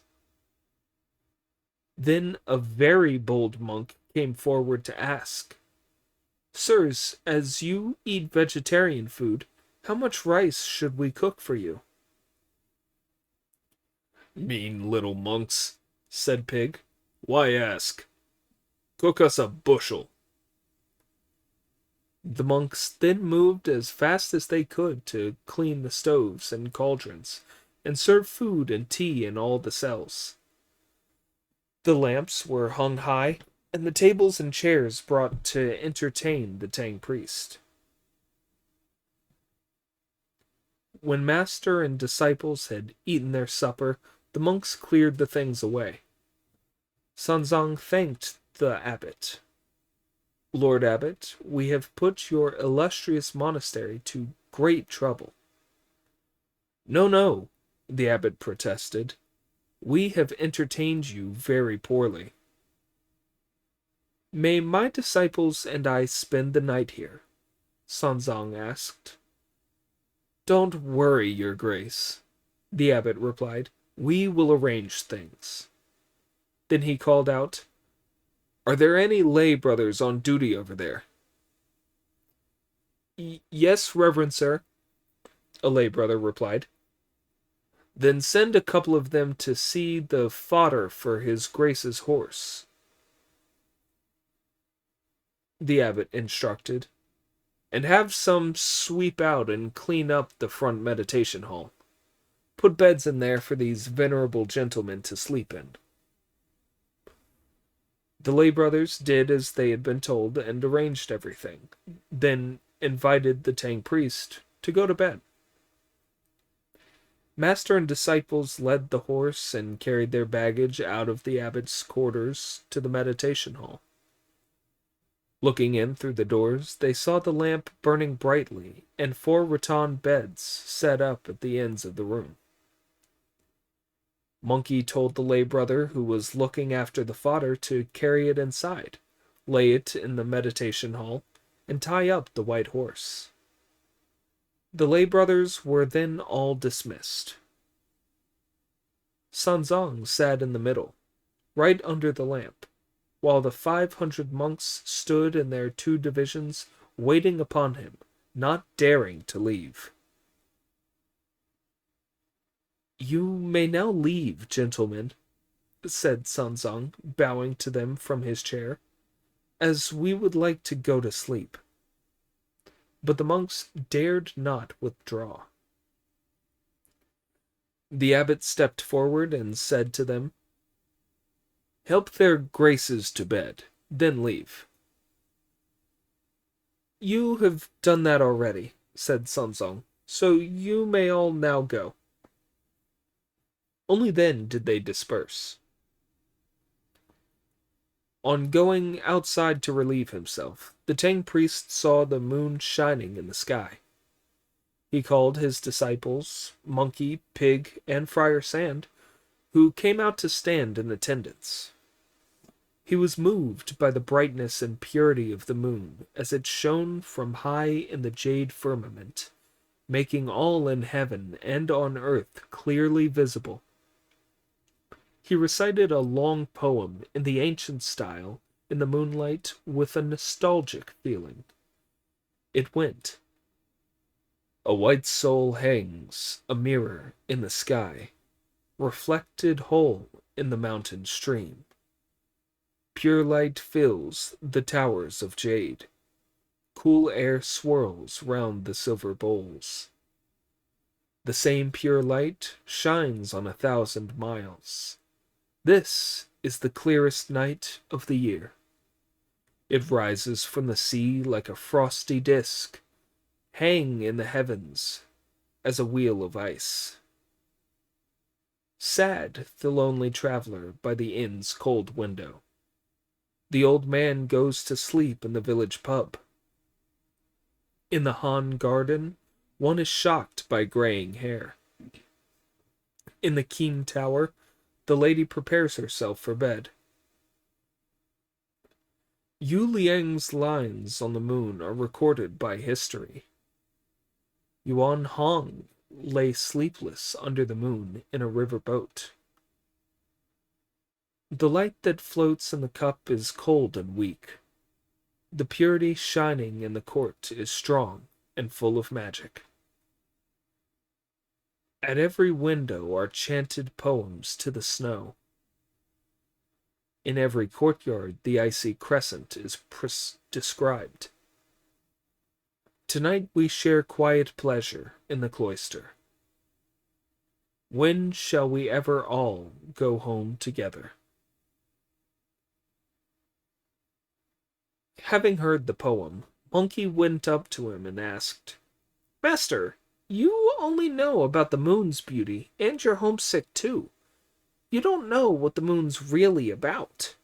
It's like the carpenter's line and compasses. It keeps the heavenly bodies in order.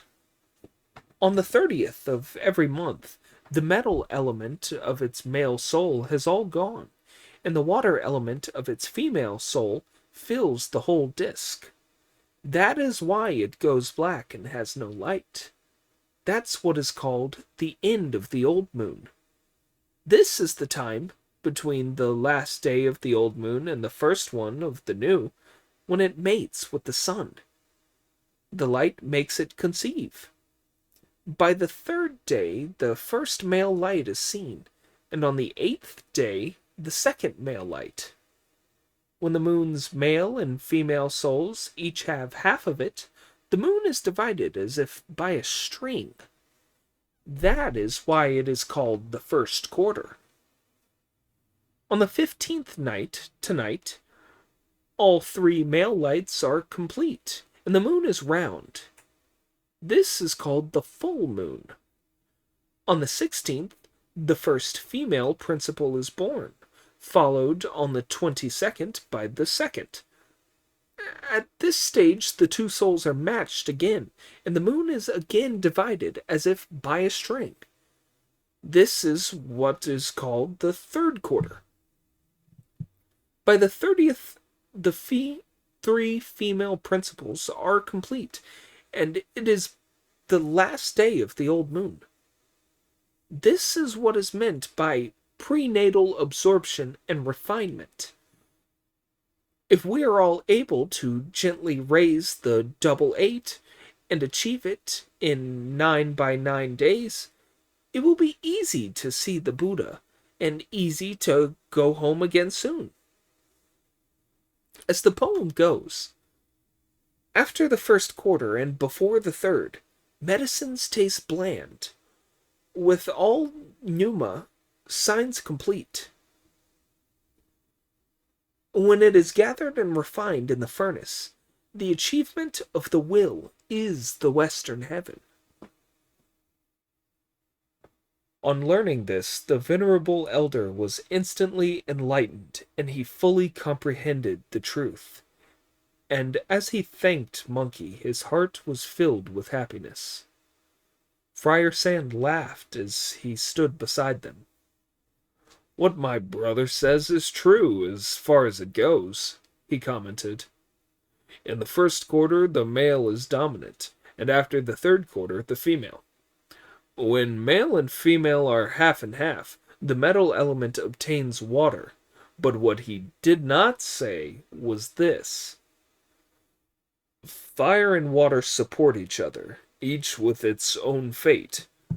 All depend on the Earth Mother to combine them naturally. The 3 meet together without competing. Water is in the Yangtze River, and the moon on the sky. Hearing this removed another obstruction from the venerable elder's mind. Indeed, when reason fathoms one mystery, 1,000 are made clear. The theory that breaks through non-life leads to immortality. Whereupon Pig went up to his master, tugged at his clothes, and said, Pay no attention to all that nonsense, master. We're missing our sleep. As for that moon, well, soon after it's defective, the moon fills up again. Just as at birth I too was incomplete. They complain my belly's too big when I eat, and say that I drool when I'm holding a bowl. They are all neat and blessed by cultivation. I was born stupid and have a baser fate. You'll achieve the 3 ways of existence by fetching the scriptures, and go straight up to the Western heaven with a wag of your tail and your head. That will do, said Sunzang. Disciples, you've had a hard journey, so go to bed. I have to read this sutra first. You must be wrong, master, said Monkey. You became a monk when you were very young and know all the surahs of your childhood by heart. Now you are going to the Western Heaven on the orders of the Tang Emperor to fetch the scriptures of the Great Vehicle, but you haven't succeeded yet. You haven't seen the Buddha or got the scriptures. So what sutra will you read? Ever since leaving Chang'an, Sanzong replied, I have been traveling in such a rush every day that I have forgotten the scriptures of my youth. As I have some free time tonight, I shall relearn them. In that case, we'll turn in first, said Monkey. Each of the three of them went to sleep on his rattan bed, while their master closed the door of the meditation hall, turned up the silver lamp, and opened out the scroll of scripture, which he silently read. Indeed, when the first drum sounds in the tower, the people are all silent. In the fishing boat by the bank, the fires have been put out. If you don't know how the venerable elder left the temple, listen to the explanation in the next installment. Chapter 37. The royal ghost visits the Tang priest at night. Wukong's magic transformation lures the boy. Sanzong sat in the meditation hall of the Precious Wood Monastery, reading the Litany of Emperor Wu of Liang and the Peacock Sutra until the third watch, when he finally put the scriptures back into their bags. Just when he was about to go to bed, he heard a rushing noise and the whistling of a fiendish wind. Fearing that it would blow out his lamp, the venerable elder shielded the lamp with his sleeve as quickly as he could. To his consternation, the lamp kept going on and off. By now he was so tired that he pillowed his head on the reading desk and took a nap. Although he had closed his eyes and was dozing, his mind stayed wide awake as he listened to the howling of the devil wind outside the window. It was a splendid wind. Indeed, there were sows and whistles, much scudding away. It sows and whistles, carrying the fallen leaves, blows the clouds scudding away. All the stars in the sky go dark, and the earth is covered with flying dust, sometimes fierce, sometimes gentle. When it blows gentle, pine and bamboo sound clear. When it blows fierce, the lakes have turbid waves. The mountain birds grieve, unable to reach their perches. The fish jump restlessly in the ocean. Doors and windows blow off the halls. Spirits and demons glare in the side rooms. All the vases in the Buddha hall crash to the ground. The glass lamp is shaken loose and the flame blows out. Incense ash scatters as the burner tilts. The candles flare when their stand leans over. All the banners and hangings are torn, as bell and drum towers are shaken to their roots. As the wind died down for a while, the elder in his dozy state heard a muffled call of "Master" from outside the meditation hall.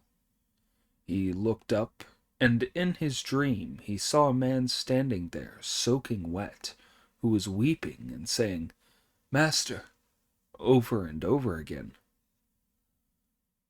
Sanzong bowed towards him from his seat and said, "You must be a fiend, or a goblin, or an evil spirit, or a monster trying to trick me in the middle of the night.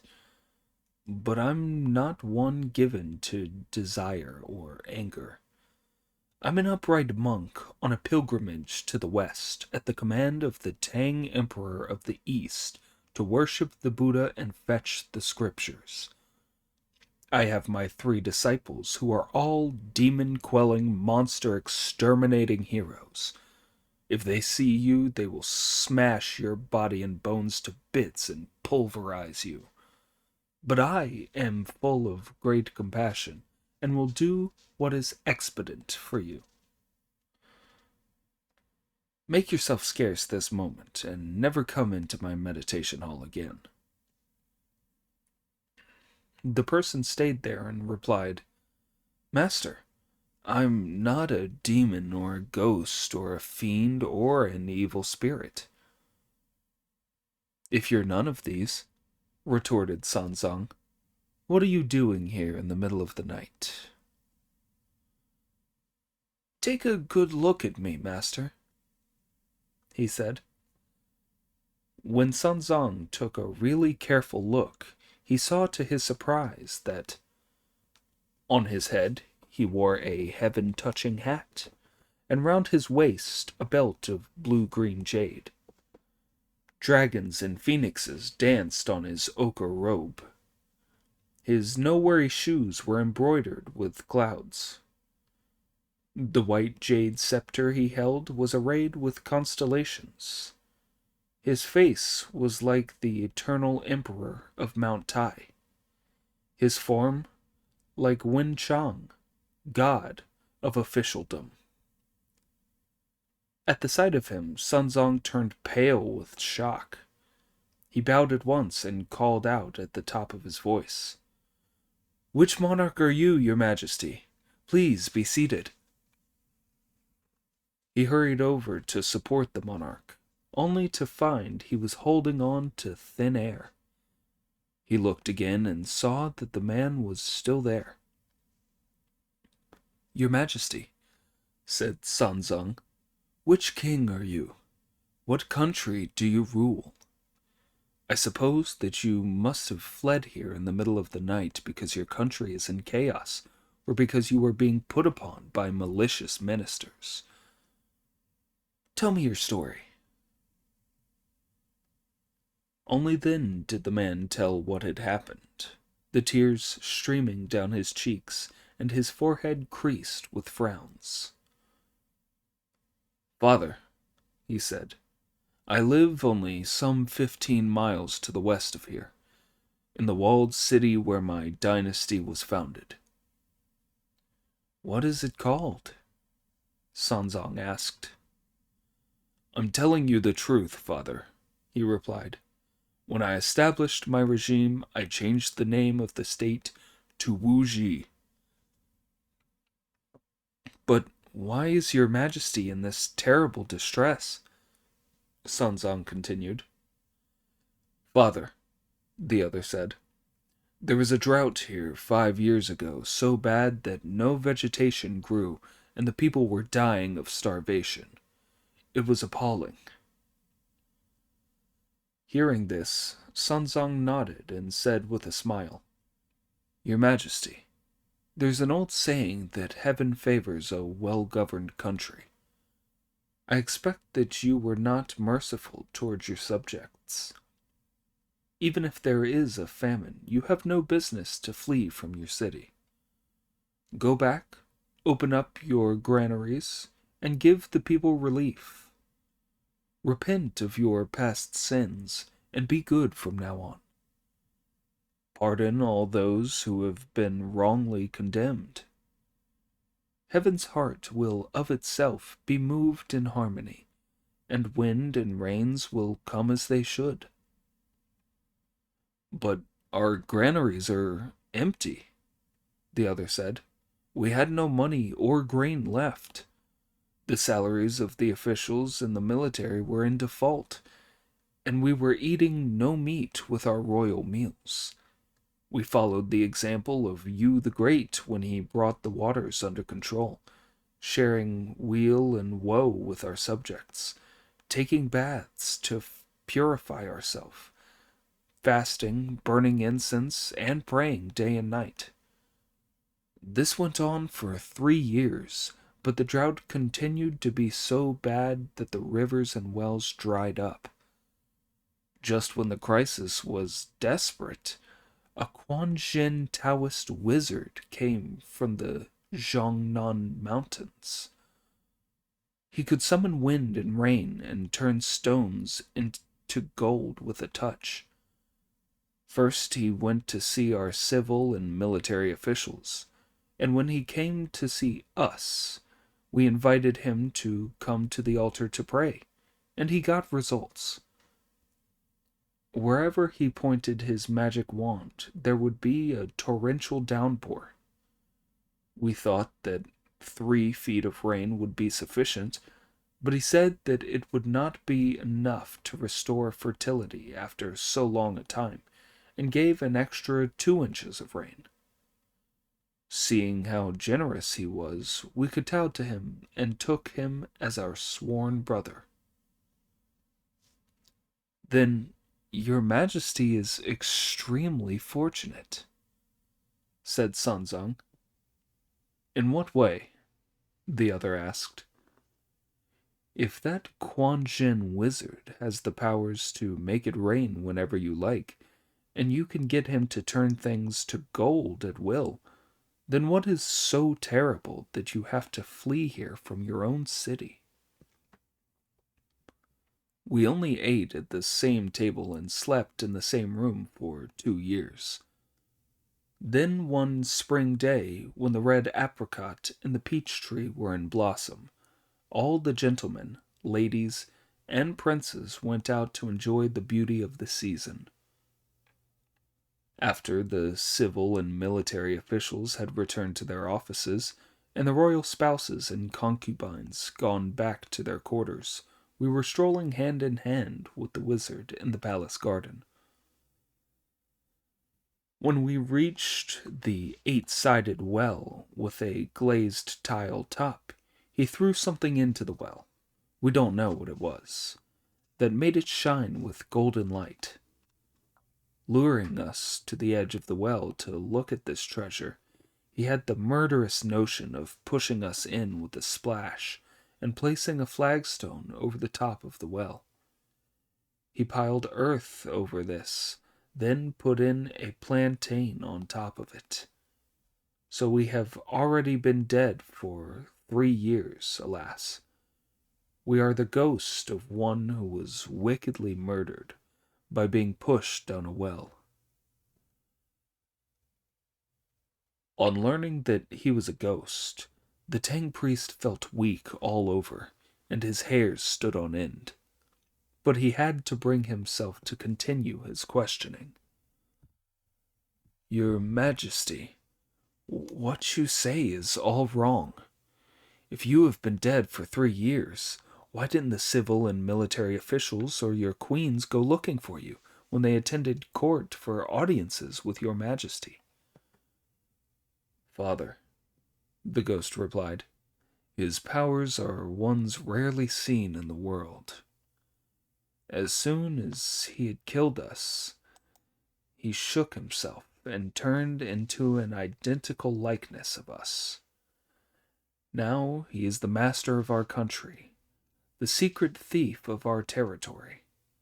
Our civil and military officials, the 400 courtiers, the 3 queens, and the consorts and concubines of the 6 compounds all now belong to him. You are a coward, your Majesty, said Sanzang. How are we a coward? The ghost asked. Your Majesty, said Sanzang, even if the monster has the magic powers to turn into your double and steal your kingdom undetected by your civil and military officials or by your queens and consorts, so that only you know the truth and you are dead, why have you not brought a case against him in the underworld court of King Yama? There you could lodge a complaint and complain of the wrongs you have suffered. But His magic powers are so extensive, and he is so well in with all the relevant officials, replied the ghost. He's always been drinking with the city god, and he's connected with all the dragon kings. The heaven equaling god of Mount Tai is a friend of his, and all the 10 kings of the underworld are his sworn brothers. We have nowhere to turn if we want to bring a case against him. Your Majesty, said Sanzang, if you are so powerless to bring a case against him in the underworld, then why come to the world of the living? Father, the other replied, as a ghost of a man unjustly killed, I would never have dared call upon you. Outside the monastery gates are the heavenly kings who protect the law, the 6 Dings and the 6 Shias, the protectors of the 4 quarters and the center, the 4 duty gods, and the 18 guardians of the faith, all with their horses saddled up. It was only a magic wind created by the patroller of the night that brought me here. He said that my 3 years of suffering were due to end, and sent me to pay my respects to you, Father. He told me that your senior disciple is the great sage equaling heaven, and that he is a very powerful killer of monsters and subduer of demons. I am here tonight to plead with you and beg you to come to my country, capture the evil monster, and expose his wickedness. We will be deeply grateful and repay you, Master, for your great kindness. Your Majesty, said Sanzang, have you come to ask that my disciple should go to rid you of this fiend? Yes, that's right, the other replied. That disciple of mine is good for little else, said Sanzang, but subduing demons and capturing monsters is right up his alley. The only thing is, Your Majesty, that even if he's given the job, he may not be able to carry it out. Why not? The ghost asked. Well, said Sanzang, that fiend must have stupendous magical powers if he can make himself so much like you that all the civil and military officials at court are happy with him, and every one of the consorts and concubines in your harem is fond of him. Even though my disciple has some magic powers, he should most certainly not resort to arms lightly. If he is captured and charged with high treason, we will be thrown into jail. Then everything will be ruined. But I still have someone I can trust at court, the ghost said. That's splendid, said Sanzang. Quite splendid. No doubt it's a prince or a high official who was sent off to command a garrison somewhere. No, replied the ghost. It's my son, the crown prince, who lives in my own palace. But surely the crown prince must have been banished by that fiend. No, he hasn't, the ghost replied. He spends his time in the throne hall and the Tower of 5 Phoenixes studying with learned scholars, or sitting beside that wizard on the throne. For the last 3 years, the crown prince has been banned from the queen's palace and prevented from seeing her majesty. Why? Sanzang asked. It has all been planned by that fiend, said the ghost. If the prince and his mother were to meet and start talking about things, the truth would get out. He can only keep that throne if the 2 of them don't meet.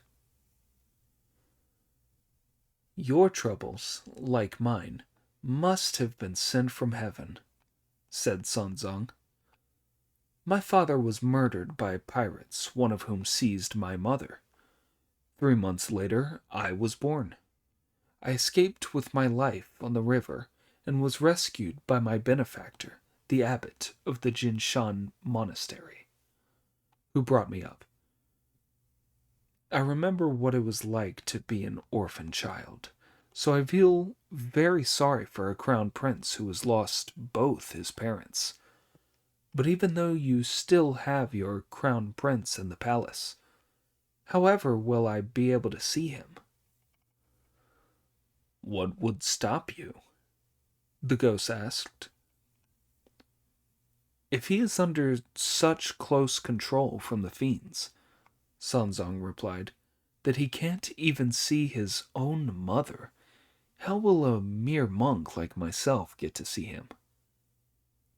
He will be going out tomorrow, said the ghost. Why? Sanzong asked. After tomorrow's dawn audience, said the ghost, he will lead 3,000 people riding out of the city with falcons and hounds to go hunting. You will certainly be able to see him. When you do, tell him everything that I have told you, and he'll trust you. But he is only a mortal, replied Sanzong. That fiend has him fooled in the palace, and he calls the fiend father several times a day. Why should he believe anything I say? In case he doesn't, I'll give you something that will be visible proof, said the ghost. What? Asked Sanzong. The ghost set down the gold-bordered white jade scepter he was holding and said, This will be proof. Why? Asked Sanzong. When the wizard made himself look just like me, the ghost replied, there was one treasure he failed to copy. After he went back to the palace, he said that the wizard had stolen it, and for the last 3 years it has been missing. If the crown prince sees it, he will be reminded of me, and I shall be able to take my revenge. Very well, then, said Sanzong. I shall keep it and send my disciple to sort out things for you. Will you wait for the crown prince there? I dare not stay there myself, said the ghost. I shall have to ask the patroller of the night to send another magic wind to blow me into the palace harem, to appear in a dream to my first queen, to tell her to cooperate with our son, with you, father, and with your disciples. Sanzong nodded and agreed. Off you go, then. The ghost of the murdered monarch kowtowed to take his leave. Sanzong was just stepping forward to see the ghost out when he tripped and went sprawling, giving himself such a fright that he woke up. So it had all been a dream. In the dim lamplight he called, Disciples! With alarm. What's he going on about trifles for? Muttered Pig as he woke up. How happy I used to be in the old days. I was a real tough guy. I lived on nothing but human flesh, and I always ate my fill of it. You would have to be a monk and make us protect you on your journey. You told me I'd be a monk, but now you treat me more like your slave. I have to carry your baggage and lead your horse all day, and empty your chamber pot and lie at the foot of your bed to warm your feet by night. You never let me get any sleep. Why are you calling for me now? Disciple, said Sanzong, I had a strange dream when I dozed off with my head on the table just now. Master, said Monkey, springing to his feet. Dreams come from the imagination. You get frightened of demons before you're even started to climb a mountain. You worry if you will ever reach the Thunder Monastery as it's so far away. And you miss Chang'an and wonder when you'll ever get back there. That's why you're so full of anxieties and dreams. Now, I'm sincere and single minded about going to the West to see the Buddha. No dreams ever come to me. Disciple, said Sun Zong, this dream of mine was no dream of home.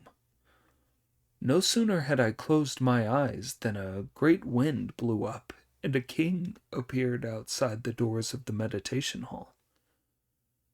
He said he was the monarch of the land of Wu Ji. He was soaking wet and in floods of tears. Sanzong was just about to tell Brother Monkey all about the dream and everything he had been told in it. No need to tell me any more, said Monkey. He came to see you in a dream and was evidently bringing me some business.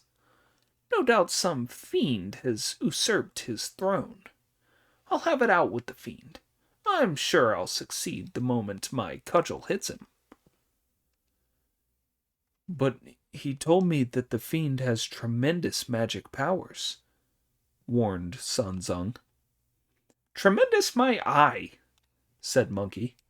As soon as he realizes that I've arrived, he'll regret having nowhere to flee to. I remember that the king also left me a treasure as proof, said Sanzong. Don't talk such nonsense, replied Pig. If you had a dream, that was that. Why all this chit-chat?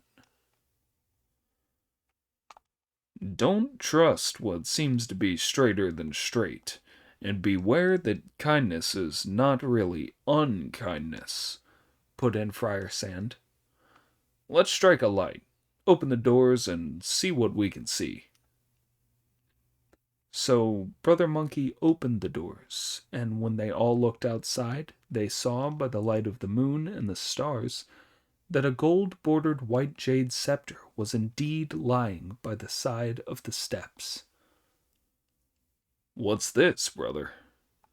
Asked Pig as he went over and picked it up.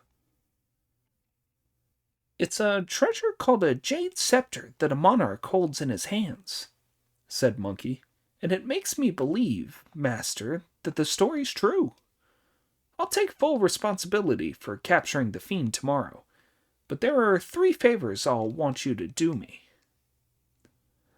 This is great, said Pig. Really great. First you have a dream, then you have to tell him about it. He tricks people at every turn. Now he's asking you for 3 favors. Going back inside, Sanzong asked, What 3 favors? Tomorrow I want you to suffer on my behalf, be put upon, and catch a fever, said Monkey. Any one of them would be bad enough, smirked Pig. I couldn't possibly take on all 3. Being an intelligent elder, the Tang priest asked his disciple to explain why he wanted these 3 things done. There will be no need for explanations, said Monkey. Let me first give you a couple of things. The splendid great sage plucked out a hair, blew a magic breath on it, called Change, and turned it into a box of red and gold lacquer, into which he placed the white jade scepter. Master, he said, at dawn tomorrow you must put on your golden cassock and sit in the main hall of the monastery reciting scriptures with the box in your hands while I go and give that city the once-over. If he really is an evil spirit, I'll kill him, and that will be one more good deed to my credit. If he isn't, then we won't get ourselves into trouble. Excellent, excellent, said Sun Zong. If the prince doesn't ride out of the city, that will be that, said Monkey. And if he does leave the city as your dream predicted, I'll definitely bring him here to see you. If he does come to see me, what shall I say to him? Asked Sanzong. I'll give you a tip-off just before he comes, said Monkey. I want you to open the lid of that box a little while I turn myself into a tiny monk 2 inches high. Then take me into your hands with the scepter. When the prince comes into the monastery, he's bound to worship the Buddhas. No matter how much he prostrates himself, you are to pay no attention to him whatsoever. At the sight of you sitting there without moving, he'll certainly have you arrested. Let him arrest you. Let him have you beaten, tied up, or even killed if he likes. Goodness, exclaimed Sanzong. With all his military authority, he might really have me killed, and that would be terrible. No problem, said Monkey. I'll be there. If things get sticky, I'll look after you. If he questions you, tell him that you are the imperially commissioned monk sent from the east to go to the western heaven to worship the Buddha, fetch the scriptures, and offer some treasures. When he asks you what treasures, tell him about the golden cassock, and say, This is my 3rd-grade treasure. I also have very fine treasures of the 1st and 2nd grade. When he asks you about them, tell him that in this box you have a treasure that knows everything that has happened or will happen for 500 years in the past, 500 years in the present era, and another 500 years after that. 1,500 years in all. Then let me out of the box, and I'll tell the prince everything that you were told in your dream. If he believes me, I'll go to capture the fiend. That will avenge his father and do our reputation a lot of good. But if he still doesn't believe you, show him the white jade scepter. My only worry is that he may be too young to remember it. Sanzong was delighted with Brother Monkey's suggestions. Disciple, he said, this is a superb plan. When I talk about my 3 treasures, I can call one of them the golden cassock, and another the white jade scepter. But what shall I call the one you turn yourself into? Call it the Kingmaker, said Monkey. Sanzong committed his instructions to memory. There was no way that the master and his disciples were going to sleep that night as they waited for the dawn. They only wished that by giving a nod, they could make the sun rise and blow away all the stars in the sky with a puff of breath. Before long, the eastern sky did grow lighter. Monkey gave his parting instructions to Pig and Friar Sand. You mustn't disturb the monks or go rushing wildly about the place. As soon as we've succeeded in our mission, we'll continue on the journey with you. No sooner had he taken his leave of them than he leapt up into mid-air with a whistling somersault. As he gazed due west with his fiery eyes, he did indeed see the city. You may wish to ask how this was possible. We were told before that the city was only some 15 miles away, so he would have been able to see it from that great height. Brother Monkey went for a close look and saw thick clouds of demoniacal fog hanging over it, as well as an abundance of evil winds and vapors of injustice. Up in the air, Monkey sighed and said, Auspicious light would shine all around if a true monarch now sat on the throne.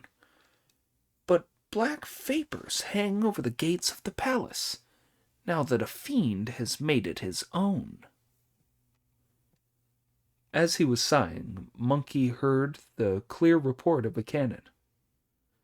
The eastern gate of the city opened, and out poured a column of people and horses. It was indeed an impressive hunting party. Leaving the forbidden city at dawn, they fan out into the bush, their colored flags bright in the sun, white horses galloping into the wind. Alligator skin drums pound as fencing spears clash together. Ferocious, the corps of falconers, martial, the masters of the bounds. Cannons shake the heavens while sticky poles gleam red in the sun. Each man carries a crossbow. Everyone has a bow at his waist. The nets are spread at the foot of the hills, and snares are set along the paths. With a noise more frightening than thunder, 1,000 horsemen surround a bear. The cunning hare cannot save itself, and the crafty river deer is at its wits' end. The foxes are fated to meet their doom, and death now faces the roebuck. The mountain pheasant cannot fly away, nor can its cousin on the plain escape. They have taken over the mountains to catch wild beasts, and are destroying the forests to shoot the flying birds. After they all left the city, they ambled through the eastern outskirts, and before long they were on high ground some 6 miles away, where there was a military encampment. There was a very short general wearing a helmet, a breastplate, a sash round his waist, and 18 metal plates. He held a blue-edged sword and sat astride a yellow charger. At his waist hung a ready-strung bow. Indeed, he was the image of a monarch, with an emperor's noble visage. His manners were not those of a petty man. He moved like a true dragon. As Brother Monkey looked down from midair, he was delighted. It goes without saying that he must be the crown prince. I think I'll play a trick on him. The splendid great sage brought his cloud down to land and charged straight through the soldiers till he was before the crown prince's horse. Then he shook himself and turned himself into a white hare that started to run around frantically in front of the prince's horse, to the delight of the prince when he spotted it. Fastening an arrow to his bow, he drew it and hit the hare with his first shot. Now the great sage had deliberately made the prince hit him, and with the quickness of his hand and eye, he caught the arrowhead, dropped its feathers on the ground beside him, and started to run. Seeing his arrow hit the jade rabbit, the crown prince gave his horse its head and galloped ahead in the field of pursuit. He did not notice that when the horse galloped fast, Monkey went like the wind, and that when the horse slowed down, Monkey slowed down too, keeping only a little distance ahead. Watch as he leads the prince for mile after mile until he has lured him to the entrance of the Precious Wood Monastery. Here Monkey turned back into himself. The hare was no longer to be seen. There was only an arrow stuck to the lintel. Monkey rushed inside and told the Tang priest. "He's here, master, he's here." Then, with another transformation, he turned himself into a tiny monk, only 2 inches tall, and squeezed into the red box. Having chased the jade hare as far as the monastery entrance, the prince was most surprised when it disappeared, and all that could be seen was an arrow fletched with vulture feathers stuck in the lintel. "That's odd," he exclaimed. "Very odd indeed. I'm quite sure that I hit the jade here. I can't have. It can't have disappeared, leaving only my arrow here. I suppose that over the years the hare must have become a spirit." Pulling his arrow out, he saw the words, "Royally Founded Precious Wood Monastery," written large over the entrance. "I remember," he said to himself. "Some years ago, when my father was in the palace's throne hall, he sent officials with gifts of money and silk for the monks here to build a Buddha hall with Buddha statues. I didn't expect to come here today, but, as they say, to hear the monk's words when you pass a shrine is half a day's rest from the vanity of life." The crown prince dismounted and was just on the point of going inside when his personal guards and the 3,000 horsemen galloped up in a great crowd, all pushing and shoving to get into the monastery. Deeply alarmed, the monks all came out to kowtow in greeting and lead the prince into the monastery's main hall, where he worshipped the statues of the Buddhas. When he raised his head to look around before taking a stroll along the cloisters to see the sights, he noticed a monk sitting right in the middle of the hall. "What effrontery!" he exclaimed.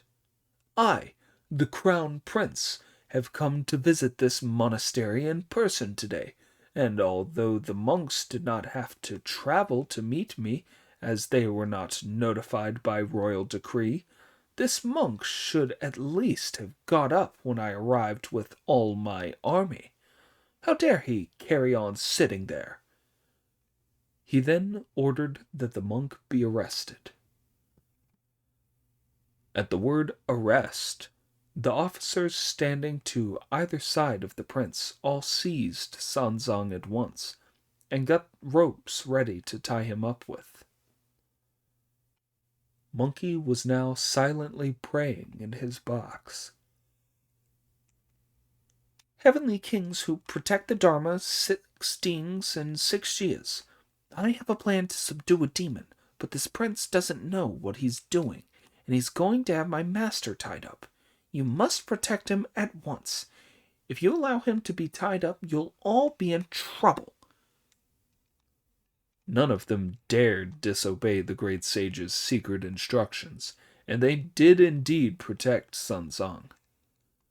The officers could not even touch Sanzang's shaven pate.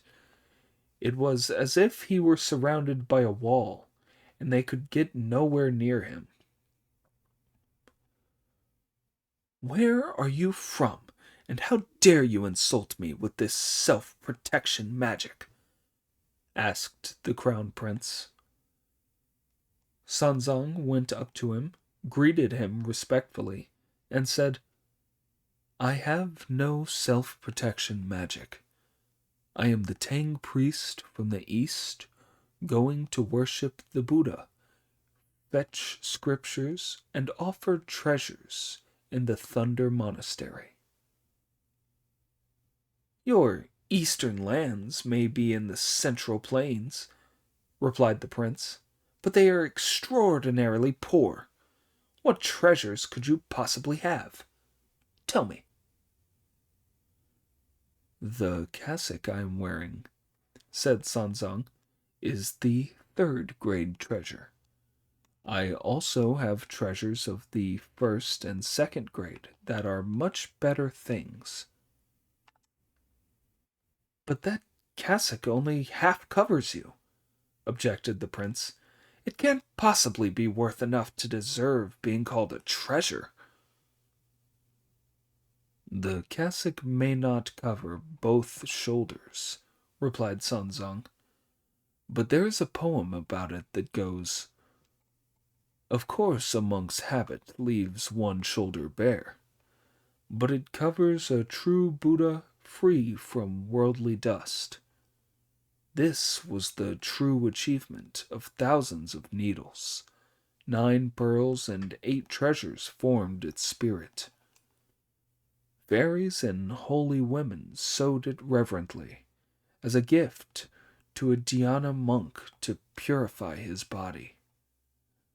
Failure to greet your highness may be overlooked, but what use is a man who avenges not his father?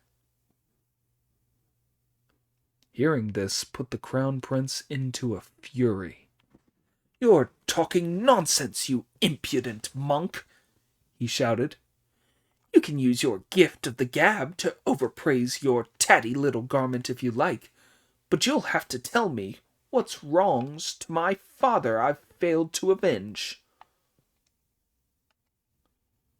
Sun Zong took a step forward, joined his hands in front of his chest, and said, "Your Royal Highness, how many great kindnesses does a man receive on earth?"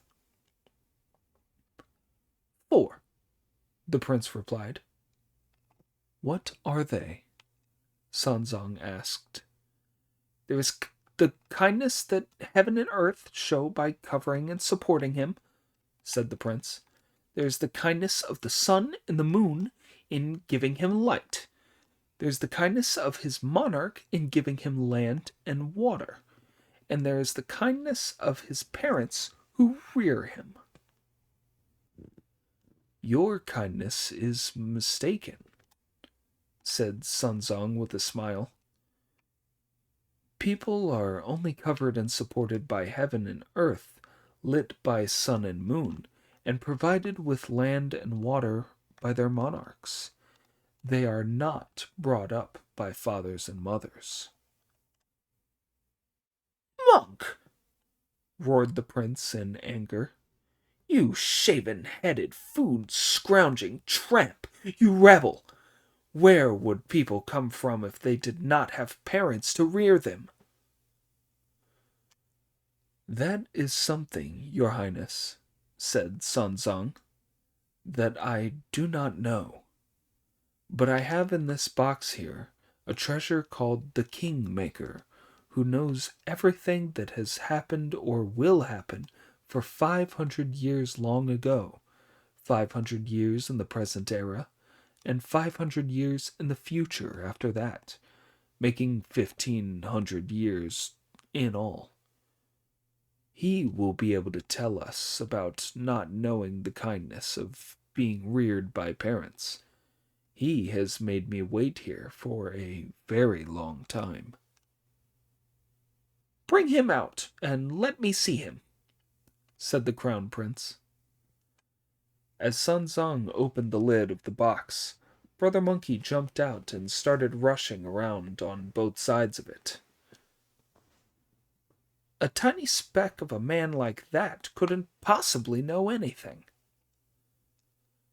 As soon as Monkey heard this objection to his size, he used his magic powers to stretch himself till he was 3 feet 4 or 5 inches tall, to the amazement of the soldiers, who said, "If he went on growing at that rate, it would only be a day or two before he smashed through the sky." Once Brother Monkey was back to his original size, he stopped growing. Only then did the prince address him. "Kingmaker, this old monk says that you know all the good and evil things of the past and the future. Do you use tortoiseshell or milfoil for your divinations? Or do you do it by interpreting sentences from books?"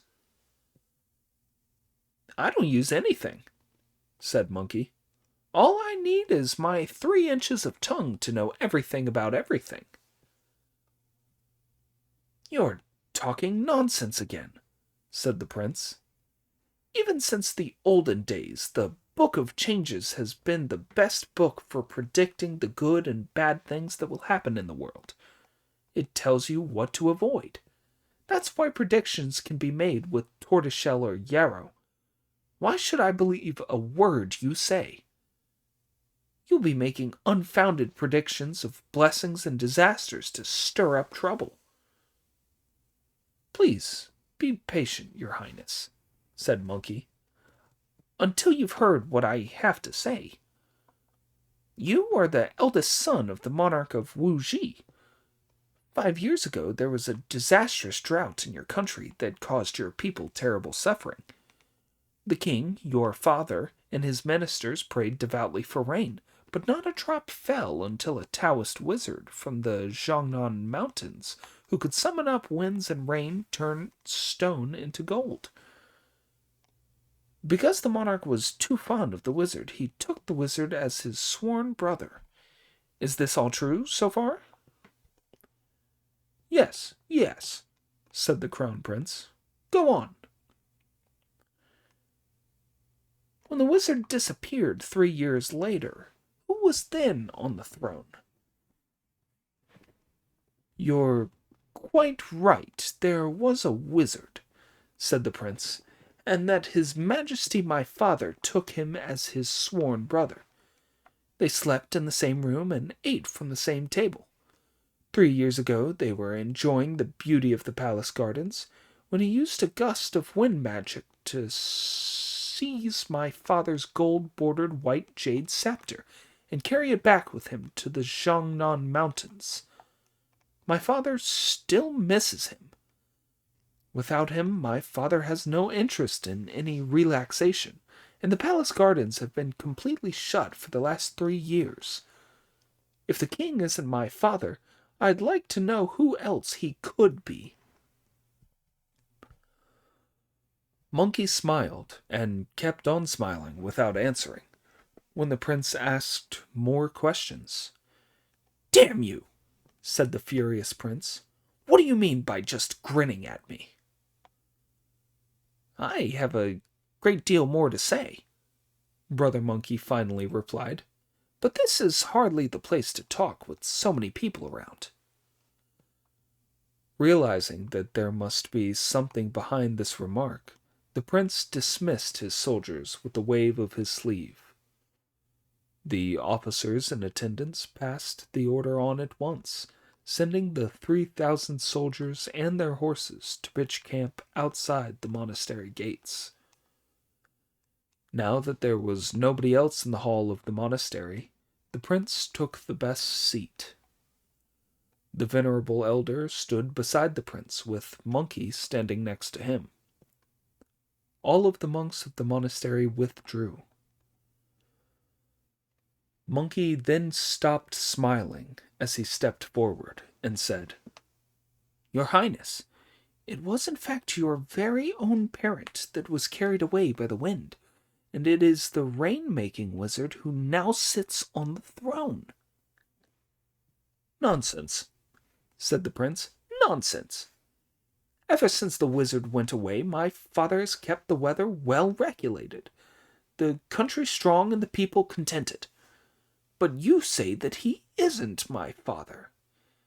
As I'm of such tender years, I'll spare you. But if his majesty my father heard you uttering such treason, he'd have you arrested and hacked into 10,000 pieces. He then shouted at Monkey to go away. What did I say? Monkey asked the Tang priest. I said he won't believe me. Oh well, the only thing I can do now is to give him that treasure in the hope of obtaining a passport so that we can carry on towards the Western Heaven. Sanzang handed the red box to Monkey, who took it, shook himself, made it disappear. It was, after all, one of his own hairs transformed, and put it back on his body. He then presented the white jade scepter with both hands to the prince. A splendid monk you are, I must say, exclaimed the crown prince on seeing it. 5 years ago you came here as a Quan Chen wizard to trick my family out of its treasure, and now you've come back as a Buddhist monk to present it to me." "Arrest him!" the prince shouted, and as the order was passed on, Sunzong pointed to Monkey in his terror and panic and said, "You wretched protector of the horses. All you can do is cause gratuitous trouble in which you get me involved." Monkey rushed forward to stop him. "Shut up," he said, "or you'll give the game away. I'm not called Kingmaker. I have a real name." "Come here," shouted the angry crown prince. "I want your real name, so that I can hand you over to the legal authorities for sentence." "I am this elder's senior disciple," said Monkey. "My name is Sun Wukong. As I'm going with my master on his way to fetch the scriptures from the western heaven, we took shelter here last night. My master was reading sutras late last night, and he had a dream in the third watch. In his dream, His Majesty your father told my master that the wizard had murdered him by pushing him into the eight-sided well with glazed tiles in the palace gardens. The wizard then turned himself into such a good likeness of your father that none of the officials at court could tell the difference. You were too young to know any better and banned from the harem. The garden was closed. This was because he was afraid that the truth would get out. His Majesty your father came last night specifically to ask me to put the fiend down. I was worried in case the present king wasn't really an evil spirit, but when I took a look from up in the air, I saw that he definitely is. I was just going to grab him when you rode out of the city to go hunting. The jade hare you hit with your arrow was me. I led you to this monastery to meet my master. Every word I have told you is the truth. You can recognize that white jade scepter, so why don't you bow in gratitude to the father who reared you and avenge him?"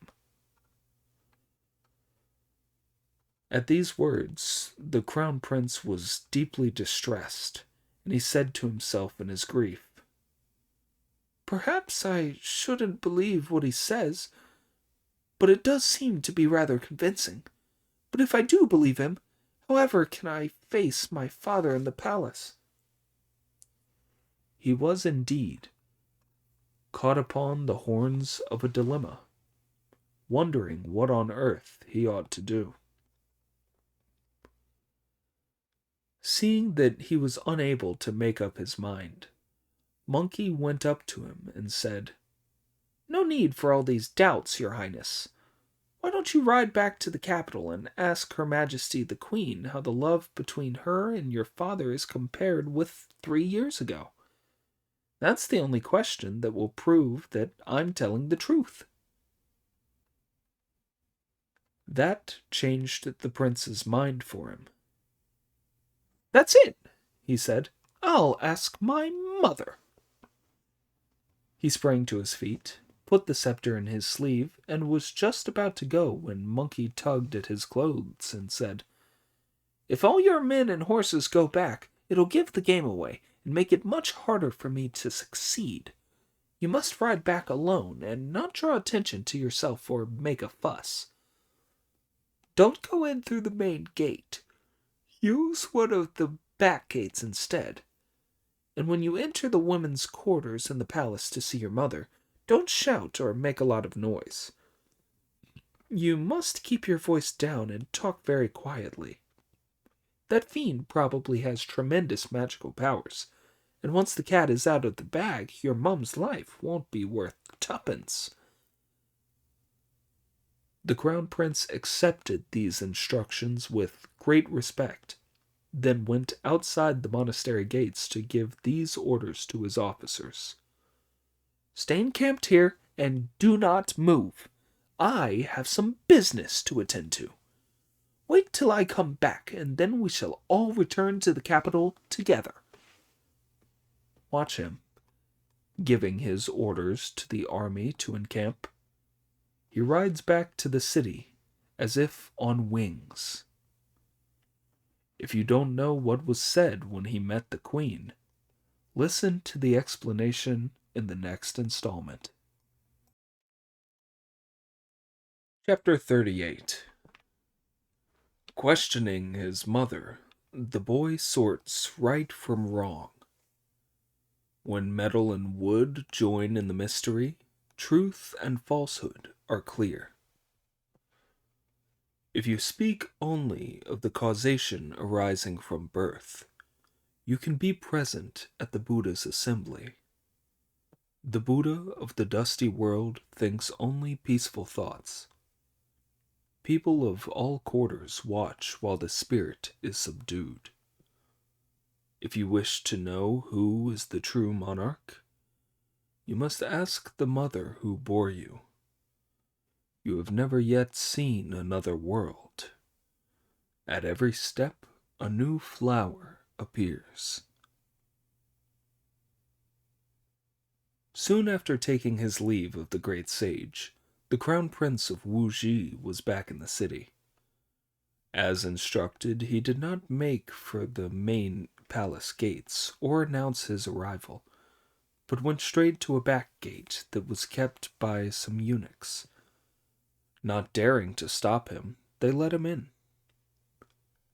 The splendid prince rode his horse straight to the foot of the brocade fragrance pavilion, in which sat the queen, attended by some dozens of consorts and concubines holding fans.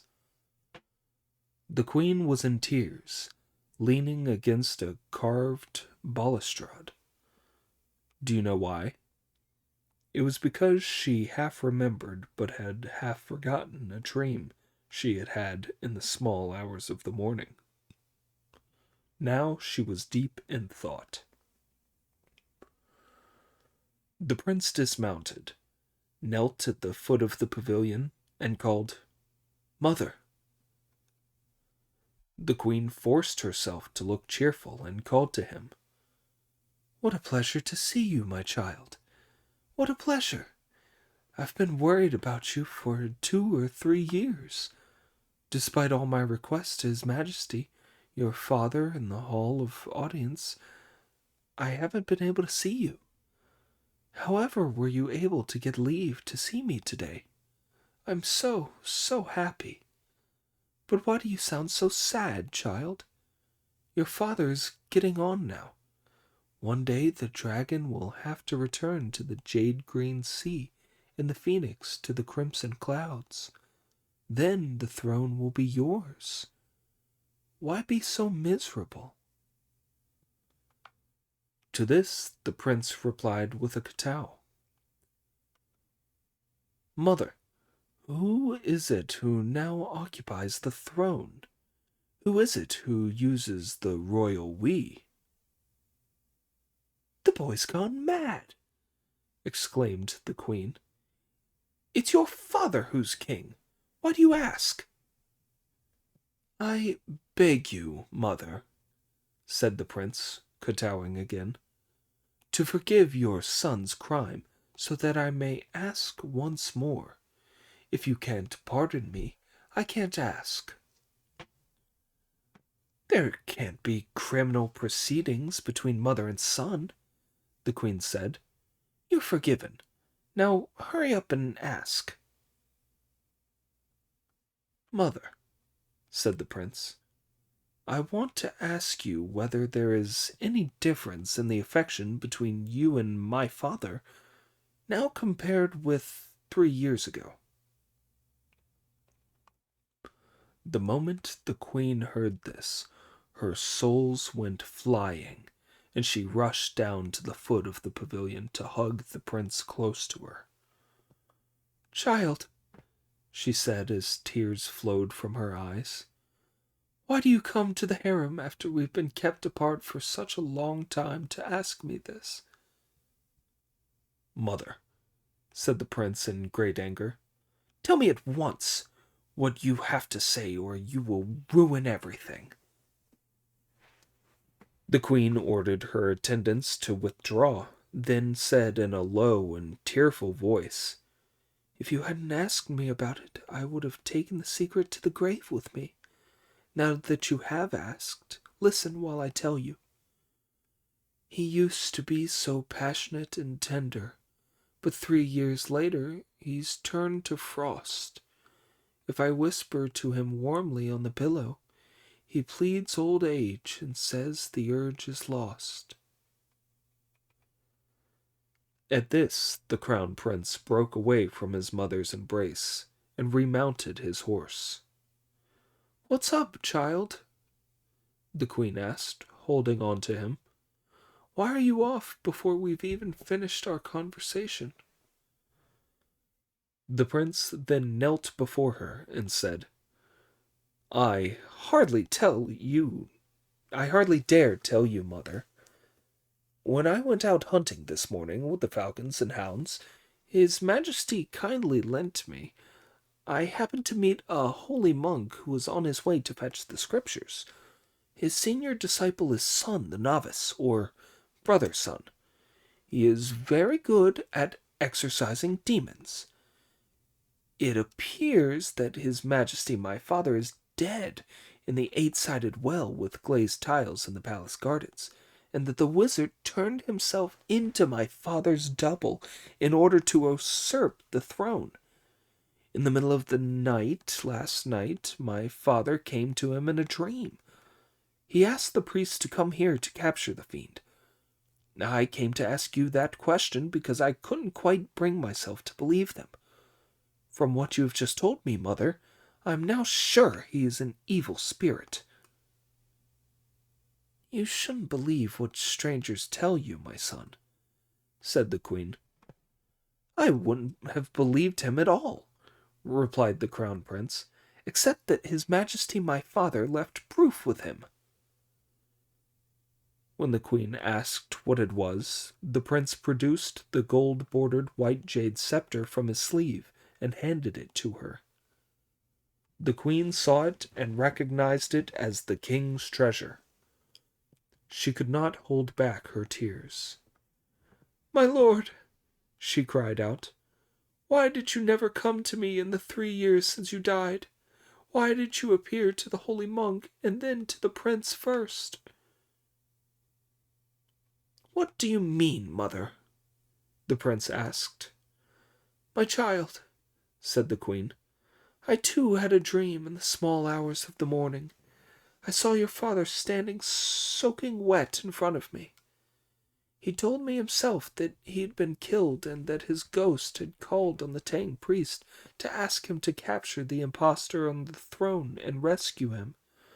I can remember him saying all this, but only very vaguely. I was just wondering about it when you came, asked that question, and showed me the scepter. I'll keep it, and you go and ask that holy monk to be as quick as possible.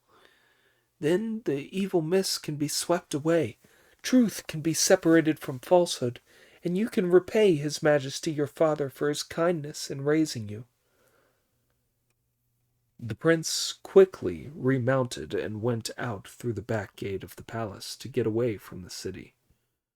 Indeed, with tears in his eyes, he took leave of his mother. Bowed down with grief, he returned to Sanzong. He was soon out of the city and back at the gate of the Precious Wood Monastery, where he dismounted amid the greetings of the whole army. It was now almost sunset. The crown prince ordered that the soldiers were to make no unnecessary movements. He then went back into the monastery, neatened up his clothes, and went to pay his respects to Brother Monkey, just as he was swaggering out of the main hall. The prince fell to his knees and said, Master, I'm back. Monkey went over to him to raise him to his feet and said, Please get up. Who did you question when you went into town? I questioned my mother, the crown prince replied, going on to tell him everything that had happened. Monkey grinned slightly as he said, If he's that cold, he must be a transformation of something icy. Never mind, it doesn't matter. I'll wipe him out for you. The only trouble is that it's a bit late to do anything today. Go back now and wait till I come to see you tomorrow." The prince knelt down again, kowtowed, and said, "Let me stay here to be at your beck and call till I can go in with you tomorrow." "No," said Monkey. "That would be no good. If we two went into town together, the fiend would have his suspicions. He wouldn't think that I'd just met you by chance. He'd say that you'd asked me to come, and then be angry with you." "But he's going to be angry with me anyhow if I go back to the city now," replied the prince. "Why?" asked Monkey. "Because I'll have no way to face him when I go back without having caught a single thing after taking out so many men, horses, falcons, and hounds on his orders this morning," said the prince. "If he punishes me for incompetence, I'll be thrown into jail, and you'll have nobody to help you when you go into town tomorrow. And in this whole force there isn't a single friend of mine." "No problem," said Monkey. "If you told me earlier, I'd have a good bag ready for you now." "Splendid, great sage. Watch him as he shows off his powers in front of the prince, leaping up into the clouds with a single bound, making the magic with his fingers, and saying the esoteric words, Om Ram Pure Dhamma World.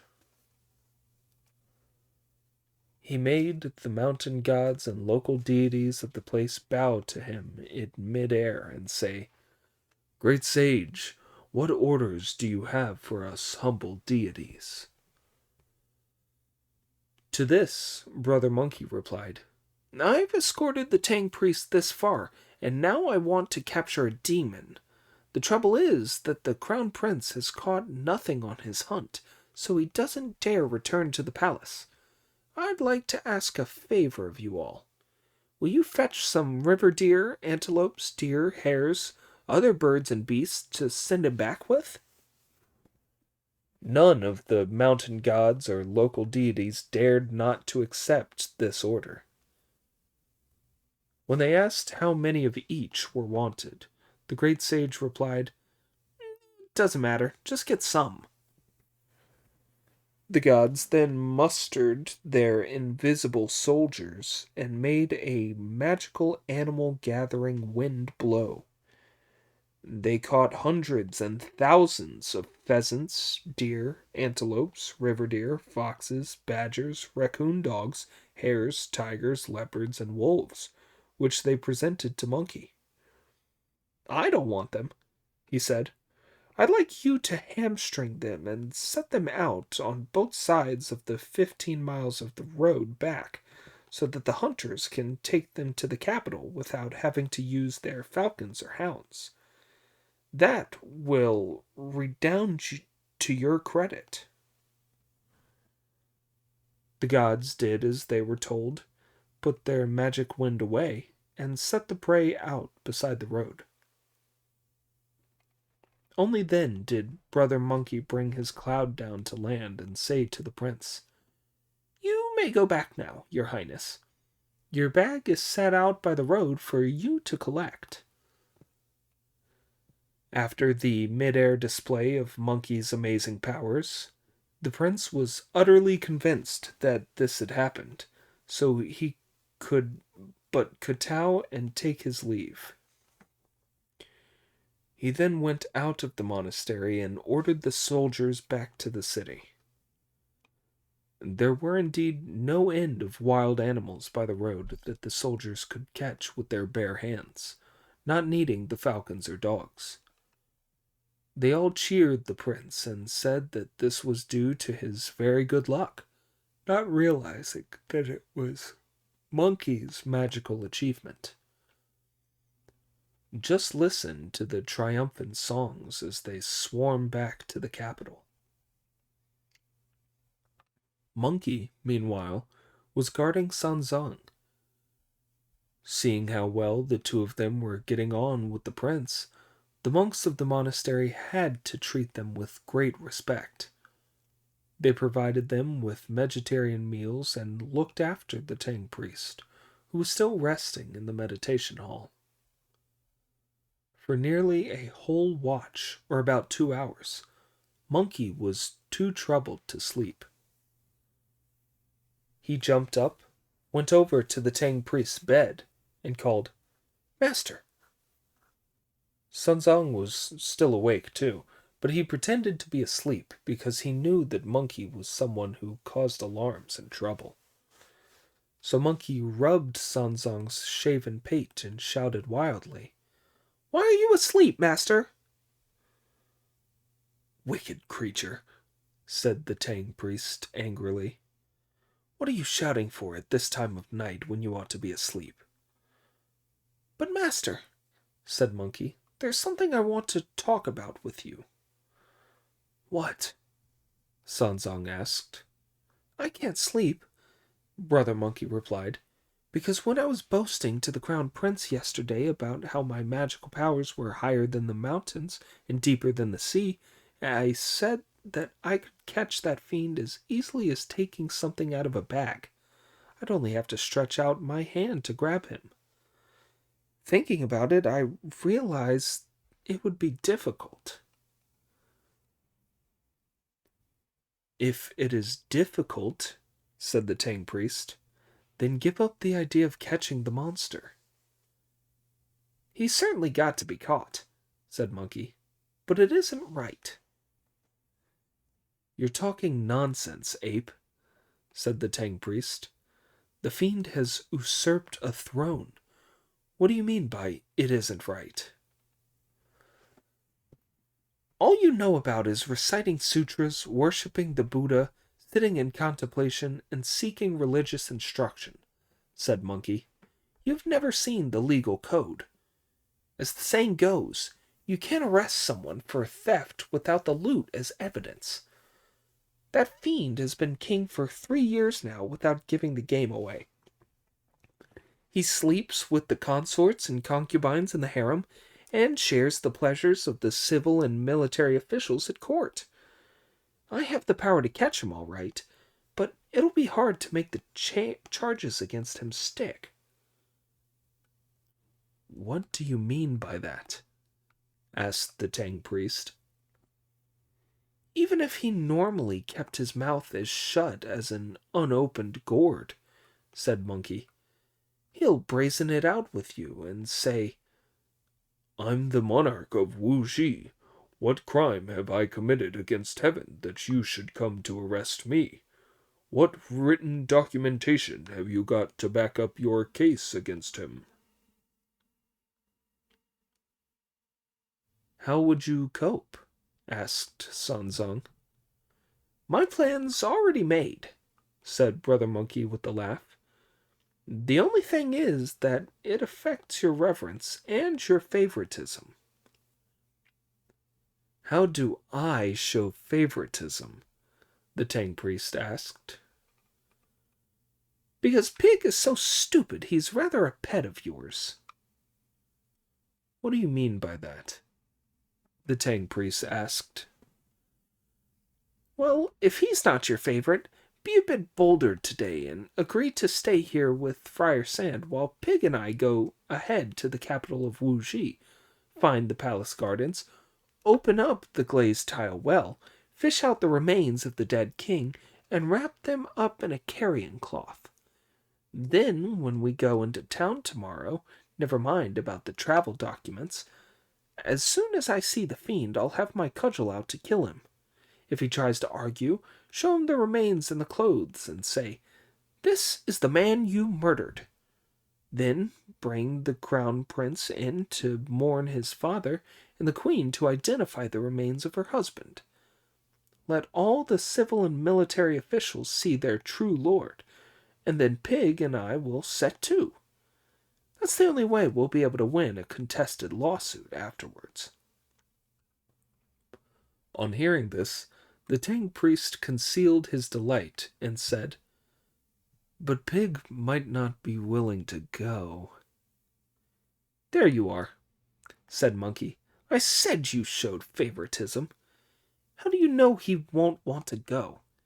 It's just like the way you refused to respond for a whole hour when I kept trying to wake you.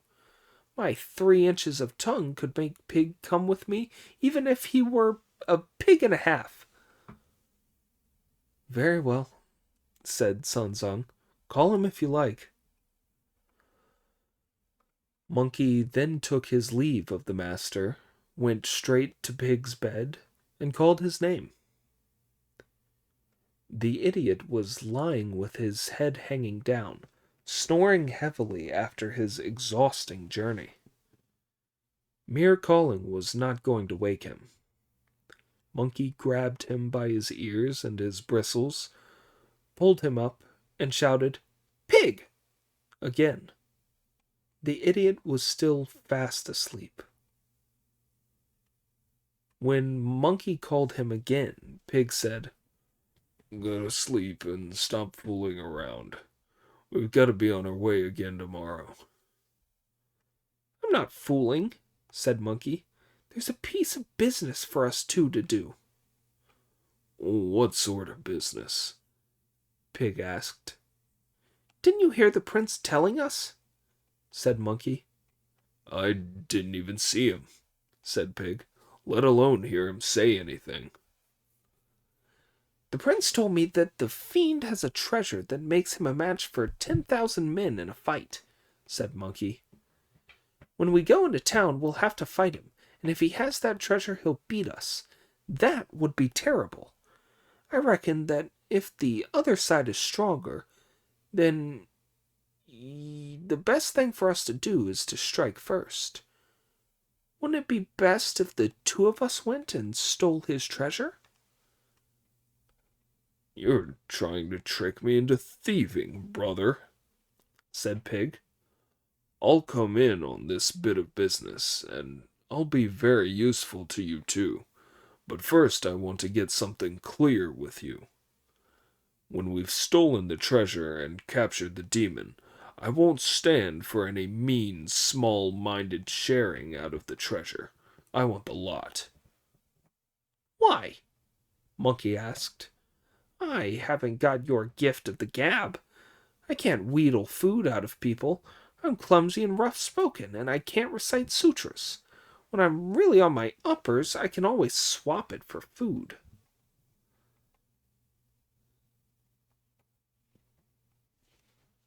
Wrong voice, that was Pig.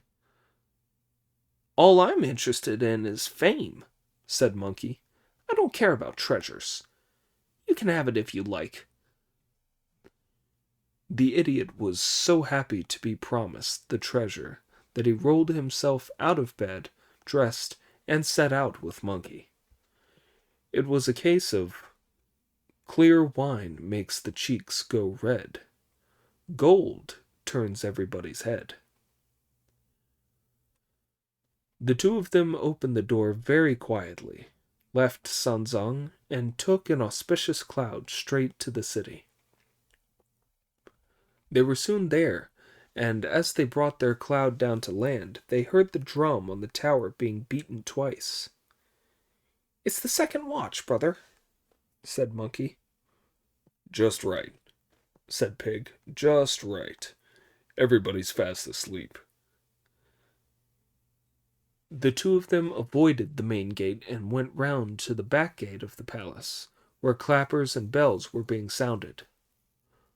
Brother, said Monkey, it sounds as though there's an alarm at both front and back gates. How are we going to get in? Who ever heard of burglars going in through gates? Said Pig. Let's go over the wall so that nobody sees us. Monkey accepted his suggestion, and with a bound he was on top of the inner wall. Pig jumped too. Then the pair of them crept inside and tried to find their way to the palace gardens. As they walked along, they saw a gate tower in front of them with triple eaves and white ornaments. On it were two huge words gleaming bright. Royal Gardens. Going up to it for a closer look, Brother Monkey saw that layer after layer of sealing paper had been pasted over the gates, and the locks on them had rusted hard. He then told Pig to get moving. The idiot raised his iron rake and brought it down with all his might on the gates, smashing them to splinters. Monkey was just going to step inside when he was seized with an irresistible urge to leap about and shout, to the horror of Pig, who went up to him, grabbed him, and said, "You'll be the death of me, brother. Who ever heard of burglars yelling like that? You'll wake them up and get us arrested and handed over to for trial. Then it'll either be a death sentence or being sent home as convicts." "Brother," said Monkey, "do you know why I'm so upset? Just look." Carved and painted balustrades all in a mess, precious pavilions leaning awry. The sedge and nutweed on the bank are buried. The peonies and raspberries have been ruined. Gone is the fragrance of rose and jasmine, tree peony and wild lily flower in vain. Hibiscus and rose of Sharon are overgrown, and all the precious flowers choked. The hillocks built from strange-shaped rocks have collapsed. The fish are dead and the dried-up ponds. Dry as tender the pine and bamboo. Mugwort and wormwood carpet the paths. Broken the branches of peach and osmanthus. Twisted the trunks of pomegranate and caria. Moss grows on the zigzag way to the bridge. A desolate garden scene. "What are you getting so upset about?" Pig asked. "Let's get on with our bit of business." Despite his distress, Monkey remembered how, in his dream, the Tang priest had been told that the well was under a plantain. As he went further, he did indeed see a plantain that was most luxuriant, unlike all the other flowers and trees. Indeed, it was a divine shoot, born with an empty nature. Papery strips came from every branch, and all the leaves wrapped up fragrance.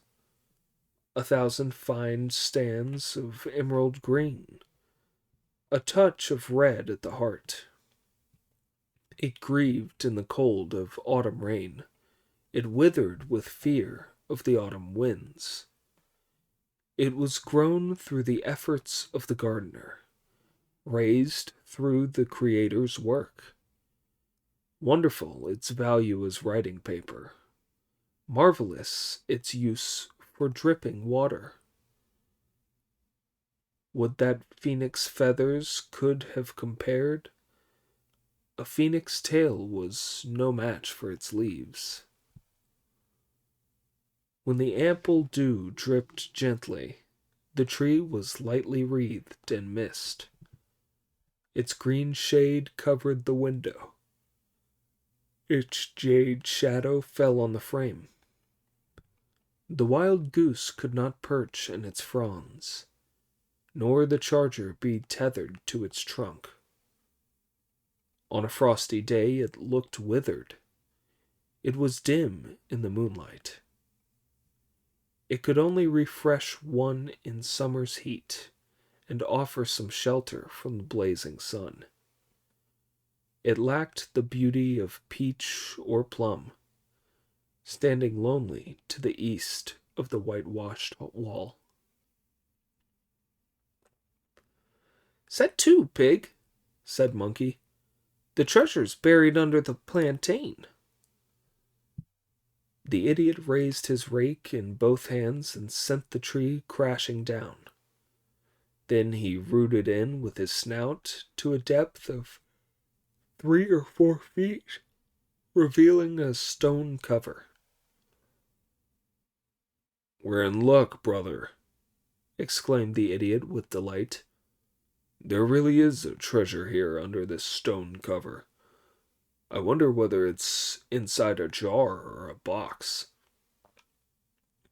Lift the cover and we'll see, Said Monkey. With another root of his snout, the idiot prized it open. There was a glow of multicolored light and a bright white vapor. We're in luck, we're in luck, chortled Pig. The treasure's shining. Going nearer for a closer look, they saw it was, in fact, the starlight and moonlight reflected by the water in a well. Brother, said Pig, you ought to think ahead. What do you mean, think ahead? Asked Monkey. This is a well, said Pig. If you'd told me back in the monastery that the treasure was hidden in a well, I'd have brought a couple of the luggage ropes along with me, and we could have worked out a way of letting me down the well. But how am I going to go down there and fetch the thing empty-handed? Are you willing to go down? Monkey asked. I would if I could, said Pig, but there's no rope. Take that garment off. I know what to do, said Monkey with a grin. I've got nothing good enough to be called a garment, said Pig. The only thing I could take off is this tunic. The splendid great sage brought out his gold-tipped cudgel, pulled it at both ends, and said, Grow! It grew 70 or 80 feet long. You hold one end, Pig, and I'll lower you in, said Monkey. Let me down till I reach the water, brother, and then stop, said Pig. Understood, said Monkey. As the idiot clung to the tip of the cudgel, Monkey lightly lifted him up and lowered him into the well. Before long, Pig had reached the water. As soon as Monkey heard him call out that he was there, Monkey thrust the cudgel down, making the idiot let go of it and tumble in with a splash. Heavens, I'm being murdered, Pig mumbled in the water. I told you not to let me go when I got to the water, but you pushed me in. Monkey pulled his cudgel out and asked with a laugh, Can you find the treasure, brother? What treasure? Said Pig. There's only a well full of water. The treasure's at the bottom, said Monkey, so go down and have a feel around. The idiot, who really was a good swimmer, did a surface dive and plunged down. Wow! The well was extremely deep, so he thrust himself even further down, and was suddenly gazing in astonishment at an ornamental ark on which were written the words, Water Crystal Palace. That's enough of this, said Pig with horror. I've taken the wrong turning. I must have blundered into the sea. There are water crystal palaces in the sea, but there couldn't possibly be one in a well. What Pig did not realize was this was the water crystal palace of the Dragon King of the Well. As Pig was talking to himself, a patrolling yaksha opened the gates and shot straight back inside again at the sight of him to report, A disaster, your majesty! A monk with big ears and a long snout has just fallen into the well. He's dripping wet and stark naked. He's still alive and is talking for all he's worth. The news was a great shock to the Dragon King of the Well, who thought, This must be Marshal Tian Peng. Yesterday evening, the patroller of the night came with an edict ordering me to send the soul of the king of Wuxi to visit the Tang priest and ask that the great sage equaling heaven be sent to capture the fiend.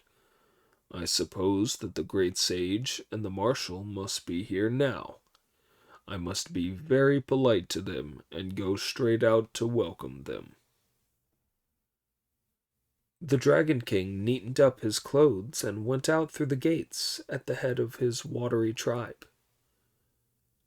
"Please come in and take a seat, Marshal Tian Peng," he called out at the top of his voice. This made Pig feel a great deal happier. "So it's an old friend," he thought. Without any further thought, the idiot went straight into the Water Crystal Palace. He really had no sense of proper behavior, and sat, stark naked as he was, in the place of honor. "Marshal," said the Dragon King, "I hear that you have been given a new life, been converted to the Buddhist faith, and are escorting the Tang priest on his journey west to fetch the scriptures. What brings you here?" "It's just as you say. My senior fellow disciple Monkey sends his respects and has told me to come here to ask you for some kind of treasure." "Oh dear," said the Dragon King. "We don't have any treasure around here. I'm no match for the Dragon Kings of the Yangtze, Yellow, Huai, or Ji rivers, who can fly around, do transformations, and get treasure that way. I've been stuck here for ages, and not been able to broaden my horizons for many a long month. So how could I possibly get any treasures?" "Stop trying to fob me off," said Pig. "Bring out whatever you got." "It's true I do have one treasure," admitted the Dragon King, "but I can't move it. Perhaps you would like to come and see it for yourself, Marshal." "Splendid, splendid, splendid," said Pig. "I really must have a look." The idiot followed as the Dragon King led the way. As they left the halls of the Water Crystal Palace, they saw a body 6 feet long lying in an open corridor. "There's the treasure," said the Dragon King, pointing to it. When Pig took a closer look, he saw to his astonishment that it was the body of a king stretched ramrod straight and wearing a heaven-touching crown, a robe of yellow ochre, no worry shoes, and a belt of lantane jade. "This is no good at all," chuckled Pig. "No good at all. Can't call that a treasure. I remember that when I was an ogre in the mountains, I often used to make a meal out of things like that. Never mind how many of them I've seen. I've eaten a lot. There's no way you could call that a treasure." "There are some things you don't know, Marshal," said the Dragon King. "It's the body of the King of Wuji. When he fell into the well, I put a face-preserving pearl on him, and he has not decomposed. If you were to carry the body up to see the great sage equaling heaven, and if it could be brought back to life, then you'd get anything you asked for, never mind just treasures." "If what you say is right, and I carry him up for you, tell me how much you'll pay me for arranging his funeral," Pig said. "Honestly, I don't have any money," the Dragon King replied. "So you like making people work for nothing, do you?" said Pig. "No money, no carriage." "If you won't, then please be on your way," replied the Dragon King. Pig left with 2 hefty yakshas who carried the body outside the palace gates, where they put it down and removed the water-repelling pearl. At once there was a watery noise. Pig turned straight back to look, but the water crystal palace had disappeared. After feeling the king's corpse, he floundered around until he was weak from exhaustion, then surfaced and took hold of the wall of the well. Brother, he yelled, lower the cudgel and rescue me. Got a treasure? Asked Monkey. No way, said Pig. All I found under the water was the Dragon King of the Well, who wanted me to carry a corpse up. When I refused, he saw me out and the Water Crystal Palace disappeared. I could only grasp that corpse. I was in such a panic that I went weak all over and I can't move it. Brother, for goodness sake, rescue me. But that is the treasure, said Monkey. Why didn't you bring it up? I knew he'd been dead for ages, said Pig. So what would have been the point? If you won't bring it up, I'm going back, said Monkey. Where to?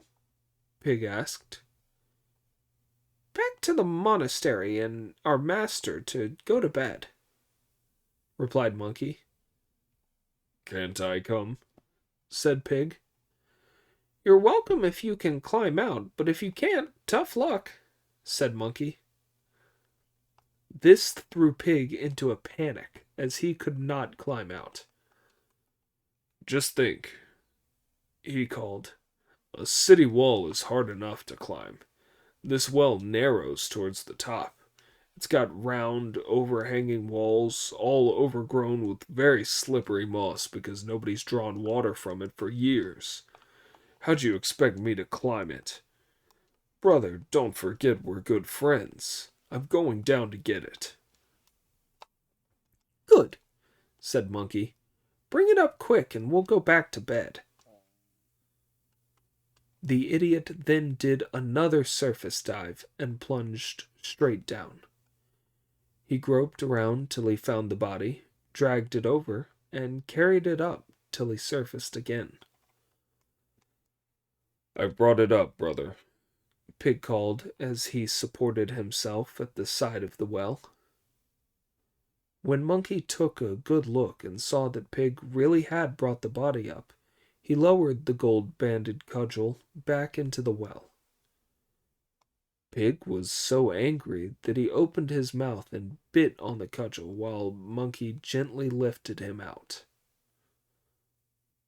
Pig put the corpse down, retrieved his own clothes, and put them back on.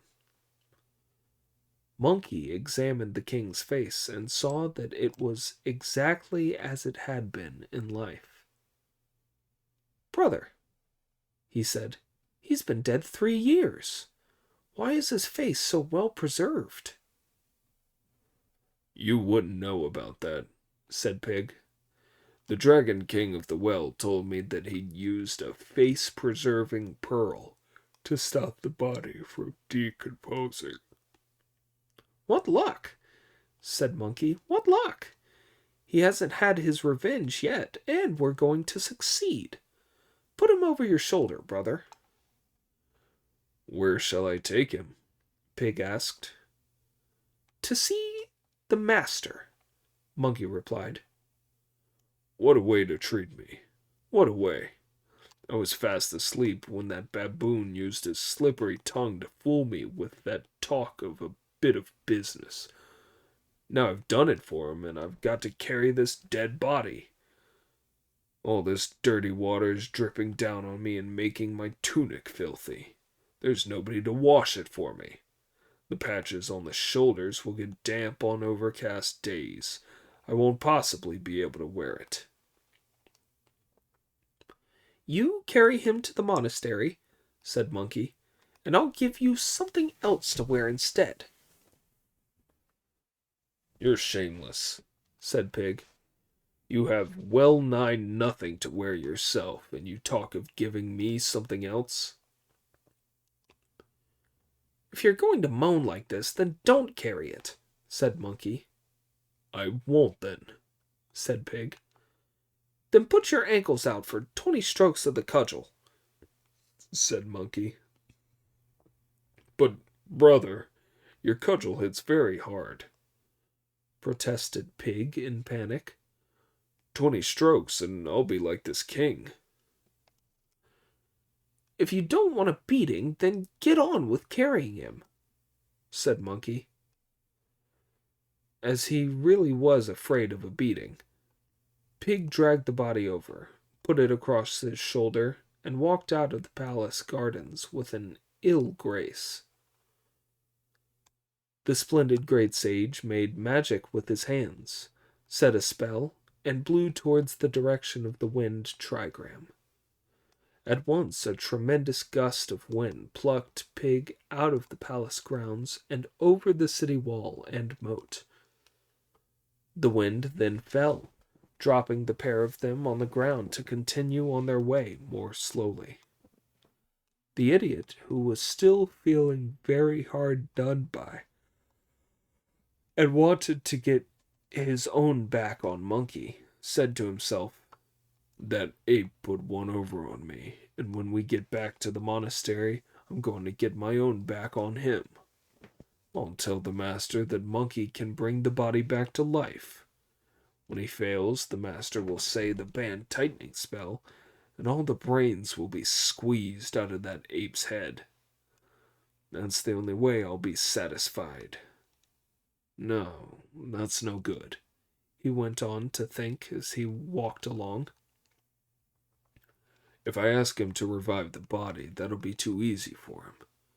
He'll only have to call on the king of hell and ask for the king's soul back. The best way will be to ban him from going to the underworld. He'll have to bring the king back to life in the world of the living. While he was still thinking these thoughts, he arrived back at the monastery gates.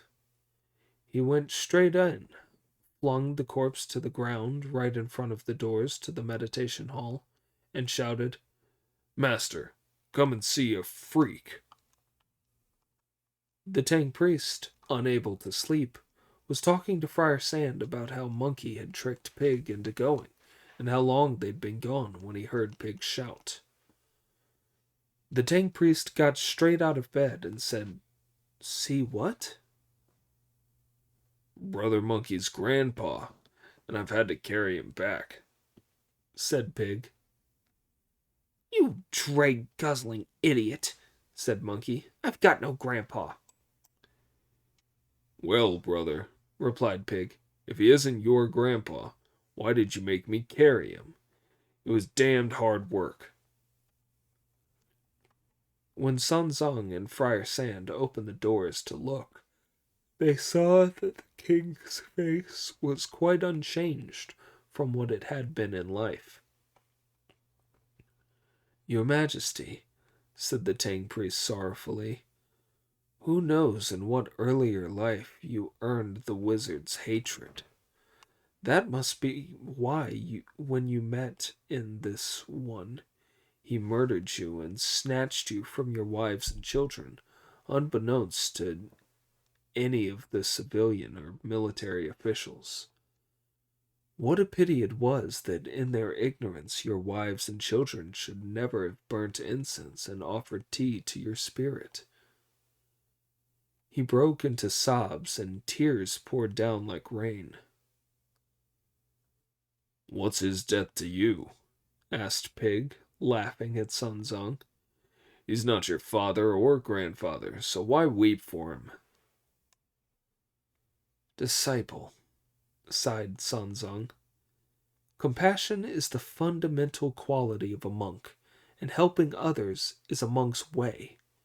How can you be so hard-hearted?" "I'm not hard-hearted," said Pig. "Monkey told me that he could bring this body back to life. Otherwise, I wouldn't have carried it here." The venerable elder, as easily swayed as ever, was taken in by the idiot. "Wukong," he called. If you have the power to bring this king back to life, it would be a case of saving a single human life, being better than building a 7-storied pagoda. For us, it would be even better than worshipping the Buddha on Thunder Peak. Don't believe that idiot's nonsense, master, said Monkey. By the time people have been dead for 3 weeks, then 5 weeks, and finally for 700 days, they've paid for all their sins in this life and go off to be reborn.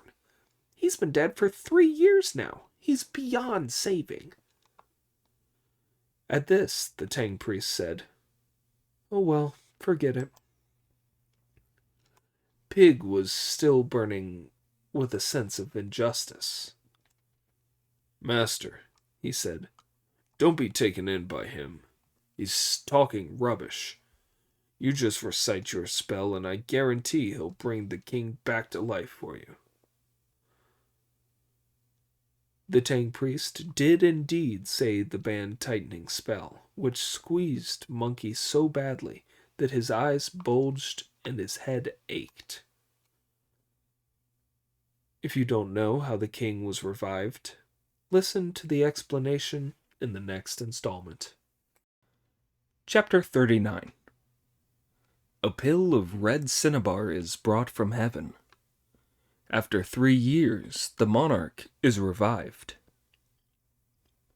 The story tells how the great sage's son, his head aching unbearably, pleaded with his master. "Stop! Stop! I'll bring him back to life!" When Sanzang asked how, Monkey replied, "The only way is to go to the underworld, find out which of the kings down there has his soul, and ask for it back to revive him with." "Don't trust Monkey, master," said Pig. "He told me earlier there'd be no need to go to the underworld because he could get him brought back to life in the world of the living. He thought that would be a good way of showing off his powers." The venerable elder, taken in once again by this breath of evil, started reciting the band-tightening spell, which threw Monkey into such a desperate state that he gladly accepted the condition. "I'll cure him within the world of the living. I really will." "Don't stop," said Pig. "Carry on saying the spell." "You stupid, evil beast!" railed Monkey, "inciting the master to say that spell." Pig was falling about with laughter. Brother, you thought you could put one over on me, but you never imagined I'd put one over on you." "Stop, master, stop," pleaded Monkey. "I'll bring him back to life without leaving the world of the living." "And how are you going to do that?" Sanzang asked. "With a single somersault of my cloud, I can rush in through the southern gate of heaven," said Monkey. "I won't go to the palace of the Dipper and the Bull, or to the Hall of Miraculous Mist, but straight up to the Tushita Palace in the Lihin Heaven above the 33rd heaven to see the Supreme Lord Lao Tzu. I'll ask him for one of his 9-cycle soul-returning pills, and that, I guarantee, will bring him back to life." "Off you go, then," said Sanzang, delighted to hear this, "and be as quick as you can." "It's the 3rd watch now. It'll be after dawn by the time I get back," said Brother Monkey. "But it's an awful shame to see that king lying there dead and cold. There ought to be a mourner watching over him and weeping." "Don't tell me," said Pig. "That ape wants me to be the mourner." "You most certainly will be," said Monkey. "If you don't weep for him, I won't be able to bring him back to life." "You go, brother," said Pig, "and leave the crying to me." "There's more than one way of crying," said Monkey. "Just yelling with your mouth is what they call wailing. Squeezing some tears out is weeping. What we need is sobbing and tears together, and sobbing as though your heart is broken, for really proper weeping and wailing. Shall I give you a demonstration? Asked Pig. He tore a strip of paper from somewhere, twisted it into a spill, and pushed it up his nose twice, which made him sneeze several times. Just watch as the tears come streaming down and his nose runs as he starts to wail. He sobbed and sobbed uncontrollably, taking all sorts of nonsense, as if someone really had just died. It was so distressing a performance that the Tang priest started to cry. So upset was he. That's just the sort of grief I want, laughed Monkey. And you're not to stop crying. It was you who tricked the master into sending me off, you idiot. And I'll hear if you stop wailing. Carry on like this and you'll be fine, but if you stop for even a few moments, I'll give you 20 blows of my cudgel on your ankles. Off you go, laughed Pig. Once I get crying like this, I can keep it up for a couple of days. Hearing all this fuss and bother, Friar Sand fetched some incense sticks and lit them as an offering. Very good, said Monkey. As you are all being so respectful, I'll be able to do my best.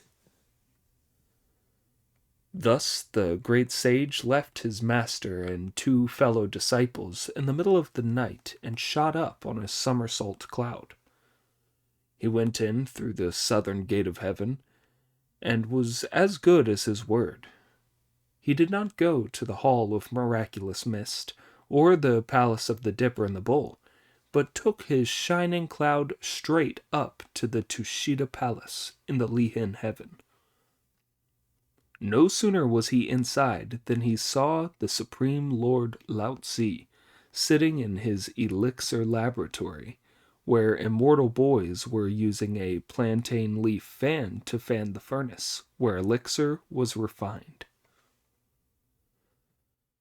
When the Supreme Lord saw that Monkey was there, he told the boys who were looking after the elixir, "Be very careful. The elixir thief is back." Monkey paid his respects with a smile. How dreary of you, old man. No need to be on your guard against me. I don't do things like that any more.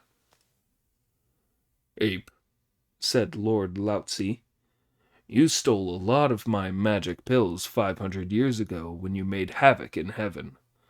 The little sage Erlang captured you and brought you up here to be refined for 49 days in my elixir furnace. Goodness only knows how much charcoal we used up. Since you've been lucky enough to escape and be converted to Buddhism, you've been escorting the Tang priest on his journey to the Western Heaven to fetch the scriptures. When you subdued those monsters on Flat Top Mountain the other day, you were very wicked. You refused to give me back my treasures. What are you here for now? I really wasn't being late with them, protested Monkey. When the time came, I gave you back your 5 treasures. What are you being so suspicious of me for? Why have you come sneaking into my palace when you ought to be on your journey? Lord Lao Tzu asked.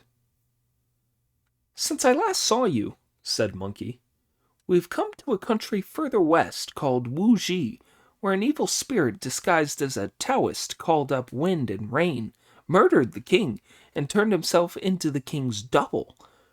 Now he's sitting in the palace.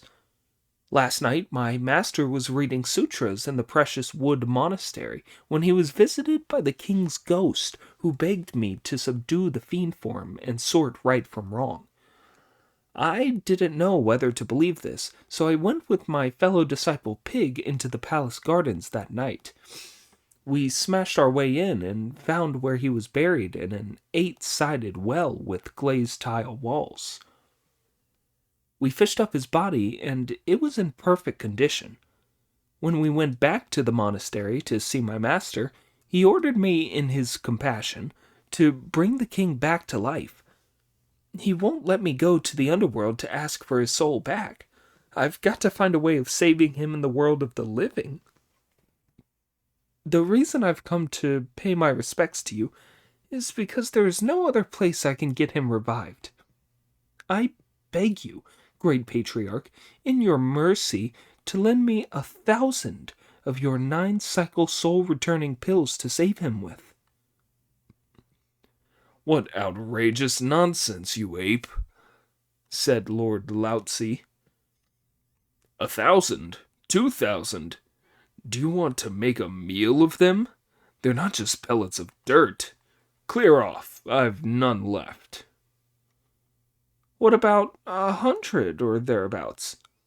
Asked Monkey. Not even that, said Lord Lautsi. 10 or so? Asked Monkey. Stop pestering me, you wretched ape, said Lord Lautsi. None at all. Clear off. If you really haven't got any, said Monkey with a laugh, I'll have to ask for help elsewhere. Get out! Get out! Get out! Roared Lord Lautsi, at which Monkey turned away and went. It then suddenly occurred to Lord Lautsi that Monkey was so wicked that even after he had announced his departure and gone, he might slip back and steal some. So he sent some immortal boys to call Monkey back. You're so light-fingered, you monkey, he said, that I'd better give you a soul-returning pill. Since you know my powers, old man, said Brother Monkey, bring out all your golden elixir and split it 40-60 with me. You can consider yourself lucky.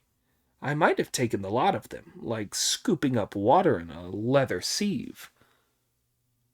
The patriarch produced the gourd and turned it upside down. A solitary golden pill fell out. It's the only one I have, said Lord Lautsi, handing it to Monkey. Take it. I'm giving it to you to revive the king with, and you can take the credit for it. Just a moment, thought Monkey as he accepted it. Let me taste it. He might be trying to fool me with a fake. He popped it into his mouth, to the consternation of the patriarch, who grabbed him by the skull cap with one hand and seized his fist with the other. Damned ape, roared Lord Lautsi. If you swallowed that, I'll have you killed. What a face, laughed Monkey. How petty you look. I wouldn't want to eat your pill. It's not worth 2pence, and it's nothing like it's cracked up to be. Here it is. Monkey had a pouch under his chin in which he had been keeping the pill. Lord Lautsi felt it, then said, Clear off, and never come back here to pester me again. The great sage then thanked the patriarch and left the Tushita Palace. Watch him as he leaves the jade gates in 1,000 beams of light and comes down to earth amid 10,000 auspicious clouds. In an instant he was out through the southern gate of heaven and back to the land in the east, where the sun was now rising. He brought his cloud straight down to land outside the gate of the Precious Wood Monastery, where Pig could still be heard wailing. He approached and called, Master? You're back, Wukong, said Sanzang with delight. Have you got the pill? Yes, said Monkey. Of course he would, said Pig, even if he had to steal it. Brother, said Monkey, you can go away now. We don't need you to do that any more. Dry your tears or go and weep somewhere else. Monkey then asked Friar Sand to fetch him some water. Friar Sand hurried to the well at the back, where there was a convenient bucket, and fetched Monkey half a bowlful of water. Monkey took the water, spat the pill out, and placed it between the king's lips. Then he prized the body's teeth apart with both hands, and spurted the pill with a mouthful of clean water down into the king's stomach. For the next hour, wild noises could be heard from the stomach, but still the body could not move. "Master," said Monkey, "not even fetching my golden elixir is going to save him. Are you really going to torture me to death?" "Of course he will come back to life," said Sun Zong. "How else could a body so long dead swallow the water?" This shows the miraculous power of the golden elixir. Once the golden elixir is in the stomach starts singing, and when the stomach sings, the blood pulses move in harmony with it. The only thing is that the vital breath has been cut off and cannot extend itself. Iron would rust if it had been in a well for 3 years. How do you expect a human body to react? Now that his own vital breath has gone, someone has to give him a mouthful of air. Pig stepped forward to do this, only to be grabbed by Sun Zong, who said, "You won't do. Get Wukong to come." Why did the master insist on this? It was because Pig had been a vicious man-eater since childhood, which meant that his breath was impure, whereas Monkey had cultivated his conduct since he was young and lived off the fruits of pine, cypress, and peach trees, which gave him pure breath. So the great sage stepped forward, made a terrible thunder god face, put his mouth to the king's lips, and blew in. The breath went down the king's mouth, through the high tower, round the bright hall, and straight to the cinnabar field, then flowed back from the bubbling springs to the mud-pill palace. With a noisy rush of air, the king's vital breath came together, and his spirit refunded. He sat up, flexed his hands and feet, and called out, "Master!" Then he knelt in the dust and said, "I remember visiting you last night as a ghost, but I never expected to return to the world of the living today." Sun Zong hastened to raise him to his feet and said, "Your Majesty, it was none of my doing. You should thank my disciple." "What a thing to say, master," laughed Monkey. "As the saying goes, a house can't have 2 masters. It's quite right that you should accept his thanks." Sun Zong, still uncomfortable about accepting this courtesy, helped the king to his feet and took him into the meditation hall. Here the king bowed in greeting to Pig, Monkey, and Friar Sand before taking his seat. By now the monks of the monastery had prepared breakfast, and they were going to bring it in when they saw the dripping wet king, to their general alarm and suspicion. Monkey leapt out to say, "Don't worry, monks. This is the king of Wuji, your true sovereign. 3 years ago he was murdered by a demon, and I brought him back to life last night. Today we'll be going to the capital to sort right from wrong. If you have any food, bring it in. We'll eat, and then we'll be on our way." The monks then brought in hot water for the king to wash with, and a change of clothes. They took off the king's yellow ochre robe and gave him 2 of the abbot's cloth habits, with a yellow silk cord to tie around the waist instead of the belt of Lanchin jade. They slipped off his no-worry shoes and put a pair of old monastic sandals on his feet instead. Then they all ate breakfast, and the horse was saddled up. "How heavy's the luggage, Pig?" Monkey asked. "I've been carrying it for so long that I don't know anymore," Pig replied. "Divide the stuff into 2 loads," said Monkey, "and give one to the king to carry. We must be in town early to get on with the job."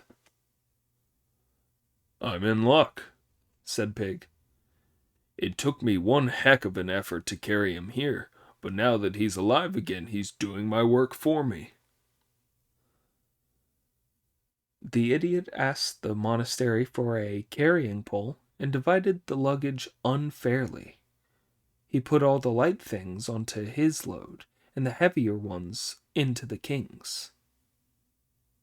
"Your Majesty," laughed Monkey, "don't you feel hard done by dressed like that and having to walk with us carrying a load?" The monarch fell straight to his knees and replied, "Master, you're the father and mother who have given me a second life. Never mind the carrying the baggage. I'd be your groom to serve you on your journey to the western heaven." "No need for you to go there," said Sanzong. "We are bound to by fate. You'll just have to carry the stuff the 15 miles into town.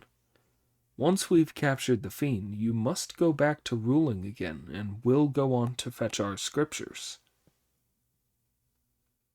Pig's comment on this was, "That means he'll only carry it for those 15 miles, and I'll have to continue as the permanent porter." "That's enough of that nonsense, brother," said Monkey. "Hurry out and lead the way." Pig then led the way forward with the king while Friar Sand helped the master mount, and Monkey brought up the rear. The 500 monks of the monastery drew themselves up in an orderly procession to see them off to the accompaniment of music. "There's no need for you to come any further to see us on our way," said Monkey with a smile. "It would be disastrous if any official heard about it and the news of what we're going to do leaked out. Please, please, go straight back. I'd just like you to get His Majesty's clothes clean and tidy, then send them into the capital this evening or tomorrow morning. I'll see to it that you're properly rewarded." The monks obediently returned, and Monkey hastened his pace to catch up with his master as they pressed ahead. Indeed, in the west there was a magic spell to yield the truth. Metal and wood together refined the spirit. The mother of Cinnabar had a mysterious dream. The boy grieved over the useless body.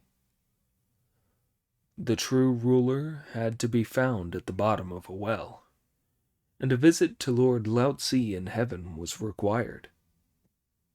Realizing that matter is void, he regained his nature.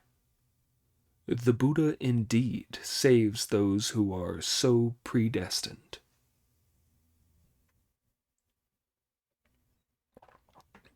It took master and disciples less than a morning to make their journey, and they were soon near the city. "Wukong," said Sanzong, "I think that must be the capital of Wuji ahead of us." "You're right," said Monkey. "Let's get there soon and do our job." As they entered the city, they saw that the people in the streets were well dressed, and that there was an air of busy prosperity. The phoenix pavilions and dragon towers of the palace looked most magnificent, and there is a poem to prove it. "These palaces resemble those of a great state. The singing and dancing here are like in Tang. Flowers face precious fans, and red clouds sail above. Robes shine emerald in the sun. The peacock gates open on clouds of incense. Colored flags fly over the curtains of pearl.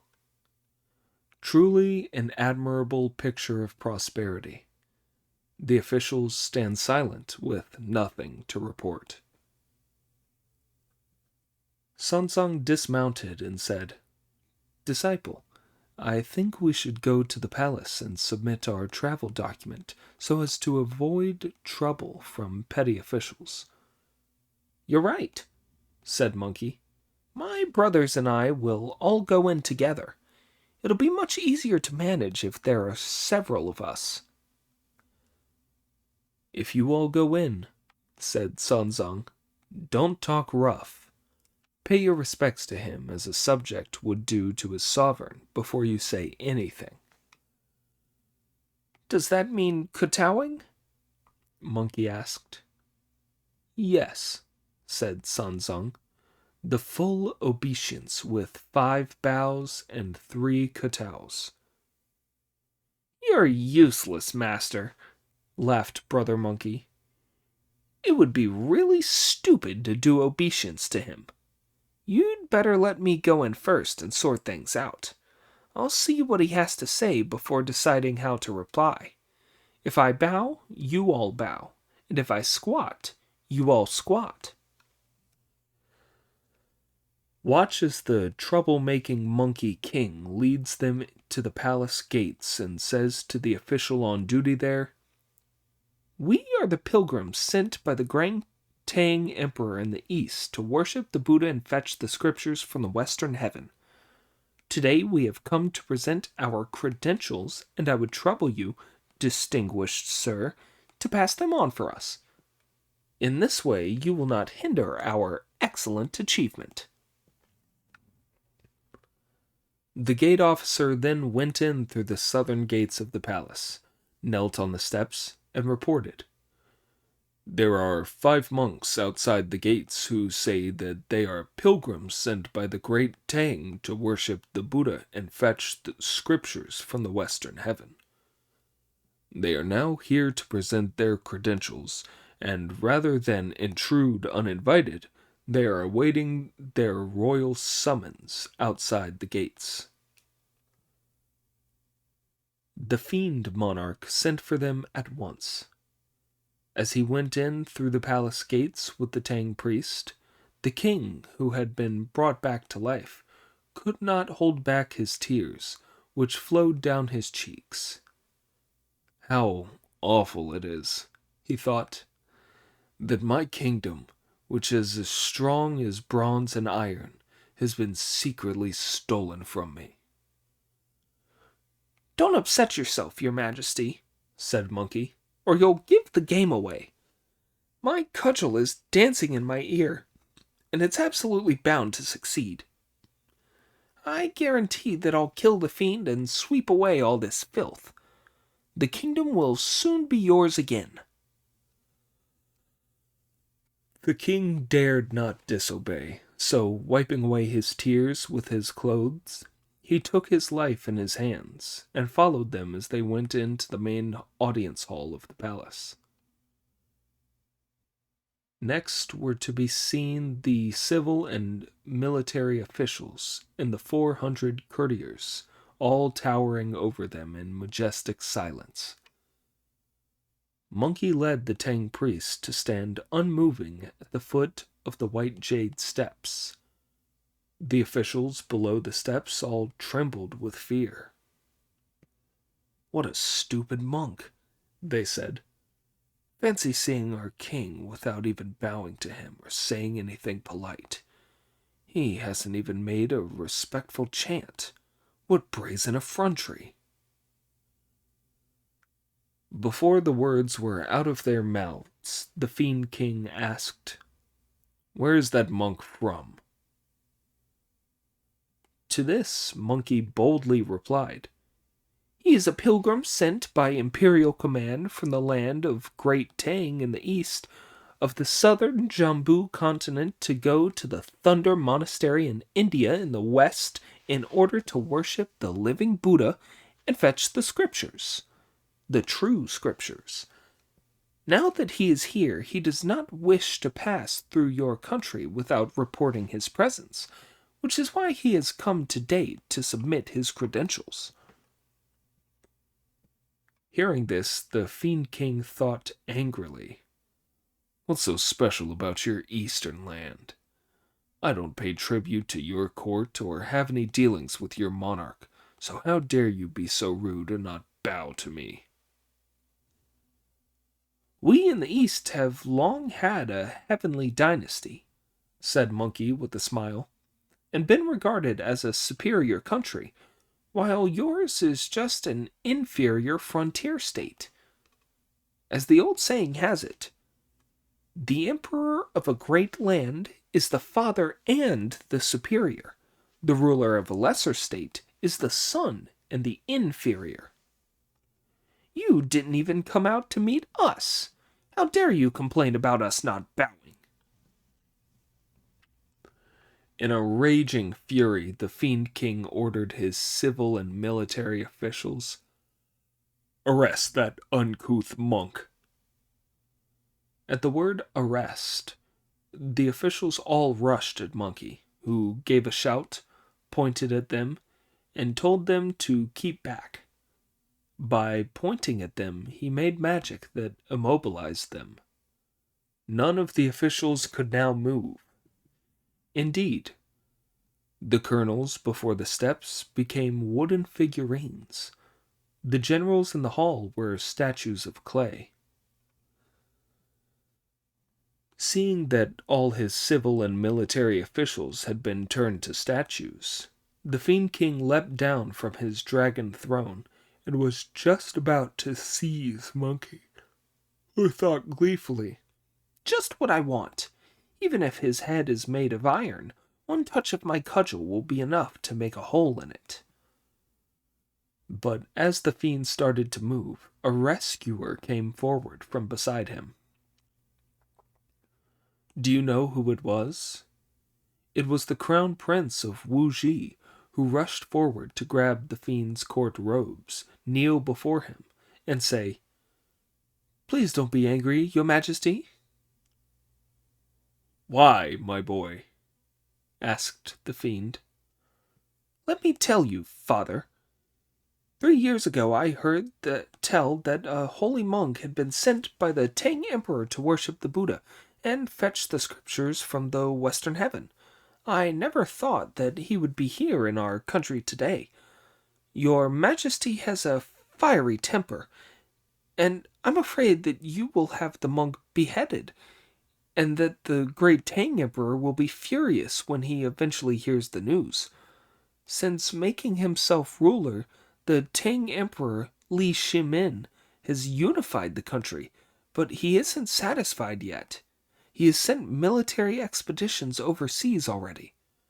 If he learns, sir, that you have killed this holy priest who is his sworn brother, he's bound to raise an army to wage war on you. Our forces are much too weak to cope, but by then it will be too late for regrets. If your majesty will accept your son's suggestion, then you should have the 4 monks arrested and thoroughly questioned. Hold them on the charge of not paying obeisance to the royal presence. Sentence can be passed later." All these suggestions to hold the fiend back were made because the crown prince was worried that the fiend would harm the Tang priest. He did not realize that Monkey had deliberately done things in that way in order to get a crack at the fiend. The fiend accepted the prince's advice, stood before his throne, and roared, "Monk, when did you leave the East? Why did the Tang monarch send you to fetch the scriptures?" Monkey stood proud as he replied, "My master is the Tang Emperor's sworn brother, and his title is San Zang. The Tang Emperor has a minister called Wei Zheng, who beheaded the old dragon of the Jing River in a dream because heaven ordered him to. When the Tang Emperor came back to life after dreaming that he had toured the underworld, he held a great water and land mass to save the souls of all those who had been unjustly slain.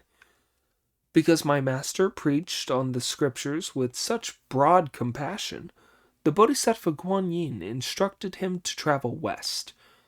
My master made a solemn vow, volunteering gladly to do this in order to express his full loyalty to his country, and was given a letter of credence by the Tang Emperor. This was 3 days before the full moon in the 9th month of the 13th year of the reign period Tian Guan.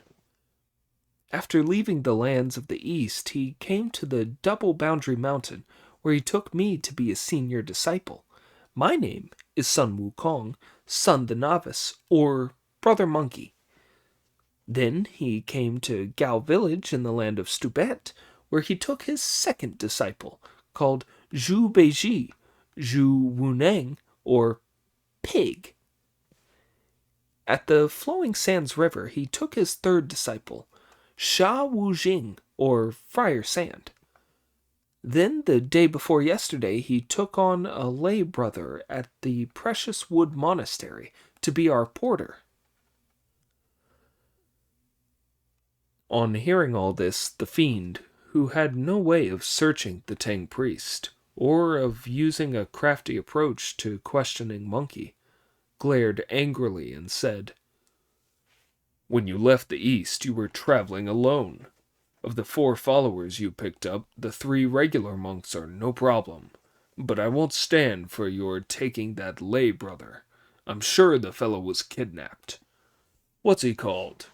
Does he have an official ordination license? Bring him forward to make a statement." At this, the real king began to tremble, and he asked, "Master, what shall I say?" "Don't be afraid," said Monkey, giving him a pinch. "I'll speak for you." The splendid great sage hurried forward and yelled to the fiend at the top of his voice, "Your Majesty, this old lay brother is dumb, and a bit deaf, too. But when he was young, he once went to the Western Heaven, so he knows the way. I'm very familiar with his background, so I beg your Majesty in your mercy to allow me to speak on his behalf." "Unless you want to be punished, you'd better make a full and frank statement at once," said the fiend. To this, Monkey said, "The brother now confessing is getting on in years, struck both deaf and dumb, and bankrupt too. Long have his family lived in this region, till 5 years ago catastrophe struck. No rain fell, and the people suffered drought. Monarch and commoners all kept in fast. Incense was burned amid their prayers to heaven, but for hundreds of miles no clouds could be seen. When all the people were in agonies of hunger, a wizard from Zhongshan suddenly arrived. He showed his great powers to bring the wind and rain, then secretly murdered the ruler of the country, pushed him down the well in the palace's garden, took the throne himself in the king's own likeness. Luckily, I came and did a great good deed, raising the dead and restoring him to life. Then he volunteered to act as our porter and go to the west together with us monks. The false king is really a very evil wizard. The lay brother is in fact the true king in disguise." Hearing this as he sat in the palace's throne hall, the fiend was so frightened that his heart leapt like a little deer, and his face flushed. He drew away at once and was just about to flee, but he was unarmed. He turned round to see that one of the officers of the palace guard, who had a sword at his waist, was standing stock still like an idiot because Monkey's magic had immobilized him.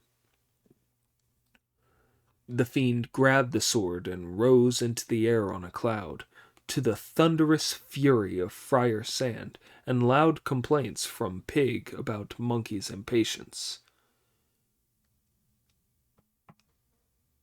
"If you taken it a bit more gently, you could have calmed it down and got him. If he gets away on his cloud now, wherever will you find him? Stop that awful din, brothers, laughed Monkey. Let's ask the prince to come down and pay his respects to his father, and invite the queen and the consorts to bow to their husband. He then recited the words to lift the immobilizing spell, and said, When the officials come to, tell them all to come and pay homage to their sovereign. Then it will be known who is the real king. Tell everyone what has happened so that the truth can be known. I'm off to find the demon. The splendid great sage then gave Pig and Friar Sand his parting instructions. Look after them all, king and ministers, father and son, queen and consorts, and our master. By the time he had finished speaking, he had already disappeared. He was already up in the 9th layer of cloud, looking all around for the fiend. He saw that the wretch had got away with his life, and was fleeing back to the east. Monkey was soon close behind him, and shouting, Where do you think you're going, monster? Monkey's after you. The fiend turned to look, raised his sword, and shouted, You scoundrel, Monkey! It was none of your business that I was sitting on someone else's throne. Why did you have to come here righting wrongs and giving my secret away? I'll get you, you cheeky monster, chuckled Monkey. Don't you imagine you'll ever be a king again? As you knew who I was, you should have made yourself scarce instead of giving my master a bad time. What sort of confession were you trying to extort from him? The one you got just now? If you won't go, tough guy, try a taste of my cudgel. The fiend dodged the blow, then struck back at Monkey's face with his sword. Once the two of them were in action, it was a splendid fight. Indeed. Fierce was the Monkey King, and strong the Demon Monarch. As Cudgel parried sword while they fought against each other, for one whole day the 3 worlds are in cloud, just because a monarch recovered his throne.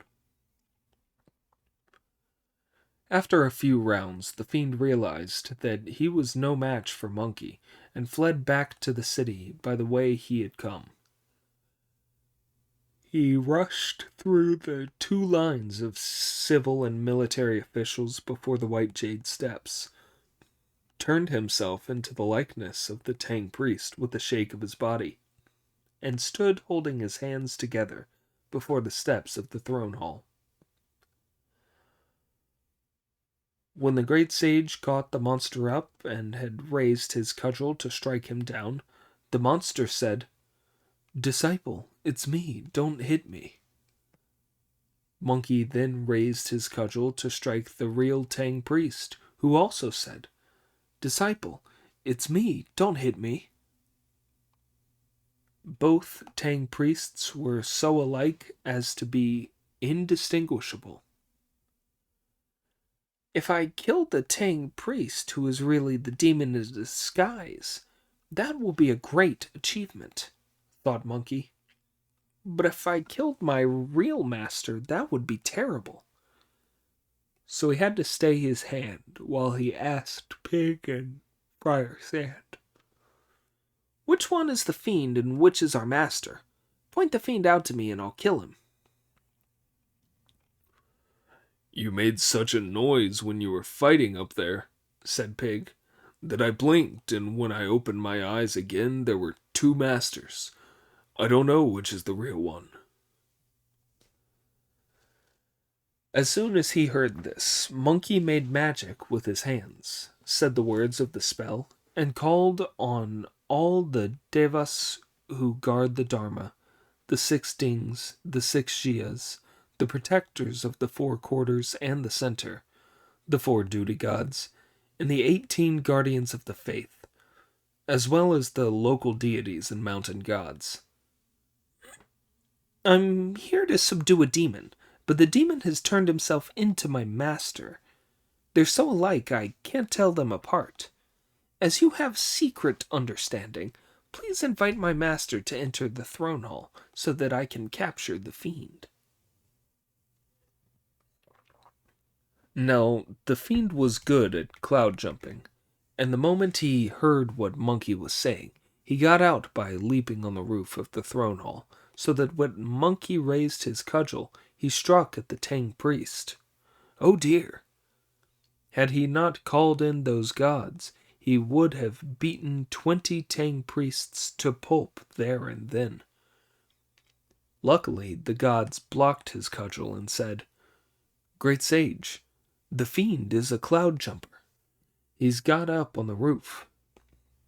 But as soon as Monkey went up on the roof after him, the fiend jumped down again, grabbed hold of the real Tang priest, and got the two of them muddled up again in the crowds. They were once again indistinguishable.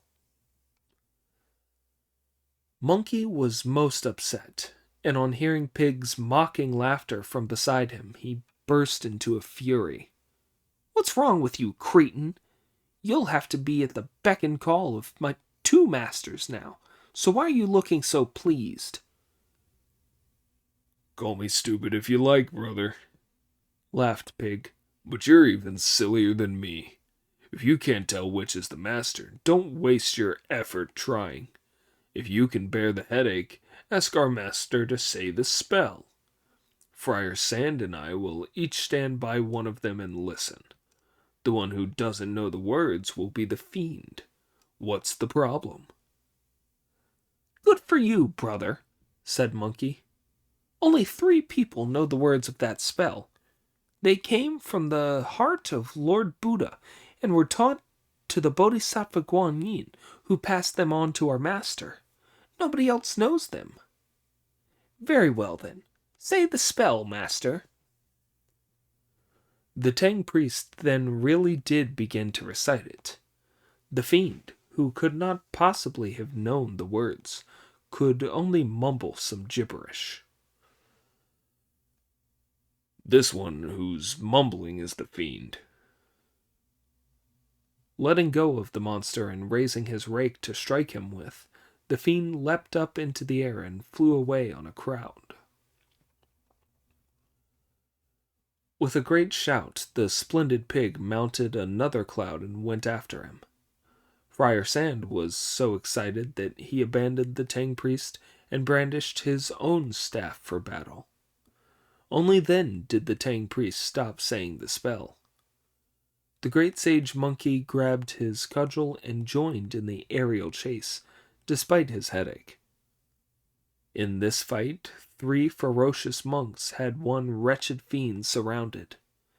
As the fiend was held in check by Pig's rake and Friar Sand's staff, Monkey laughed and said, I can't go straight up to him and hit him head on because he's so scared of me that he'd run away. I'll go up higher, turn myself upside down, and hit him that way. The great sage then sprang up in auspicious light to the 9th layer of cloud, and was just about to deliver his blow when a multicolored cloud appeared to the northwest, and a voice shouted loudly, Don't hit him, Sun Wukong. Monkey turned round to see that this was the Bodhisattva Manjusri, checked his blow at once, and did obeisance. Where are you going, Bodhisattva? He asked. I'm here to collect that fiend for you, Manjusri replied. Monkey thanked him for his trouble.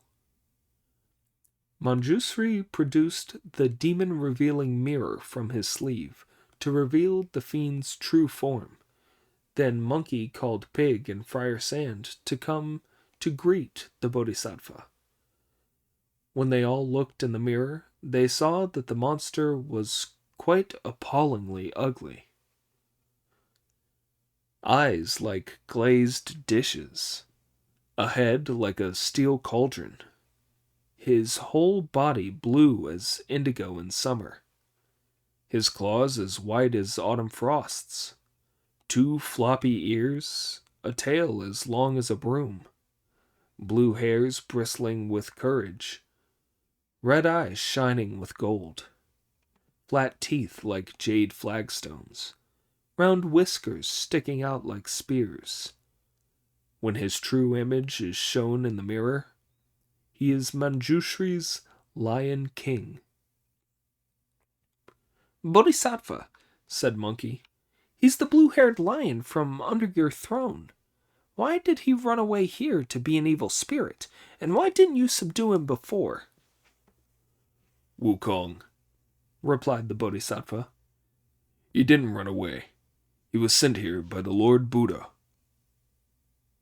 How could the Lord Buddha possibly have sent this beast here to become a spirit and usurp a throne? I could have done with some of his edicts to help me to put up with the misery of escorting the Tang priest. There are some things you don't know, said Manjusri. That king of Wuji was a benevolent man and used to feast monks. The Lord Buddha sent me here to bring him to the West, where he might become a golden arit. Because I could not appear to him in my real form, I turned into an ordinary monk and asked him for some vegetarian food. When he was unable to answer some questions, I asked he took me for an evildoer, had me tied up, and immersed me in the palace moat for 3 days.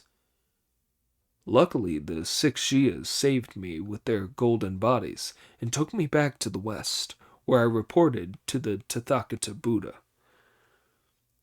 It was he who ordered that the king be pushed into the well and soaked for 3 years as punishment for my 3-day soaking. Every mouthful we eat or drink is predestined. By coming here, you have now won a great merit. You may have repaid your private grudge, like repaying every mouthful, but goodness only knows how many people that monster murdered, replied Monkey. He never killed anyone, the Bodhisattva replied. In the 3 years since his arrival, the winds and rains have come at the right time, the state has been strong, and the people have known peace. He did nobody any harm. Even if all that is granted, said Monkey, he's been sleeping with the queen and the consorts in the harem. Surely this has sullied them and been an affront to morality.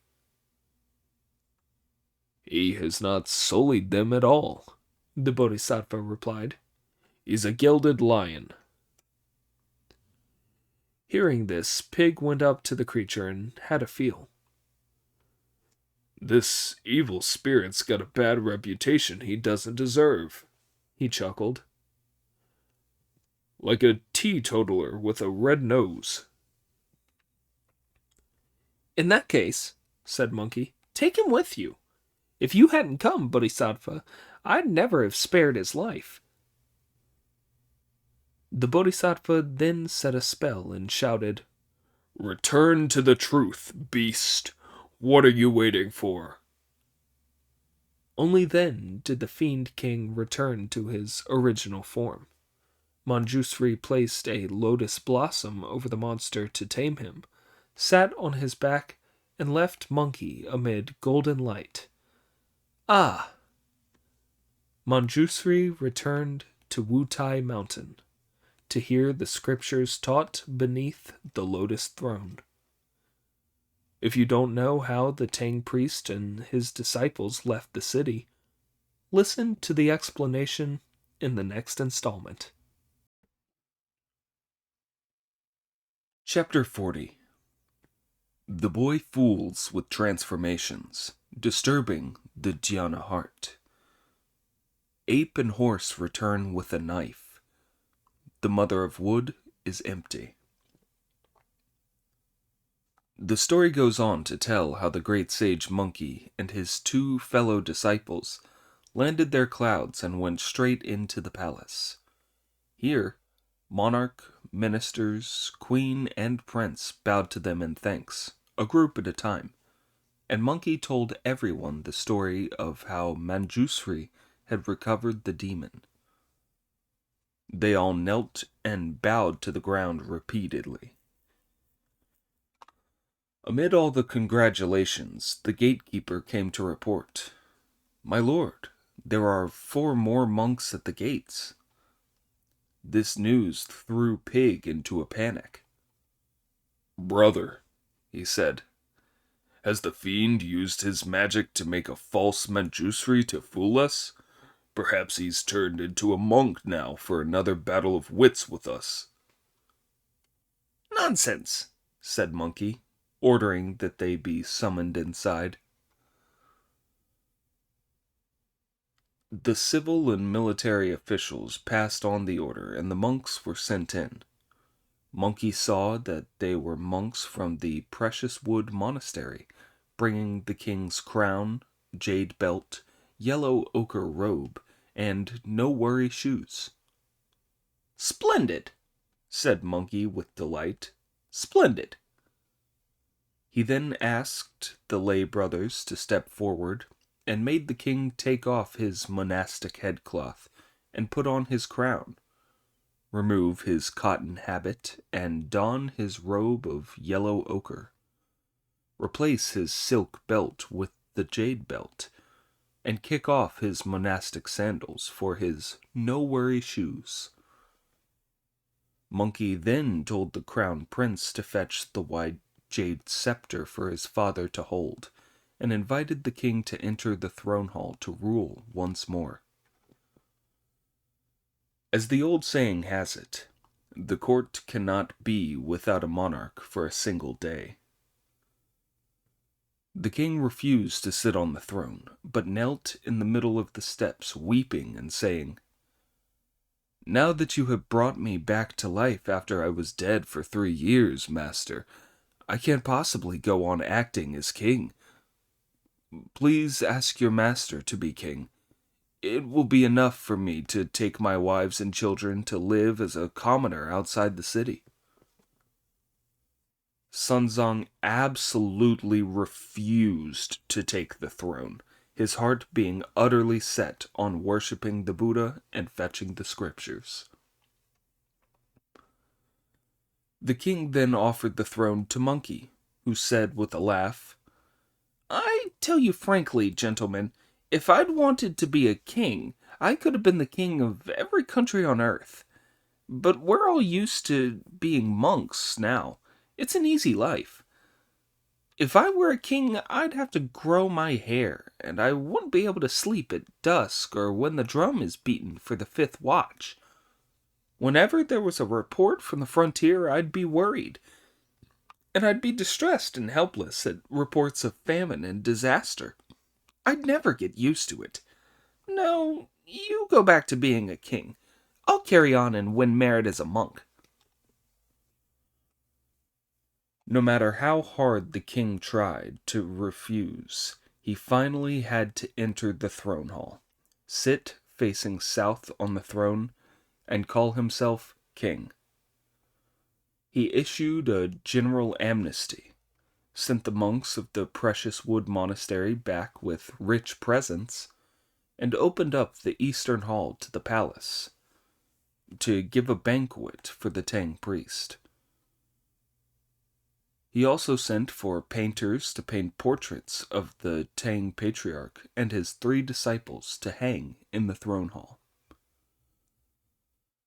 Now that they had restored the country to peace, the master and his disciples did not want to stay long. They were eager to take their leave of the king and carry on towards the west.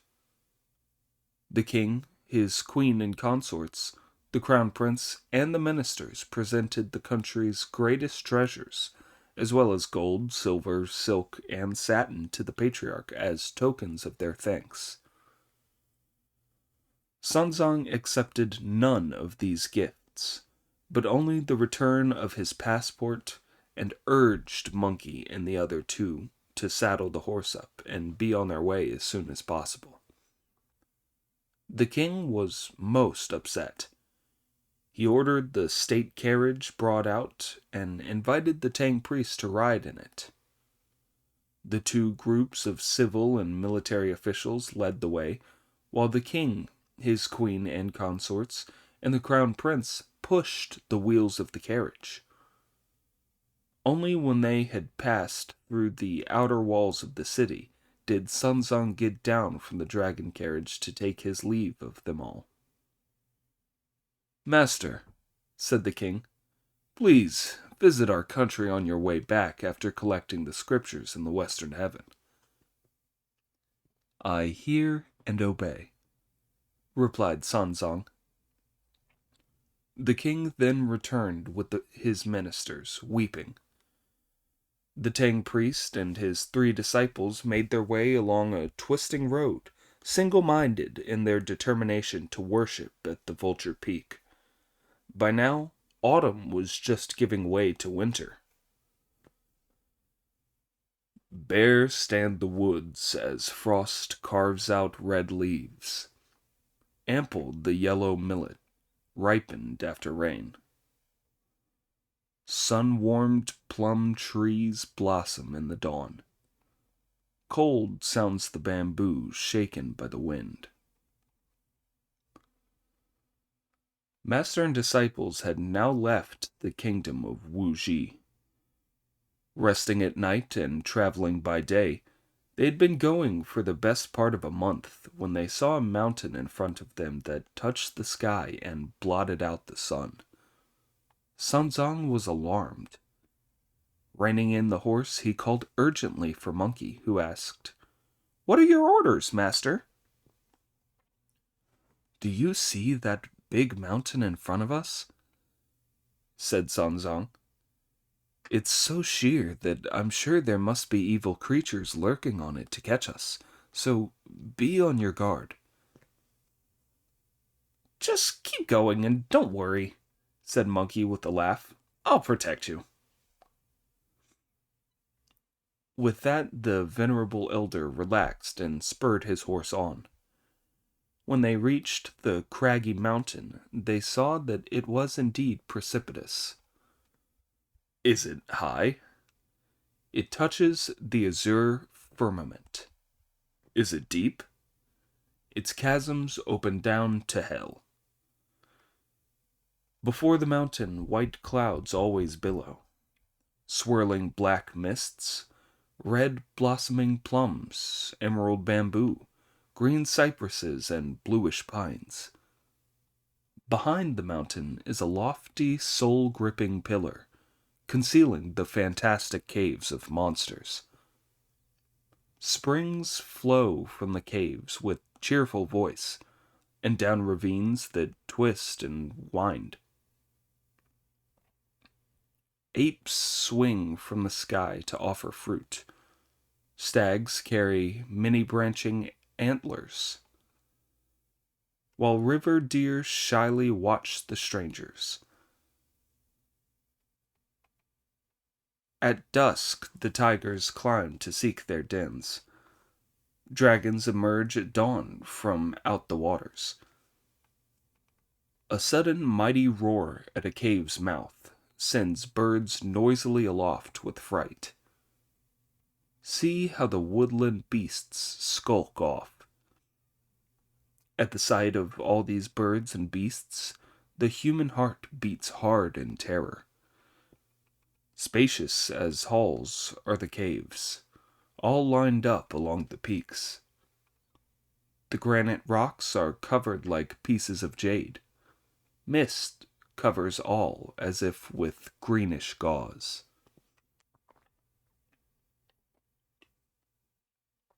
Master and disciples were already frightened enough when a red cloud emerged from a fold in the mountain and rose up straight to the sky, where it formed a ball of fire. Monkey was horrified. As he went to take a closer look, he pushed the master's leg to get him off the horse and said, "Brothers, stay here. An evil spirit's coming." In their alarm, Pig grabbed his iron rake and Friar Sand his staff as they stood guard on either side of the Tang priest. Here, the story divides into two. The red light was indeed from an evil spirit who had heard tell some years earlier that a Tang priest from the east, a reincarnation of the venerable golden cicada, and a holy man who had cultivated his conduct through 10 successive lives, was going to the western heaven to fetch the scriptures. Anyone who ate a piece of his flesh would live as long as heaven and earth. The evil spirit had been longing day in and day out for him to arrive, and now he was here. As the evil spirit looked at them from midair, he saw the 3 disciples ready for action as they guarded the Tang priest on his horse. The spirit was full of admiration. "Now there's a monk for you," he said to himself. "I could just make out a fat, white-faced monk riding a horse. That must be the holy Tang priest. But why is he surrounded by those 3 hideous monks? They've all clenched their fists, their sleeves are rolled up, and they're armed. They look as if they're ready for a fight. I wonder if any of them is sharp-eyed enough to see what I am. Looking the way that I do, I haven't a hope of eating the Tang priest's flesh." After he had been arguing it for some time, he said to himself, "If I try swooping down to grab him, I won't get anywhere near him. I'll only get him if I trick him through cunning. Once I've hoodwinked him, I can think of some crafty scheme that's bound to catch him. So I'll go down and try a few games with him." The splendid evil monster then dispersed his red light and brought his cloud down to land on the mountainside, where he turned himself with a shake of his body into a naughty boy of 6, stark naked, tied hand and foot to the top of a pine tree, shouting, "Help! Help!" When the great sage looked up again and saw that the red cloud and the fire had completely disappeared, he told the master to remount and be on his way again. "But you said an evil spirit was here. I don't dare move," replied Sanzang. "Just now I saw a red cloud rise up from the ground," said Monkey, "and turn into a ball of fire in midair. It was certainly an evil spirit. As the fire and cloud have now gone, I think it must just have been passing by and wasn't going to do us any harm. Let's go." "You make it sound all very convincing," said Pig. "But who ever heard of an evil spirit that just passed by?" "You wouldn't know," replied Monkey. "If the Demon King of some mountain cave has invited the spirits from all the other caves in the mountains to a banquet, then the spirits from all around would be heading there. They'd be much more interested in the feast than in doing anyone any harm. That must have been a passing spirit." Sanzang was only half convinced, but he remounted and continued along the path up the mountain. On his way, he heard a shout of "Help!" and said to his disciple with shock, "Disciple, what's that cheer in the middle of these mountains?" "You just keep going, master," said Monkey, coming up to him. "Stop worrying about chairs, whether they're carried by people or mules, or whether they're open-topped or litters. Even if there were a chair here, there'd be nobody to carry it for you." "I'm not talking about chairs for carrying, but about cheers," said Sanzang. "I know," said Monkey, "but it's no concern of yours. You just keep going." Sanzang did as he was told and whipped his horse forward. About a quarter of a mile later, he heard another shout of "Help!" "Disciple," he said. That's no goblin or demon shouting. If it were, there'd be no echo. Listen to those shouts, one after another. I'm sure it's someone in trouble. We must go to the rescue. Master, said Monkey, let's have a little bit less of that compassion until we've crossed the mountain. Then you can be as compassionate as you like. This is an evil place. You must have heard how things can become spirits just as creepers attach themselves to trees. Most of them are no trouble, but there's one kind of python that's developed its powers for so long that it's become a spirit. It's got an amazing knowledge of the names people had as children. If you don't reply when it calls your name out from the undergrowth or from a mountain hollow, you'll be fine. But if you answer a single word, it'll grab your soul and will surely come and kill you the next night. Move! If you get away, you can thank your lucky stars, as the saying goes. Whatever you do, ignore it. The venerable elder still had no choice but to obey and whip his horse on.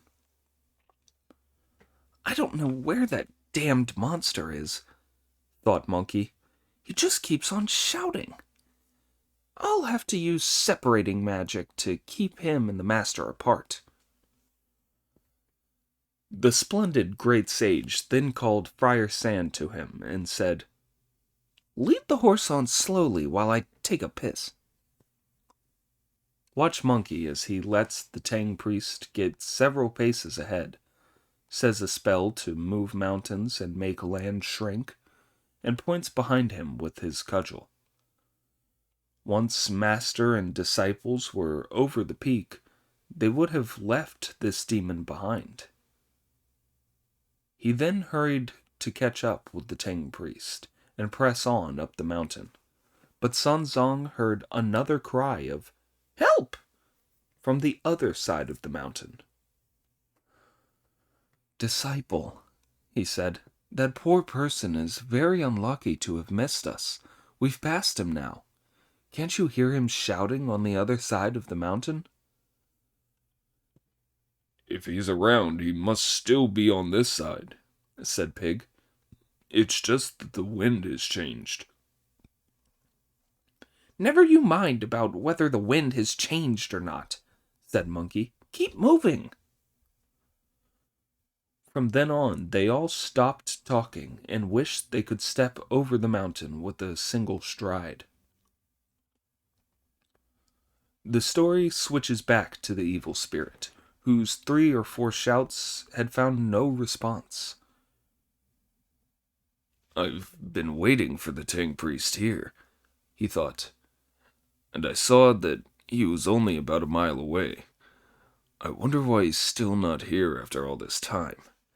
He must have taken a shortcut. He then braced himself, slipped out of his bonds, and went up into the air in his red light to take another look. He did not notice when the great sage looked up at him, recognized him as an evil spirit, and pushed the Tang priest by his foot off the horse once more.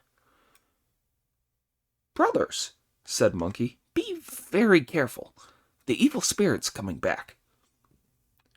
Again, Pig and Friar Sand placed themselves on either side of the Tang priest to protect him with their rake and staff.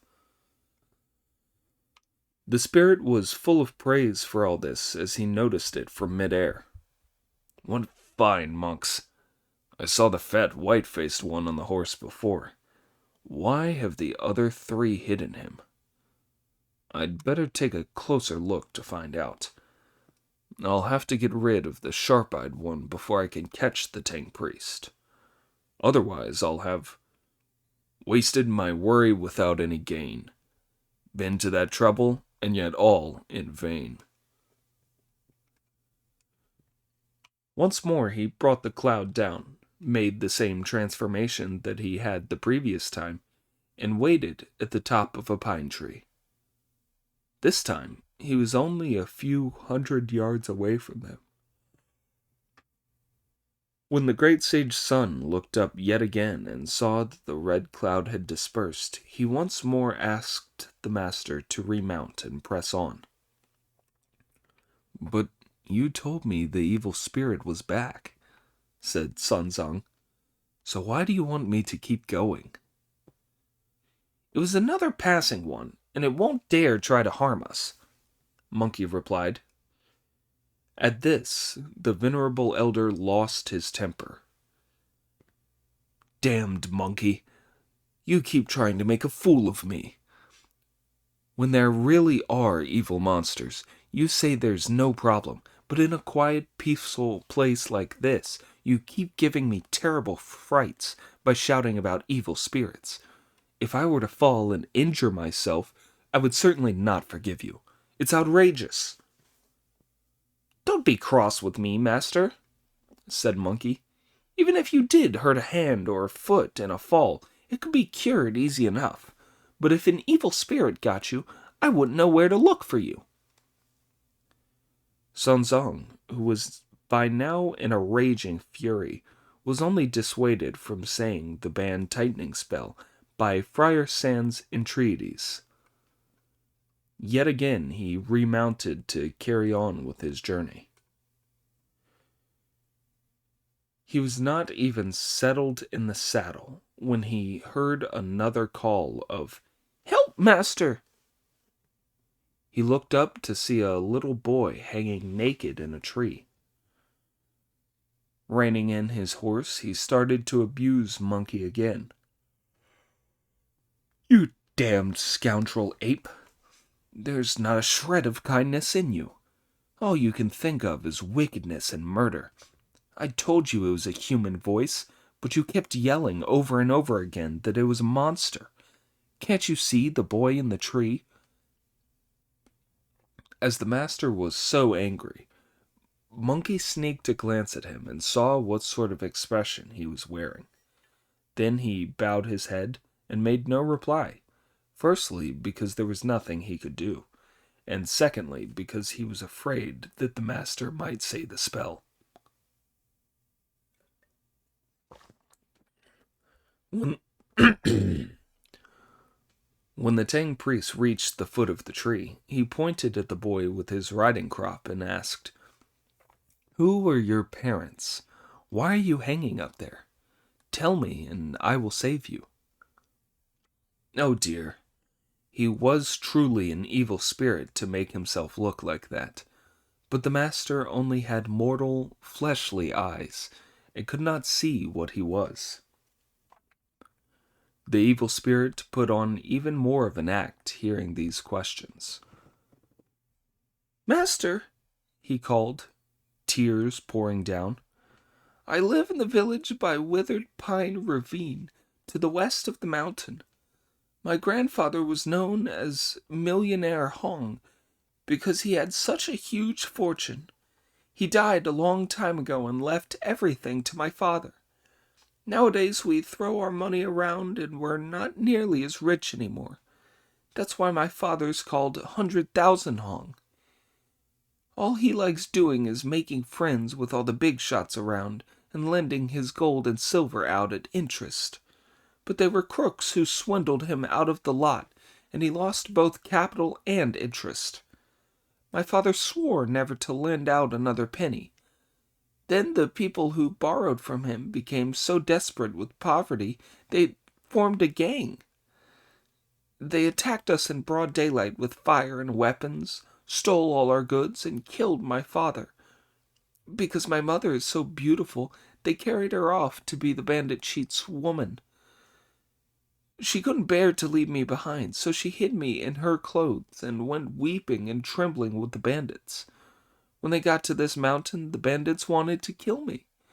They only spared me from the sword because of my mother's desperate pleas. Instead, they tied me to this tree to die of cold and hunger. I don't know where the bandits have taken my mother. I've been hanging up here for 3 days and nights, and you're the first people to come past. I must have earned merit in a previous life to have met you in this one, master. If in your great compassion you can rescue me and take me home, I'd gladly sell myself into slavery in order to repay you. I won't forget what you've done for me, even when I'm buried."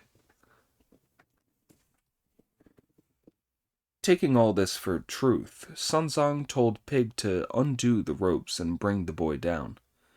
The idiot, not realizing who he was just about to start doing it. This was more than Monkey could bear.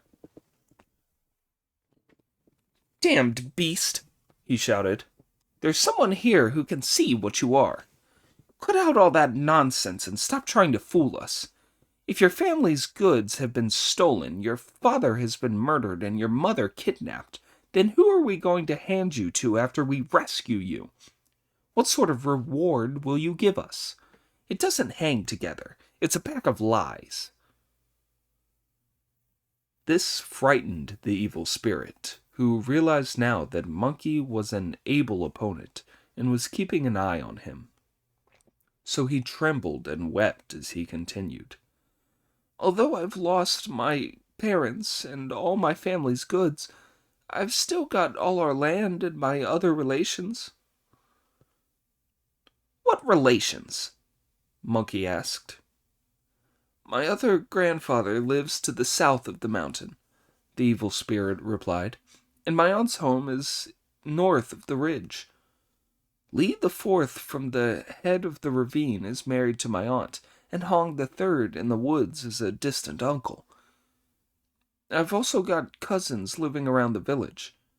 If the venerable master will save me and take me back to the village and my relations, I'll tell them all about the venerable master's kindness in rescuing me. I'll mortgage or sell some land and reward you richly." At this, Pig blocked Monkey's way and said, "Brother, you can't interrogate a little boy like that. He told you that the bandits only took his movable goods.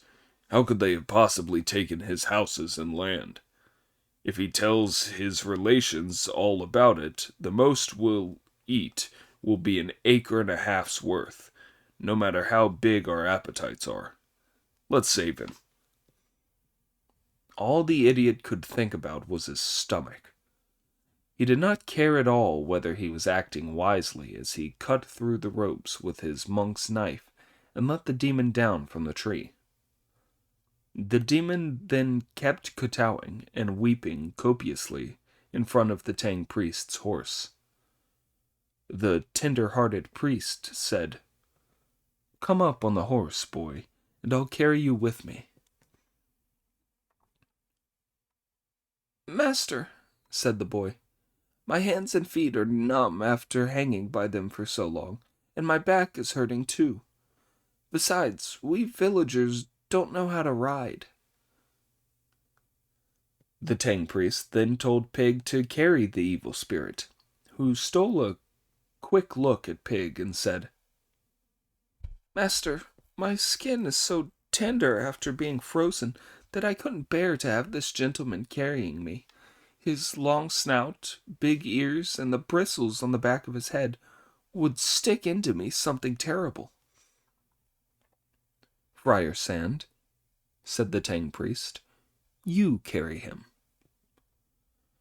The boy then took a glance at Friar Sand and said, "Master, where the bandits raided our house, they gave me a terrible fright. They were all made up like actors, wore false beards, and carried sticks and swords. The sight of that evil-looking reverend gentleman scares the wits out of me. I wouldn't dare let him carry me." The Tang priest then told Monkey to carry the boy, to which Monkey agreed with a chuckle. The monster concealed his delight as he docilely let Monkey carry him. Monkey pulled him over to the side of the path and tried him for weight. The boy was only about 3 pounds 10 ounces heavy. "Damn you, you demon," said Monkey. "You die today. How dare you try your tricks on me? I know that you're one of those."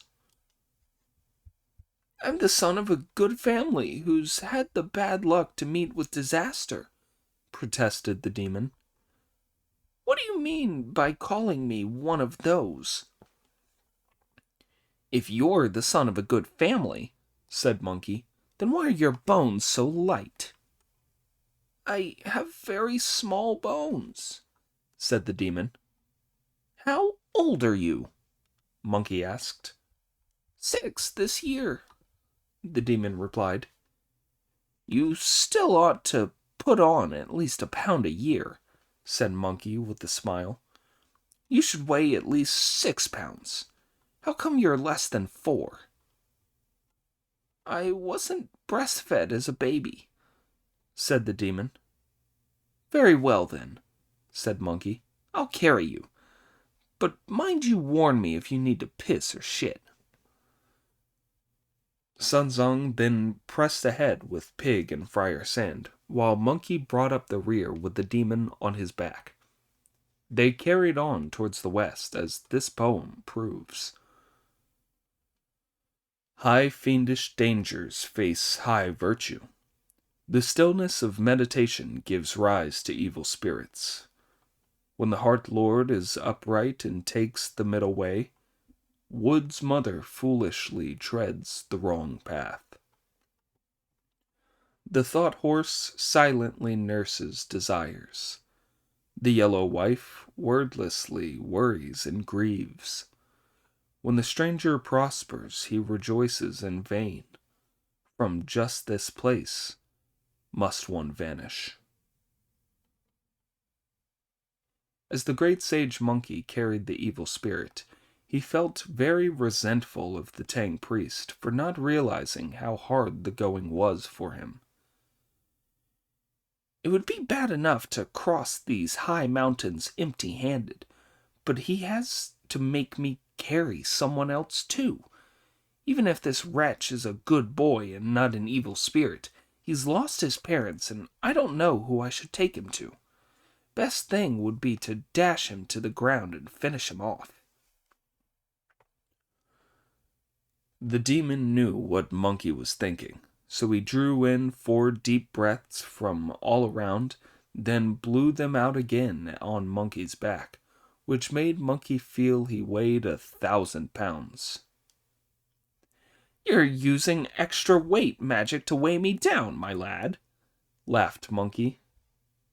This made the monster afraid that Monkey was going to kill him, so he got his spirit out of his body and sprang up into the 9th layer of cloud.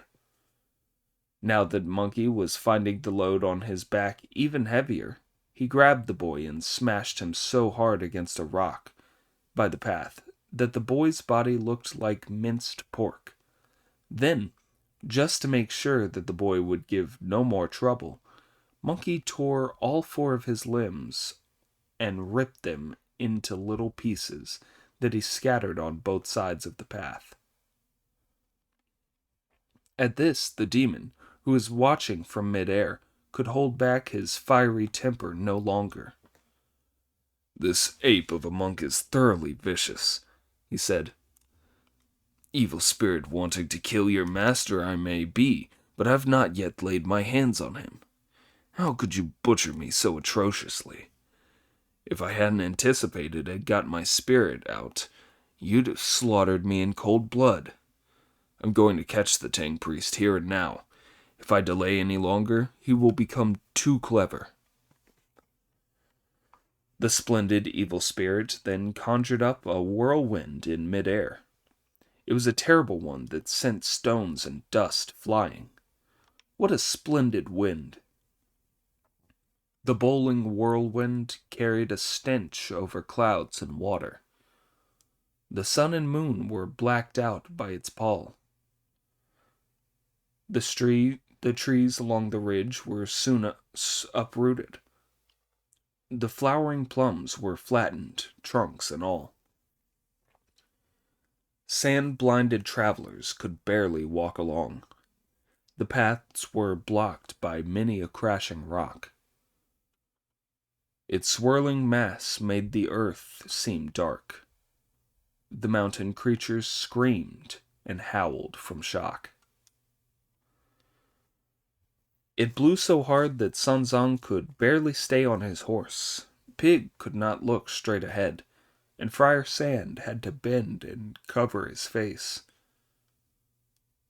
Realizing that this was a devil's wind, the great sage rushed forward to catch them up, but the demon had already scooped the Tang priest up in his wind. Sun Zong had disappeared without a trace. Nobody could tell where he had been taken or where to start looking for him. Before long, the wind fell and the sun was shining again. Monkey went up and saw that the white dragon horse was trembling and neighing. The luggage had been thrown into the path. Pig was hiding under a crag and whimpering, and Friar Sand was squatting, howling on the mountainside. Pig! Shouted Monkey, and recognizing his voice, the idiot looked up to see that the storm was over. He climbed to his feet, grabbed hold of Monkey, and said, "What a wind!" Friar Sand came forward too and said, "That was a twister, brother. But where's the master?" "That wind blew so hard," said Pig, "that we all had to hide our heads, close our eyes, and take cover.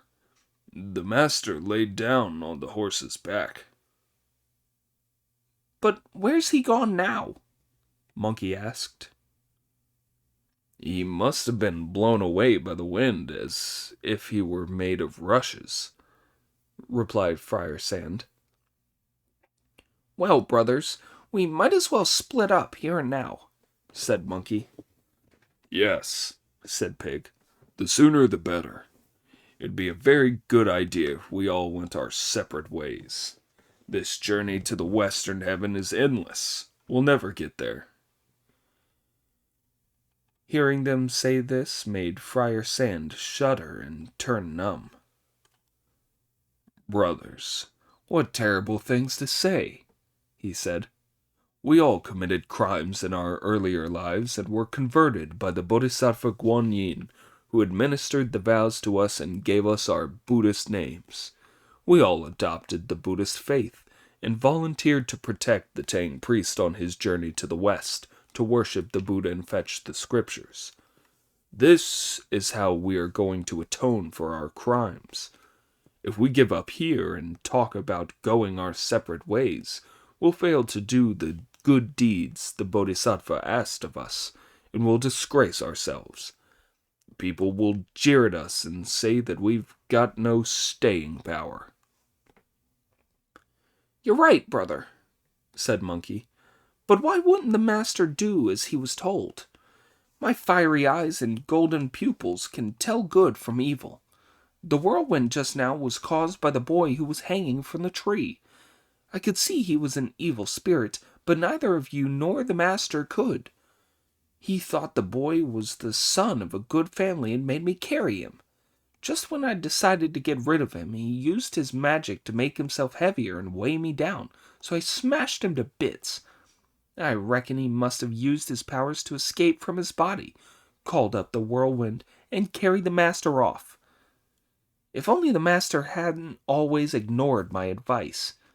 That's why I was so discouraged and said we ought to split up. I accept your sincere advice, brother, but I don't know what to do. What do you suggest, Pig?" "What I said just now was nonsense," said Pig. "I was talking off the top of my head. Of course we shouldn't split up. Brother, we'll just have to do as Friar Sand says. Find the monster and save our master." "Yes, brother," said Monkey cheerfully, his anger now gone. "Let's all pull together. Get the baggage and the horse ready, and we'll go up the mountain to find the demon and save our master." The three of them pulled themselves up the mountain and across ravines with the help of creepers, covering about 20 miles without finding any trace of the demon.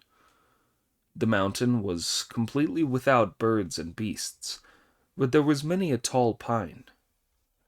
By now, Monkey was really anxious, so he sprang up on a craggy peak, shouted, "Change!" and gave himself 3 heads and 6 arms, so that he looked just as he had when he made havoc in heaven. Then he shook his gold-banded cudgel, so that there were 3 of that too. With much whacking and thwacking, he lashed out wildly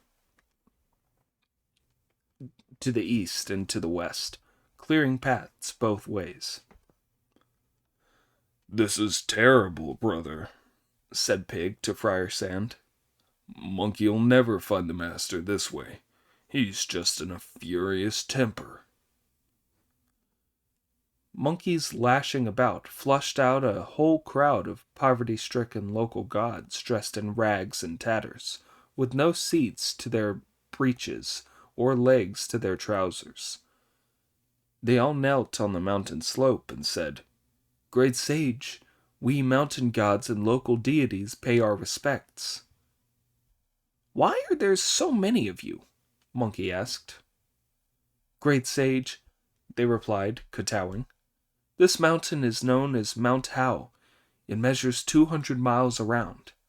As there is a mountain god and a local deity every 30 miles or so, that makes 30 mountain gods and 30 local deities. We heard yesterday that you were coming, great sage, but we have been late greeting you because we could not all assemble quickly enough. That is why the great sage has been so angry. We beg him to forgive us."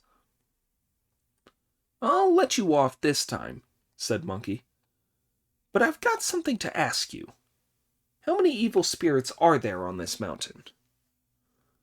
"Just one, Lord and Master," they replied, "but he's really beggared us. We hardly get any incense or paper offerings burnt for us now, and no food or blood at all. We have to go hungry and naked. How many evil spirits could we possibly support?" "Which side of the mountain does he live on?" Monkey asked. "Neither," they said.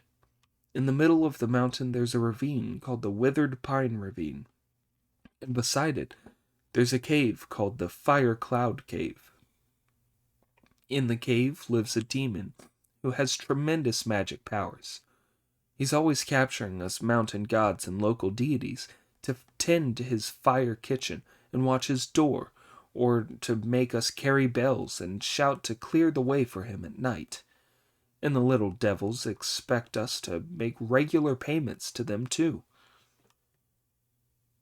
"You're all gods from the spirit world, so where can you get money from?" Monkey asked. "We haven't any," the gods replied. "We have to muster all of our spirits morning and evening to catch a few deer, and if we haven't anything to offer, they'll come to tear down our shrines and take off our own clothes. He's made life impossible for us. We beg and beseech you to rid us of this monster and save all the spirits of these mountains." "As he controls you and you are always going to his cave, you must know where he's from and what he's called," said Brother Monkey. "When we tell you, we're sure you will have heard of him, great sage," they replied. "He's the son of the Bull Demon King by Rakasi. He cultivated his conduct for 300 years in the fiery mountains and developed true Samadhi fire. His powers are tremendous. The Bull Demon King sent him here to hold this mountain. His name is Red Boy, and his title is Boy Sage King." This was good news for Monkey, who dismissed the local deities and mountain gods, resumed his original form, and jumped down from the peak. "Relax, brothers," he said to Pig and Friar Sand. "No need to worry anymore. The master won't possibly be killed. The evil spirit is a relation of mine." "Stop lying, brother," said Pig. "This is the western continent of Cattle Gift, and you came from the eastern continent of Superior Body. That's a very long way apart, with thousands of mountains and rivers between them, to say nothing of a couple oceans. So how could he possibly be a relation of yours? The crowd that turned up just now were the local deities from the mountain gods round here. When I asked them for some background on the demon, they told me he's Red Boy, the son of Bull Demon King by Raksasi, and he's also known as the Boy Sage King. When I made havoc in heaven 500 years ago, I visited all the famous mountains and people of distinction in the world. The Bull Demon King took me as his seventh sworn younger brother. There were 6 Demon Kings altogether, and the only reason why I was prepared to call the Bull Demon King my elder brother was because I was a bit smaller than him. So as this devil is the Bull Demon King's son, and I know his father, I'm his uncle. That means he couldn't possibly harm my master. I must be off straight away.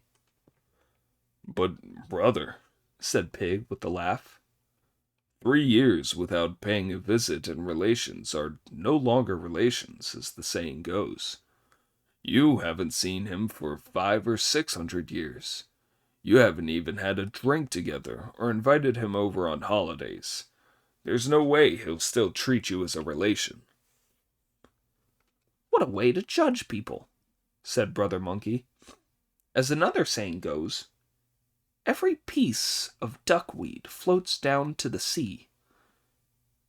People will always meet each other somewhere. Even if he doesn't regard me as a relation anymore, at any rate he won't harm the master. I don't expect him to treat me as a slap-up meal, but he's bound to give me the Tang priest back in one piece. The 3 brother disciples, their minds once more turned to pious thoughts, led the white horse loaded with the luggage along the path.